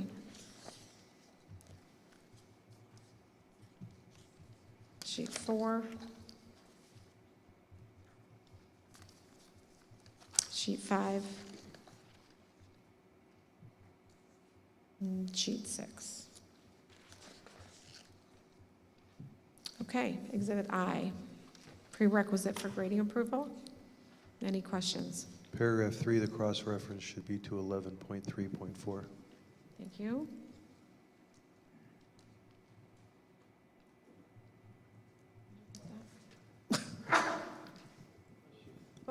Item 4, instead of specifying a particular engineering firm, it should just be engineers, or Okay, consulting engineer. there you go. And then 11, should it not have, and maybe you addressed this earlier, Jennifer, Kane County, Kane DePage Soil Water Conservation approval for item 11. Create an item 11, is that what you're suggesting? Yeah, I think we're going to need the Kane DePage Soil and Water Conservation Association approval, so it might be item 11. Do they approve, or Yeah, they do we just have an give us a idea? report? So IPA would issue the permit as it relates to erosion control. So I don't know what approval from Kane DePage are you asking us to obtain? I think, well, I thought they do approvals, that they do a plan review and that they look at the soil control and erosion control and different things like that. They don't issue a permit. We actually have to pay them a fee to enforce the NPDS and to inspect as it relates to NPDS, but they don't issue any approvals or permits. Okay, I'm sure they do, you'll have to abide by it, but I'm pretty sure they do. If the village were to enter into an agreement with Kane DePage to do some of those inspections and stuff, then we haven't gone to that level with them yet. And then Trustee Michaels, you've mentioned something else before that, and we didn't catch it. What was your other comment? Just eliminate EEI and put village engineer. Oh, gotcha.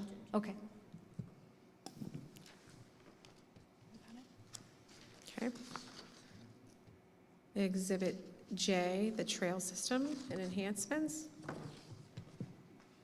Yes, so in the detention at the east end of area, what is that, 5, 4? 4. That comment that you have there, developer of adjacent parcel will be required to provide access for utility maintenance? What do you mean by that? I mean, is that to maintain the detention area? Yeah, because there will be a water main running through there. That's where we have the water main running. And so if it's a, like a data center developer or distribution facility, they're going to have to provide access to the village to that water main. So all along. So when you say adjacent parcel, you mean within your project, not outside your project? Yes, yes. It's that first developer of that land that's adjacent to the detention facility on the west side. They're going to have to provide access to the water main to the village. Okay, if you can specify that, it'll be the property to the west. I'd appreciate that, because Sure, that was confusing to me. Yep. Thank you. Next to the Nichols property, beyond the trail system that's on the eastbound of Area 1, there is a stub for trail system at the west entrance of Hannaford Farm. It's That down a is a little bit trail more. to nowhere. It is, Danny, it's just where Hannaford Farm is, yeah, on the other side of Hannaford, on the west side, by that Nichols Farm. Right Yeah, there. right there. So if there is an easement needed to, and I don't know on what side of that home, you need an easement to extend the water main. Correct. If in that same easement, you could create a connection point with this trail system, and then have a way, either by sidewalk or existing trail, so then, excuse me, it connects further to the west. So you'll have two connection points really through Area 1. You'll have the one that runs along the east side, but then you'd also be able to create a trail system that runs along the west side of that property. Yes, we can do that.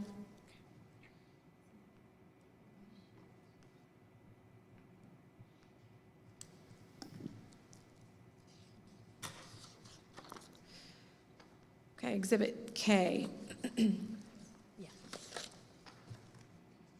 I think we addressed these and went through these, but does anybody have any specific questions on the concepts?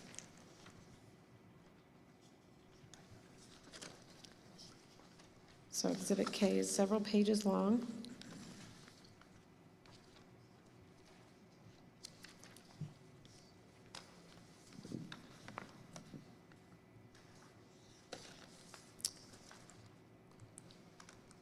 Including signage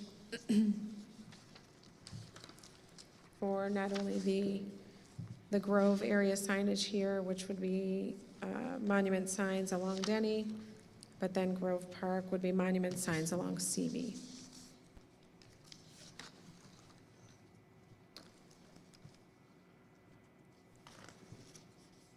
The highway monument sign for the Grove.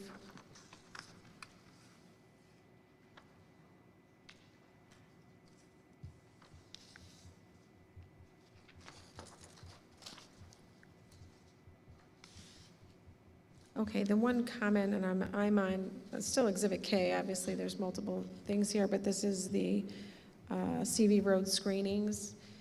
My one request would be here, and I know I've talked to staff about it, is meandering path. So instead of it just being a straight sidewalk and a straight bike path, is that there's a softer curvature to it as it's going down CV Road, and it has more of a meandering versus just straight lines.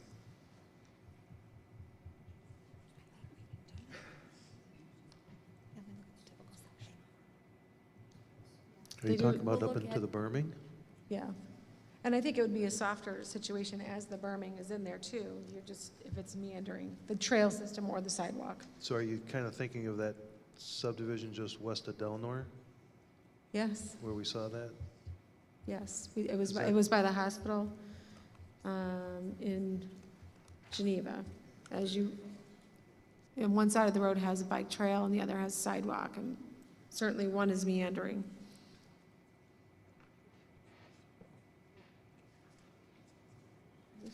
So we're trying to pull up the cross-section to see if we have enough parkway to be able to meander that. Okay.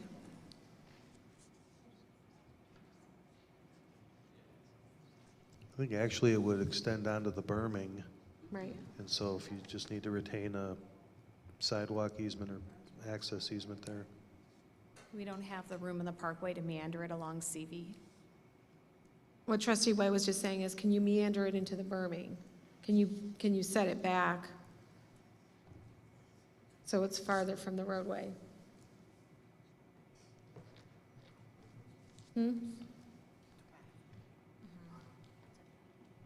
On top of the berm?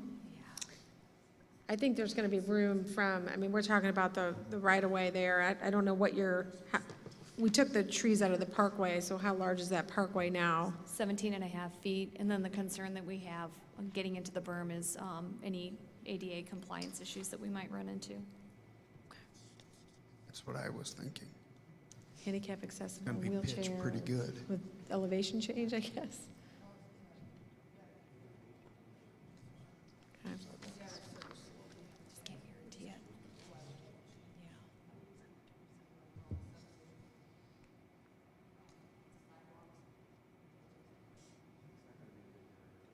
Yeah, okay. Anything on, you have the theming landscaping, the theming hardscape and material exhibits. Water treatment plant exhibit location. I'm on Proposed location of well and water treatment plant site, just past the hardscape exhibit.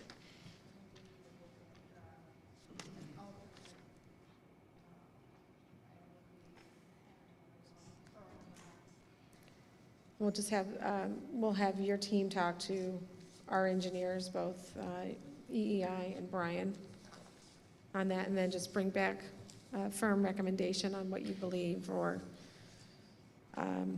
options, if there are any. Exhibit M, signage.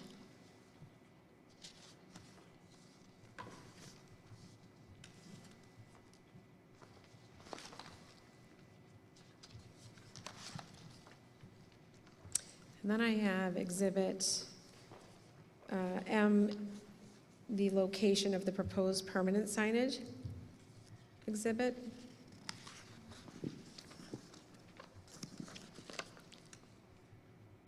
Construction entrance locations is marked in your next exhibit.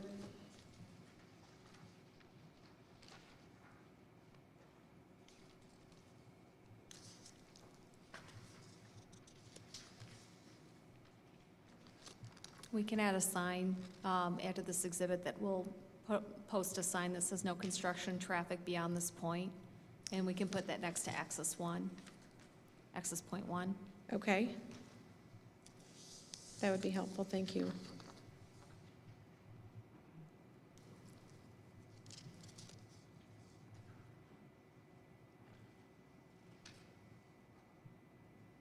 Okay, next exhibit is the CV Crossroad. Construction entrances.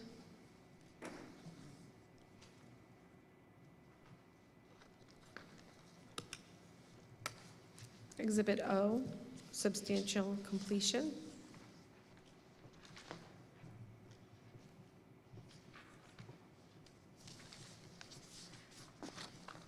Exhibit P, impact fees and other fees. Well, staff is looking at that too, so that's going back for discussion. And then it's just all the detail behind that.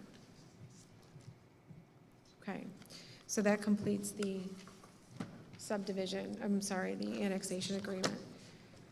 I want to just, before we move on to public comment, because we're going to move on to that in a moment, I just wanted to update the board on a discussion.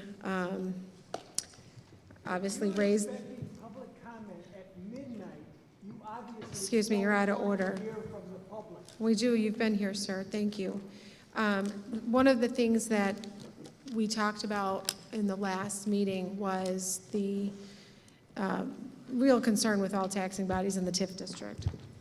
And I know that in conversations that I had with staff and with Crown Community Development, one of the things that was proposed in the TIF district is that it was a 90-10 split. And that 90-10 was really baked in to minimize interest through the life of the TIF, so it could be terminated and it wouldn't last the 23 years. Understanding the need, understanding the concerns that everybody has brought up, not only are there impact fees that are addressed within this document, and staff is going to be looking at them again, I asked staff to go back to Crown and see if they would be amenable to an 80-10-10, if you will. So an 80-20 split, which means there potentially could be more interest involved in the project. But what it would mean for the school district is this, and it's hard to say exactly how it's going to build out, but the 10% holdback right now is roughly, I think, was it 37 million? Matt, I don't have that document in front of me. Yeah, that's correct. Okay, so the $37 million represents 10%, and that 10% was, the goal was to do what we've been doing with the other TIF districts, which would be surplusing funds throughout this project. We also know that there could potentially be water treatment in the future that the village has not obligated through this agreement to the developer. So we would be able to use TIF funds for that. With that being said, the Crown Community Development has agreed to an 80-20 if the board was interested in that. And that way, an additional 10% could be surplused and committed to year over year through the life of the TIF district. So you would have money, in essence, what it would mean to the school district is they would still get their property tax levy, they would still get their land cash, they would still get their impact fee, they would still have tuition paid for those students if there are students in the TIF district. And over the course of really 20 years of this agreement, because there's 4 years of development in their assumptions, 4 years of development, and then property taxes being paid in the rear, you're not going to see increment until maybe year 4 or 5. So you're looking at maybe 20 years. That works out to an additional $26 million in property tax revenue to the schools alone. But the nice thing about that, and that having that as an option, is all taxing bodies benefit based on their parcels and where they're located. So you have money that, I know that Blackberry Township has had a concern over the road district and residual traffic on their roads, the library, fire protection districts for sure. So there's $37 million. If the board were to choose an option, the 90-10 reduces interest, but the 80-20 provides dollars throughout the life of the TIF district for the other taxing bodies on a committed surplus basis. So I don't know, Matt, if you want to add anything extra to that? No, I don't have anything additional. I can answer questions if there is anything on that. Okay. I don't know if anyone has any questions. How much more interest would that cost the village? We don't have a number on it, the actual interest, just because the development can develop in different phases. So we don't have projections on how much that would actually increase. Obviously, it's the $37 million that over the life of the TIF, which a majority is that going to be at the end. So there's no way to calculate how much it would be unless we knew exactly when infrastructure would be going into the ground and also when each parcel is being developed for the next 20 years. There's got to be a calculation for an order of magnitude, though. We talking 2 million? We talking 20 million? I can get a rough estimate based on best case scenario. I do not have that today. We just found this out. Okay. So I can get a calculation Perfect. Based on a best case scenario. Thank you. Or the other option is to not approve the TIF, so all the money goes to the taxing districts as normal.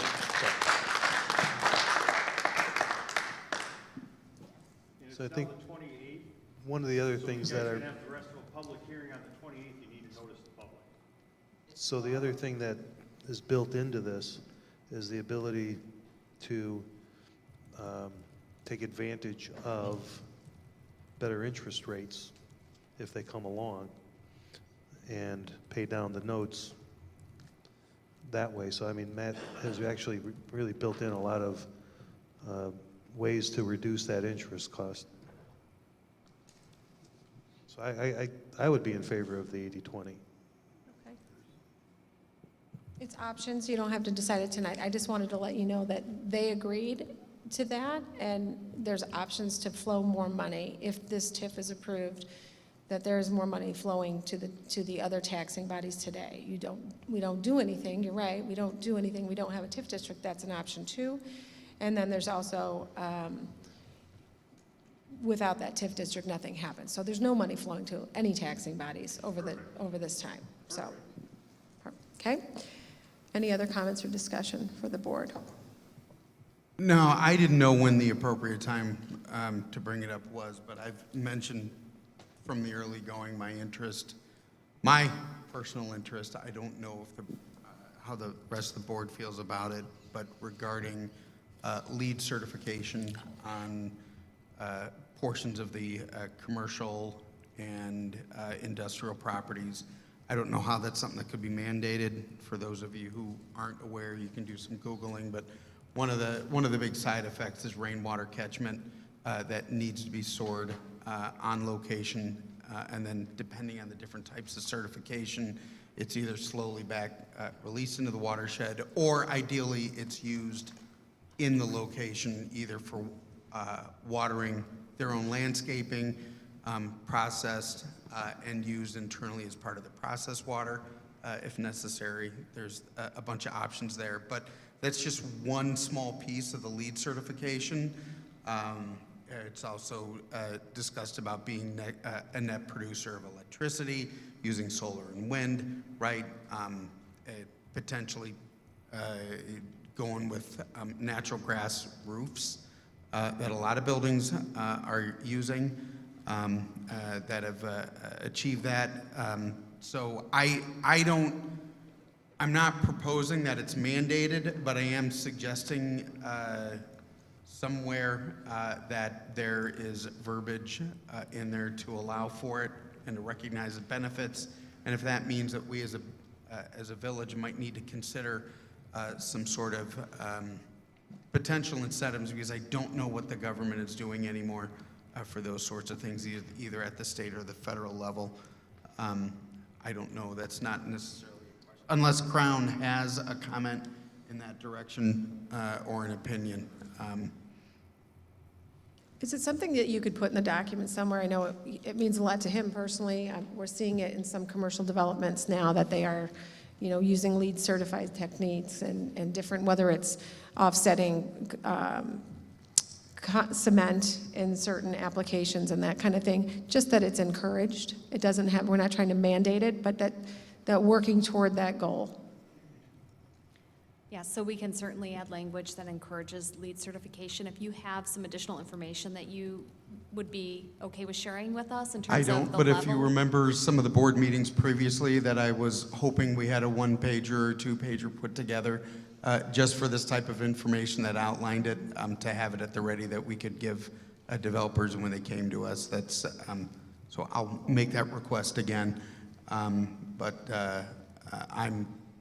I don't even know if we have anyone on staff that understands the certification well enough to even put some stuff together for whatever it's worth.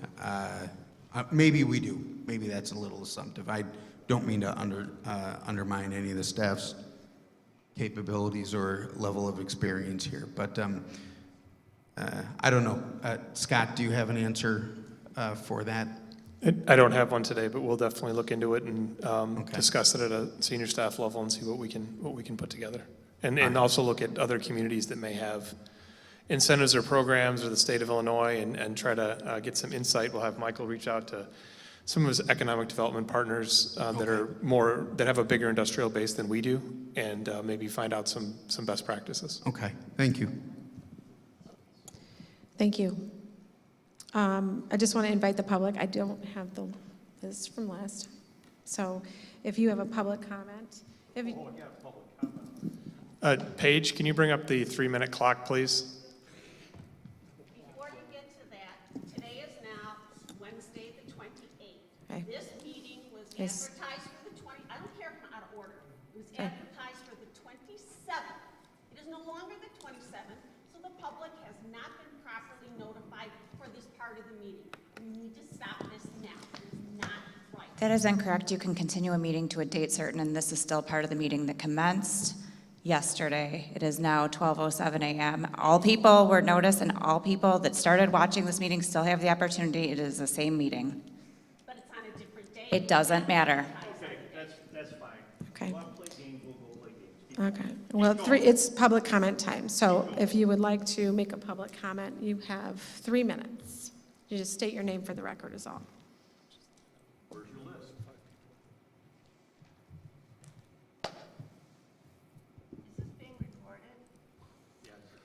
My name is Mike Roscoff. I have been a Sugar Grove resident since 2019. Prior to that, I lived in Montgomery for 15 years. I watched as Montgomery grew and then traffic and crime increased each year. I moved to Sugar Grove to get away from all that. What I love about Sugar Grove is a small town feel. Per the internet, TIF district historically has been a designated area to promote economic development underperforming or blight areas. In recent years, TIFs are used to attract large retailers to generate additional sales and property tax revenue. Everything I've read, the purpose of a TIF is to improve a property that will benefit current taxpayers. I asked the village board what benefit do current taxpayers receive with this TIF. I can't think of none. With that said, I see several items that are negatively impacting taxpayers in Sugar Grove.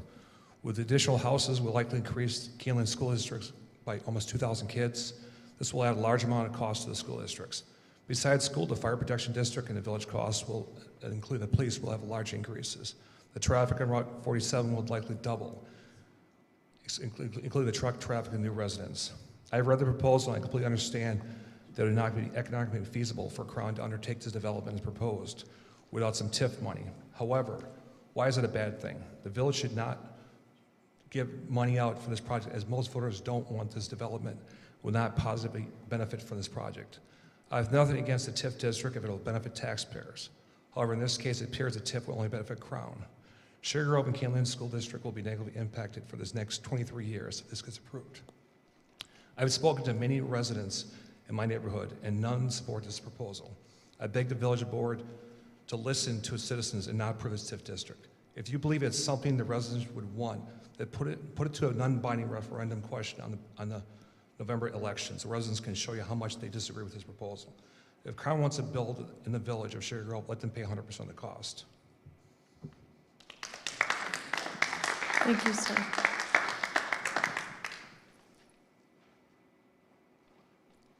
My name is Dan Randall. Alanis Morissette couldn't be here tonight, but she asked me to speak on her behalf. For those of you too young to know, she was a singer in the 90s of the song, Isn't It Ironic?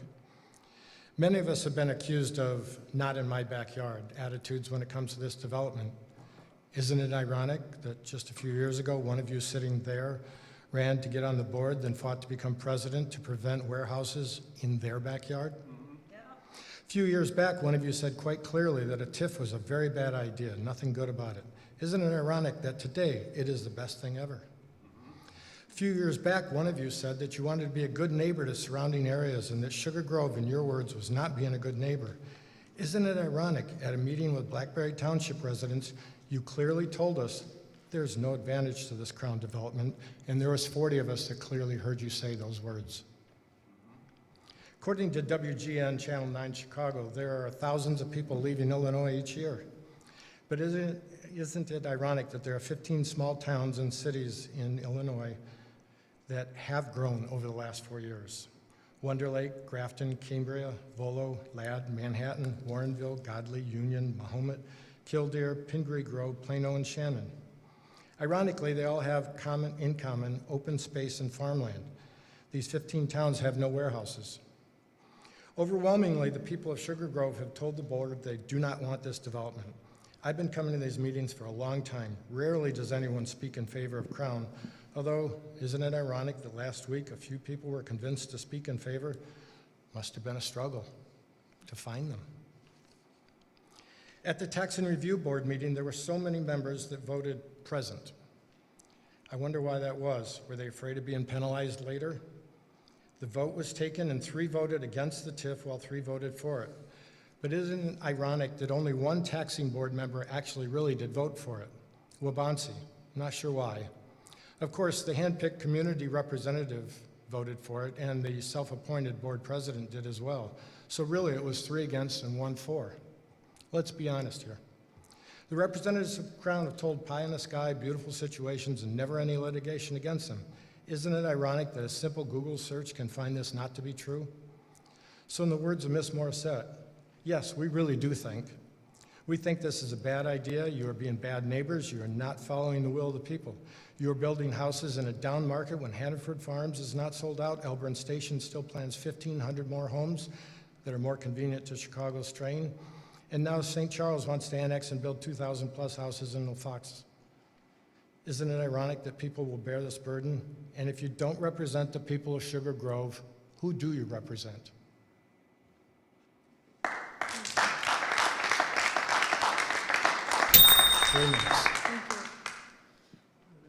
Any other public comment?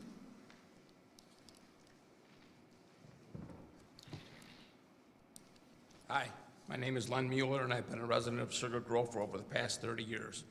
We bought and built into 2 developments in the area, one being Black Walnut Trails in 1994, and then again in Hannaford Farm in 2005. We truly enjoy the area other than the taxes. While we enjoy the quaintness of the community, we also want to see it grow and prosper and offer more.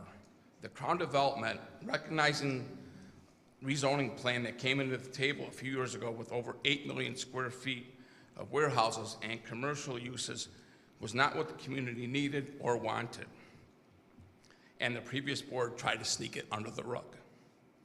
I want to commend this board for their efforts, due diligence, and working with Crown to try to develop an area of multiple uses that will hopefully over time be the footprint of the Sugar Grove community, something that we do not currently have. Everyone bitches and moans about the TIF, but the overall scheme of things is going to better the community as a whole. It is much better than offering bonds that the taxpayers will be on the hook for. Groovin' in the Grove will not have to be in the library parking lot, the food truck Friday, and the farmer's market won't have to be in the police station parking lot. The Grove will be an area to bring the community together and will offer great amenities. Once again, I know it's difficult to please all the masses, but I think the board and planning commission, along with Crown, have worked very hard to come up with something that the village will enjoy.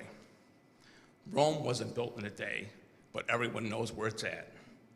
Thank you, board, planning commission, for the countless hours and effort and working with Crown to do what is best for the community of Sugar Grove. Thank you. Thank you.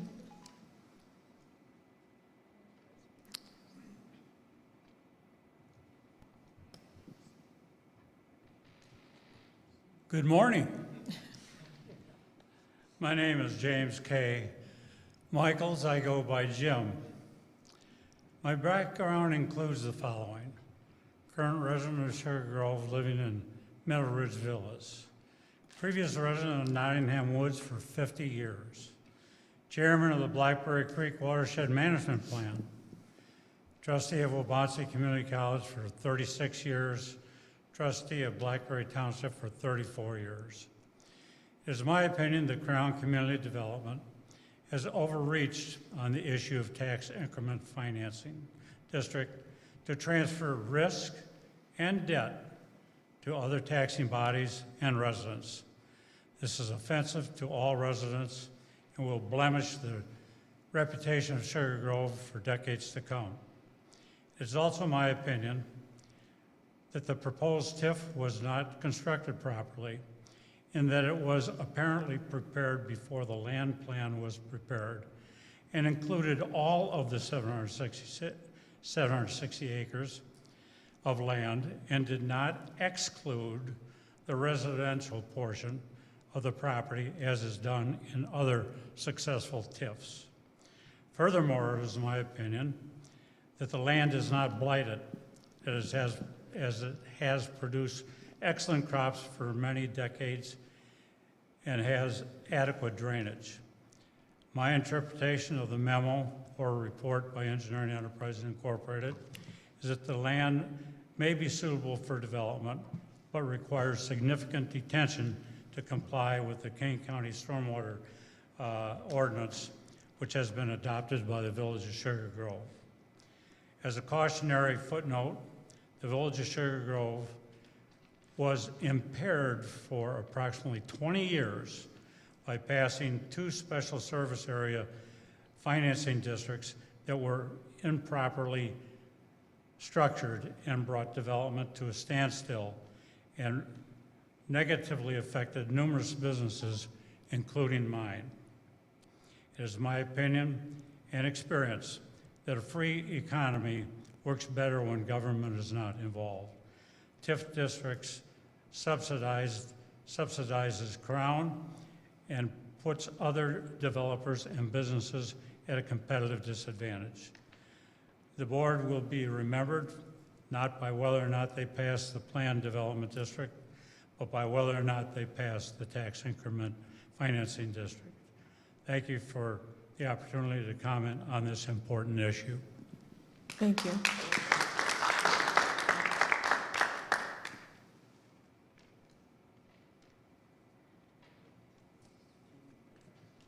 Good morning. My name is Dominic Lombardo. I'm a resident of Blackberry Township, residing just north of 88 and 47.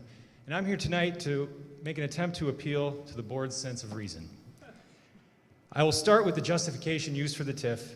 As my predecessor here just mentioned, the justification is the chronic flooding and its blighted land. The justification is thin. It's based on the findings of a single engineering firm, and I think we should expect more given the scope of this project. While it might check all the boxes in terms of the legal definitions, is that really an honest justification for such a massive project? Does it offer transparency and truthfulness? Shouldn't we have a higher standard given what is at stake? Secondly, let's turn to the use of a TIF for this project. The folks from Crown have claimed that a TIF is necessary to make this project economically feasible. This means that the development is not viable in a free market enterprise situation and government intervention is needed. Taxpayer money is sought to help save the project from the forces of the market. In other scenarios, we might call this a government bailout. This form of governmental intervention can distort the market and have negative effects on the area. TIFs are a form of self-fulfilling prophecies. Taxpayer funds cause property values to rise, which attracts more investment, which further increases prices. And this is all happening at a rate that is far above the market demand. This can create a spillover effect where comparables or comps in the area are influenced by TIF-induced inflation, leading to increased assessments and thus increased taxes across the region. TIF designation can also alter perceptions, leading to property speculation in the district, which further contributes to artificial inflation. My point here is that a TIF is needed to prop up a project that the free market cannot support. The ripple effects of the resulting inflation will last for generations. Again, I ask you to reflect. While the goals of the village, such as creating a high-quality residential environment, are noble, are they best served by using heavy governmental intervention in this manner? Or could the community better be benefited by organic growth powered by the forces of the free market? And finally, I'd like to address the nature of representative government. We have collectively heard hours of comments from hundreds of my neighbors who are opposed to this project. The voice of the people is clear, as are the voices of neighboring entities like Elburn and Blackberry Township. While the trustee model empowers elected officials to use their own judgment and expertise, it does not mean that they should ignore the voices of the constituents. Effective trustees understand that their role is to represent the community. Their decisions should reflect the broader community's desires rather than personal opinions and opinions from powerful external influencers. Ultimately, the trustee model is not about unchecked power or the government taking on the role of a shepherd who presumes to know more about what is in the best interest of the community. It is about trusting that elected officials will act in the best interests of the community. To me, it is clear that the community in and around Sugar Grove is not in favor of using a TIF for this project and is in favor of responsible development that is sustained by a natural market. I ask you to listen to the voices of your neighbors, be their mouthpiece, and ultimately do what is best for the entire area by standing against the Grove. Thank you for listening. Thank you.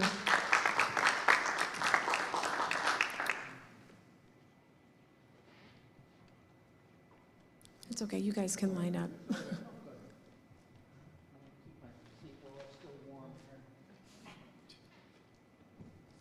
My name is Dale Essling, and first I want to start out by thanking the Village of Sugar Grove Board for dragging this process out and doing everything they can to thwart the public voicing their opposition to this debacle. In doing so, you have given us time to think. We are not obligated to disprove the lies that have been told by Crown, SB Friedman, and yes, by some of the representatives of the people. Trustee Lendy has spent a lot of time, and I imagine some heartache, trying to convince the rest of the board that the Crown property isn't blighted. She and the public should instead be asking for Crown and SB Friedman to comply with the TIF statute and convince everyone that the land is blighted. That's what the statute calls for. It reads, if vacant, the sound growth of the redevelopment project area is impaired by one of the following factors, that one is present with the presence documented to a meaningful extent so that the municipality may reasonably find that the factor is clearly present within the intent of the act, and two, is reasonably distributed throughout the vacant part of the redevelopment project to which it pertains. SB Friedman based their study, if you want to call it that, on a freaking memo from EEI. Friedman asked a very carefully worded question. EEI consulted floodplain maps and answered that question. Michelle from EEI stated that last week that there was no engineering done on the land. Just she looked at some maps. So there is no documentation as required by the law. If I drank a six-pack of Pepsi and walked out in my field and relieved myself, would I be able to claim my property blighted and get a TIF? If the answer is no, then it begets the next question. Why not? I certainly have more information about the water on my field than anyone has about the water on the Crown property. I certainly have more information on the runoff of my property than anyone has about the runoff of the Crown property. And I would certainly have better knowledge of the mitigations needed to stop the runoff from my property from flooding 75 square miles of Blackberry Creek watershed. If you don't know how much water is running off the property because you have no engineering done on it, then you have absolutely no idea how to mitigate anything. And there is admittedly no documentation of the supposed runoff of this property. The TIF statute says the factor must be present to a meaningful extent so that a municipality may reasonably find that the factor is clearly present within the intent of the act. The intent of the act is to remedy an eyesore in the village that will only get worse without government stepping in and helping to alleviate the eyesore. There is no eyesore around the I-88 Route 47 interchange, nor will there be if Sugar Grove does not grant a TIF. The village trustees took an oath of office when they were sworn in after being elected. Some of you work in the private sector where you also had to take an oath and or agree to obey the law, all laws.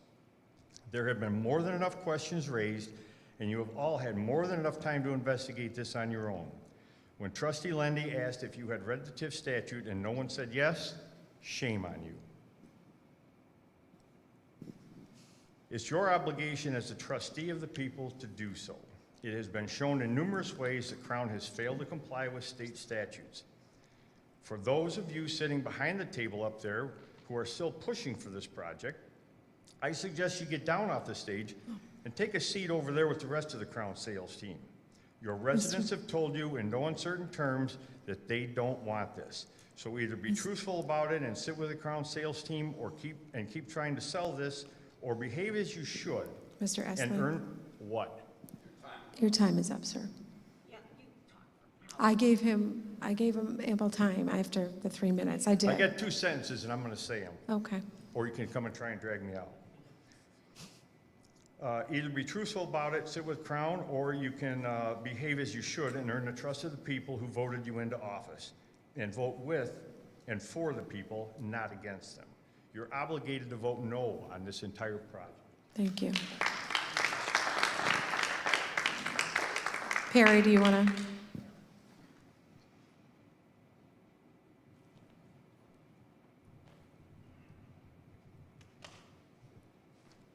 Hi, my name's Perry Elliott, resident of Sugar Grove. Just to further support that, which I've already done several times at meetings, the TIF Act states that everything that qualifies is a subset or relying upon meeting the intent of the TIF. I don't care what it is, if it's a 5-factor test, if it's the 1-factor test, if it's or the runoff. And the intent of the TIF is stated that as a result of the existence of blighted areas and areas requiring conservation, there is an excessive and disproportionate expenditure of public funds, inadequate public and private investment, unmarketability of property, growth in delinquencies and crime, and housing and zoning violations in such areas, together with an abnormal exodus of families and businesses, so that the decline of these areas impairs the value of private investments and threatens the sound growth and the tax base of taxing districts in such areas, and threatens the health, safety, morals, and welfare of the public. These are the qualifiers that you have to meet before you can come out and say, just because you have runoff, it's a blight. I disagree. Secondly, I think I would like to request the board to come up with some financial numbers that show the direct line of benefits to Sugar Grove. The other purpose of a TIF is to support the village and actually increase and remedy issues within the village. I'd like to see what those benefits are going to be with indications of what you might do with the money. Are you going to help with the streets that are all in disrepair? My street is horrible, and there's many other streets in the village. And the answer is, well, we don't have the money. So anyway, looking at page 12 in S.B. Friedman's analysis of the financials, the way it is, with the 10-90 split, Crown gets $340 million, which is 70% of 70.6% of the TIF. The village gets 10, which cannot be spent. That's the other thing. Those monies can't be spent outside of the TIF district. So you've got $780,000.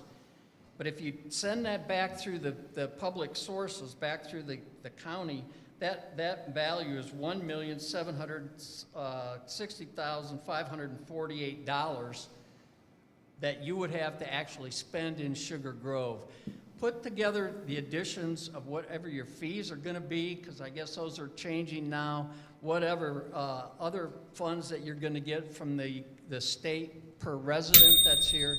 Put together all of the details that you can count on and let us know what that's going to be that's truly going to benefit and how it's going to benefit our village. There's no jobs, and that's another focus of the TIF, is to bring jobs to the community, not outside of it, not to the county, not to the state.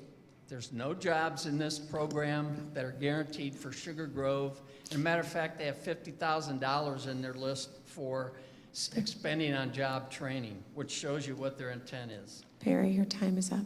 I know my time's up. Thank you, sir. It needs some scrutiny. Let's leave it at that. Thank you. Next public comment.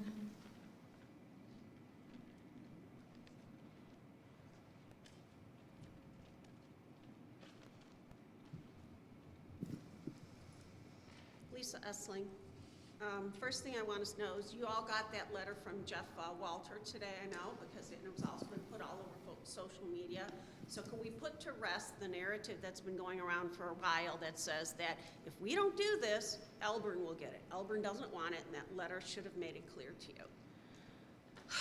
The public, the next thing I want to say is that you over there, when you were talking about those signs, that 45-foot sign that's at the corner of Route 47 and CV Road in the corner there, in the southeast corner, and you said it's not by residential, that's going to be less than 1,000 feet from my house. And your water tower is less than 500 feet from my house. There are 20 families, not just houses, families that live up Red Oaks and around the back there. That is a neighborhood. You show it on here as a big white box as if it's nothing. It is families, it is a neighborhood, it is people who have been there 50 years. Don't keep saying it's not in a residential area. That is a residential area, and you lied. Next thing I'm going to talk about as quickly as I can here is the public has told you not to annex Blackberry Township property into Sugar Grove, and there was 3 reasons that we've talked about. Annexing additional land into the village when there's so many acres undeveloped within the current village boundaries is irresponsible and detrimental to developing Sugar Grove into a walkable destination village. The cost to destroy the natural topography and structure of the land and change it into property that is hoped to be buildable for large commercial and industrial uses is financially astronomical and ecologically disastrous.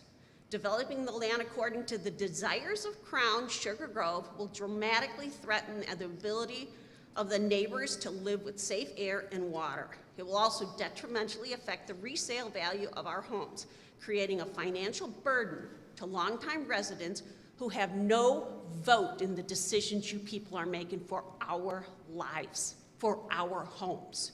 Would you want a water tower that close to your house in Hannaford? Would you want a water tower or one of those 45-foot signs that close to your home and 24-hour-a-day lights on a fueling station? You guys don't even want a restaurant that's going to have noise past midnight because, oh, it'll disturb the people. 24 hours of light. This is a residential area, and you're trying to put things that don't belong in a residential area there. Just because you leave it as a white blank does not change it from a residential area. Thank you. Any additional public comment? Okay.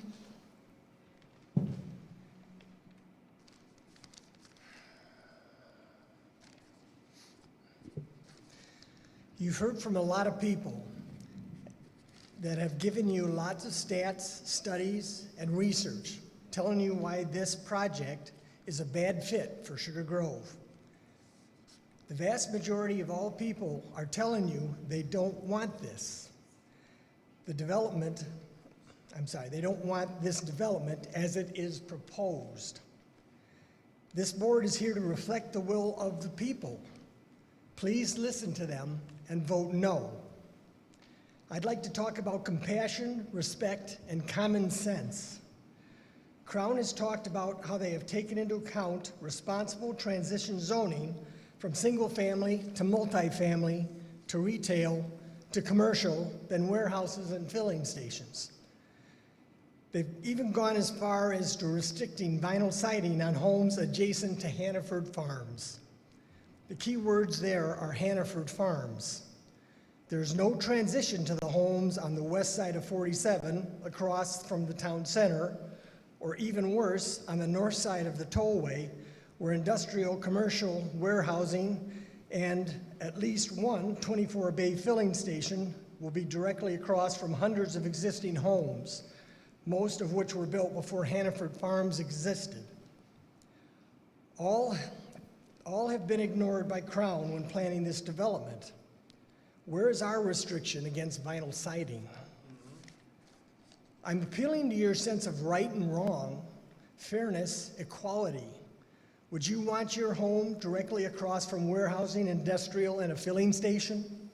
If so, please contact me after the meeting and I'll make arrangements to sell you my home. If you wouldn't want this next to your home, you must tell Crown no. Tell them they must do better for Sugar Grove and the surrounding communities. You hold our future in your hands. Please vote no. And it's also clear to me that some of you really have no interest in our public comment, because if you expect the public to be here at this time of the morning to talk to you, that's absurd.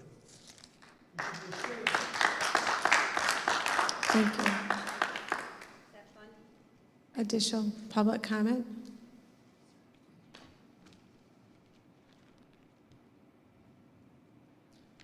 Just for the record, good morning. It's 12:37.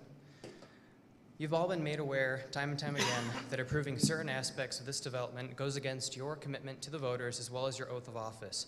You've heard from hundreds of residents whom you represent. At the zoning hearing, 98.7% spoke in opposition to the plan. The annexation agreement clearly spells out that the village would have to defend Crown if there were to be any lawsuits or litigation. That is a huge red flag. As a trustee and village president, you are all obligated by your oaths of office to look out for the best interests of the residents of Sugar Grove, not those of Crown. This annexation agreement states that the village of Sugar Grove must take the side of Crown should a resident file a lawsuit. Are you kidding me? There's no way that one of you village trustees could cast a vote in favor of pitting the village against its own residents. Here's a thought for Crown. If the housing market is so strong like you were saying the other night, build houses north of 88. Also, if the housing market is so strong, why are both Hannaford and Settlers Ridge still empty? Maybe the village should focus on filling those out first. As was also stated by one of you on Tuesday regarding the TIF not really being needed on the south side, why don't you develop the south side first without a TIF and then wait on the north side and come back with an acceptable plan? The only reason Jen wants to sunset the existing TIF is to free up space in the municipality for this one, because you would be over in your percentage of TIF district in the municipality. Sean, that was a technicality that you didn't get the full truth on. Crown has failed to provide a verifiable study in accordance with state statute to support their claim that 760 acres of farmland is blighted. They failed to fully answer questions in regard to Sugar Grove's own zoning standards. They failed in every step taken in their efforts because they simply do not comply with anything that is required of them. You seem to think that a TIF is a get-rich-quick scheme. That doesn't exist. This isn't free money. The people still have to pay for this. It's built on a fraudulent study. It's all farmland uphill from the creek, so it's deemed blighted. The statute would have simply said so if all farmland was to be deemed blighted and qualify for a TIF. But that's not the case. The statute doesn't say that. The property does not qualify for a TIF. The annexation agreement also states that if zoning or the TIF are to be found invalid, you as the corporate authorities must act in alternative measures to approve them. The clauses are absurd to consider. If the TIF is found to be illegally granted, how is the village supposed to rectify that? You should have concerns and doubts about everything regarding this proposal, whether that be the annexation, the zoning, or the TIF. Vote no now, and all of that goes away, and it's possible that you could possibly avoid litigation if anything was to be found illegal and a Crown were to come after you if you did something wrong, which supposedly may or may not have happened to previous administrations. The wetlands act as a sponge, so even if there is a big rain, you don't actually know if the water from Crown's land is actually flooding downstream. You don't know how much runoff there is, if any, because soil absorbs water. There's no evidence to support blight. And I want to address what Jamie said the other night, and I appreciated his commentary, but he mentioned TIF funds are to be used to remediate conditions downstream or elsewhere. What conditions downstream are being remediated? Without a true study or evidence, you don't know. You don't have evidence to support your claim for a TIF. Jaden, your time, I'm sorry. Thank you. We've been here for 30 hours in the last 2 weeks. You owe the public an apology. Thank you. Any other public comments? We need to know the end use cost. You're right on that. Yeah, actually, I'm going to speak about you, sir. I wasn't going to speak tonight. My name is Maria Rodriguez. Okay, that gentleman right there is the builder of your home and a subcontractor for your nephew, the McHughes. Yes, Okay, and he's also, and he's also a member of the Hannaford Farms LLC. So of course he's going to be backing you up, telling you, oh, this TIF is great. Living in $1 million home in Hannaford Farms himself, just like you are. Okay, so obviously there needs to be an investigation into the corruption of the politicians on this board. Because you busted yourself up by telling everybody that $50,000 was forgiven for the roots over in your property by the builders, which were the McHughes, which is his nephew, which is all related. Everybody, you know, wash my hand, I'll wash your hand. I'll forgive your $50,000, your $100,000. You don't have to pay the fees. You don't have to do that. So you know what? I cannot believe how corrupt you are. I really can't. I don't understand why you guys can't just do the right thing.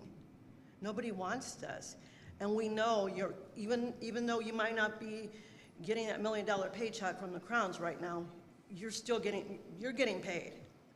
And just by exposing yourself tonight, and this gentleman here, coming here, Mr. Salago, or whatever his name is, Edward, okay, with Hannaford Farms LLC, with Mr. Tim Lund, this is all corruption, guys. This is all it is. My God. Thank you. Any other public comments? Going once? Going twice? Okay. Sir, just state your name for the record, sir. Ken Grauman. Just, you guys, make it make sense. These guys say, oh, it won't work with us without the TIF. They've had the land for 21 years. There's going to be no traffic going on Bliss Road. What happens when there's a wreck on 47? Where's it going to go? Merrill or Seavey? They're going to go to Bliss Road. Make it make sense. You guys are getting bent over. They're making money. You got a corridor from 90 from 90 down to 80, 88 to Chicago, and you guys are making them make money while the residents pay for it all. You don't listen to us. It's sickening. It's really sickening what you guys are doing, especially you. Thank you. Any other public comments? Going once, going twice. 3 times, we'll close that portion. I'm just going to go around staff reports. Do we have anything to add from our staff reports from last Tuesday? I hope if anyone had questions on those reports, they asked staff at this time. So if any board members have any questions, hearing none, we'll close that. Any trustee comments? Do we want to waive trustee comments? Do you have comments that you'd like to make? You're good? Board members are good. I'm going to waive president comments as well this evening. And I'm going to ask for a motion to adjourn. Motion to adjourn. First out of trustee White and a second out of trustee Heron. Roll call, please, Tracy. Trustee White? Aye. Trustee Heron? Aye. Trustee Michaels? Trustee Lindy? Trustee Shomas? Aye. Motion passes. Thank you, everyone.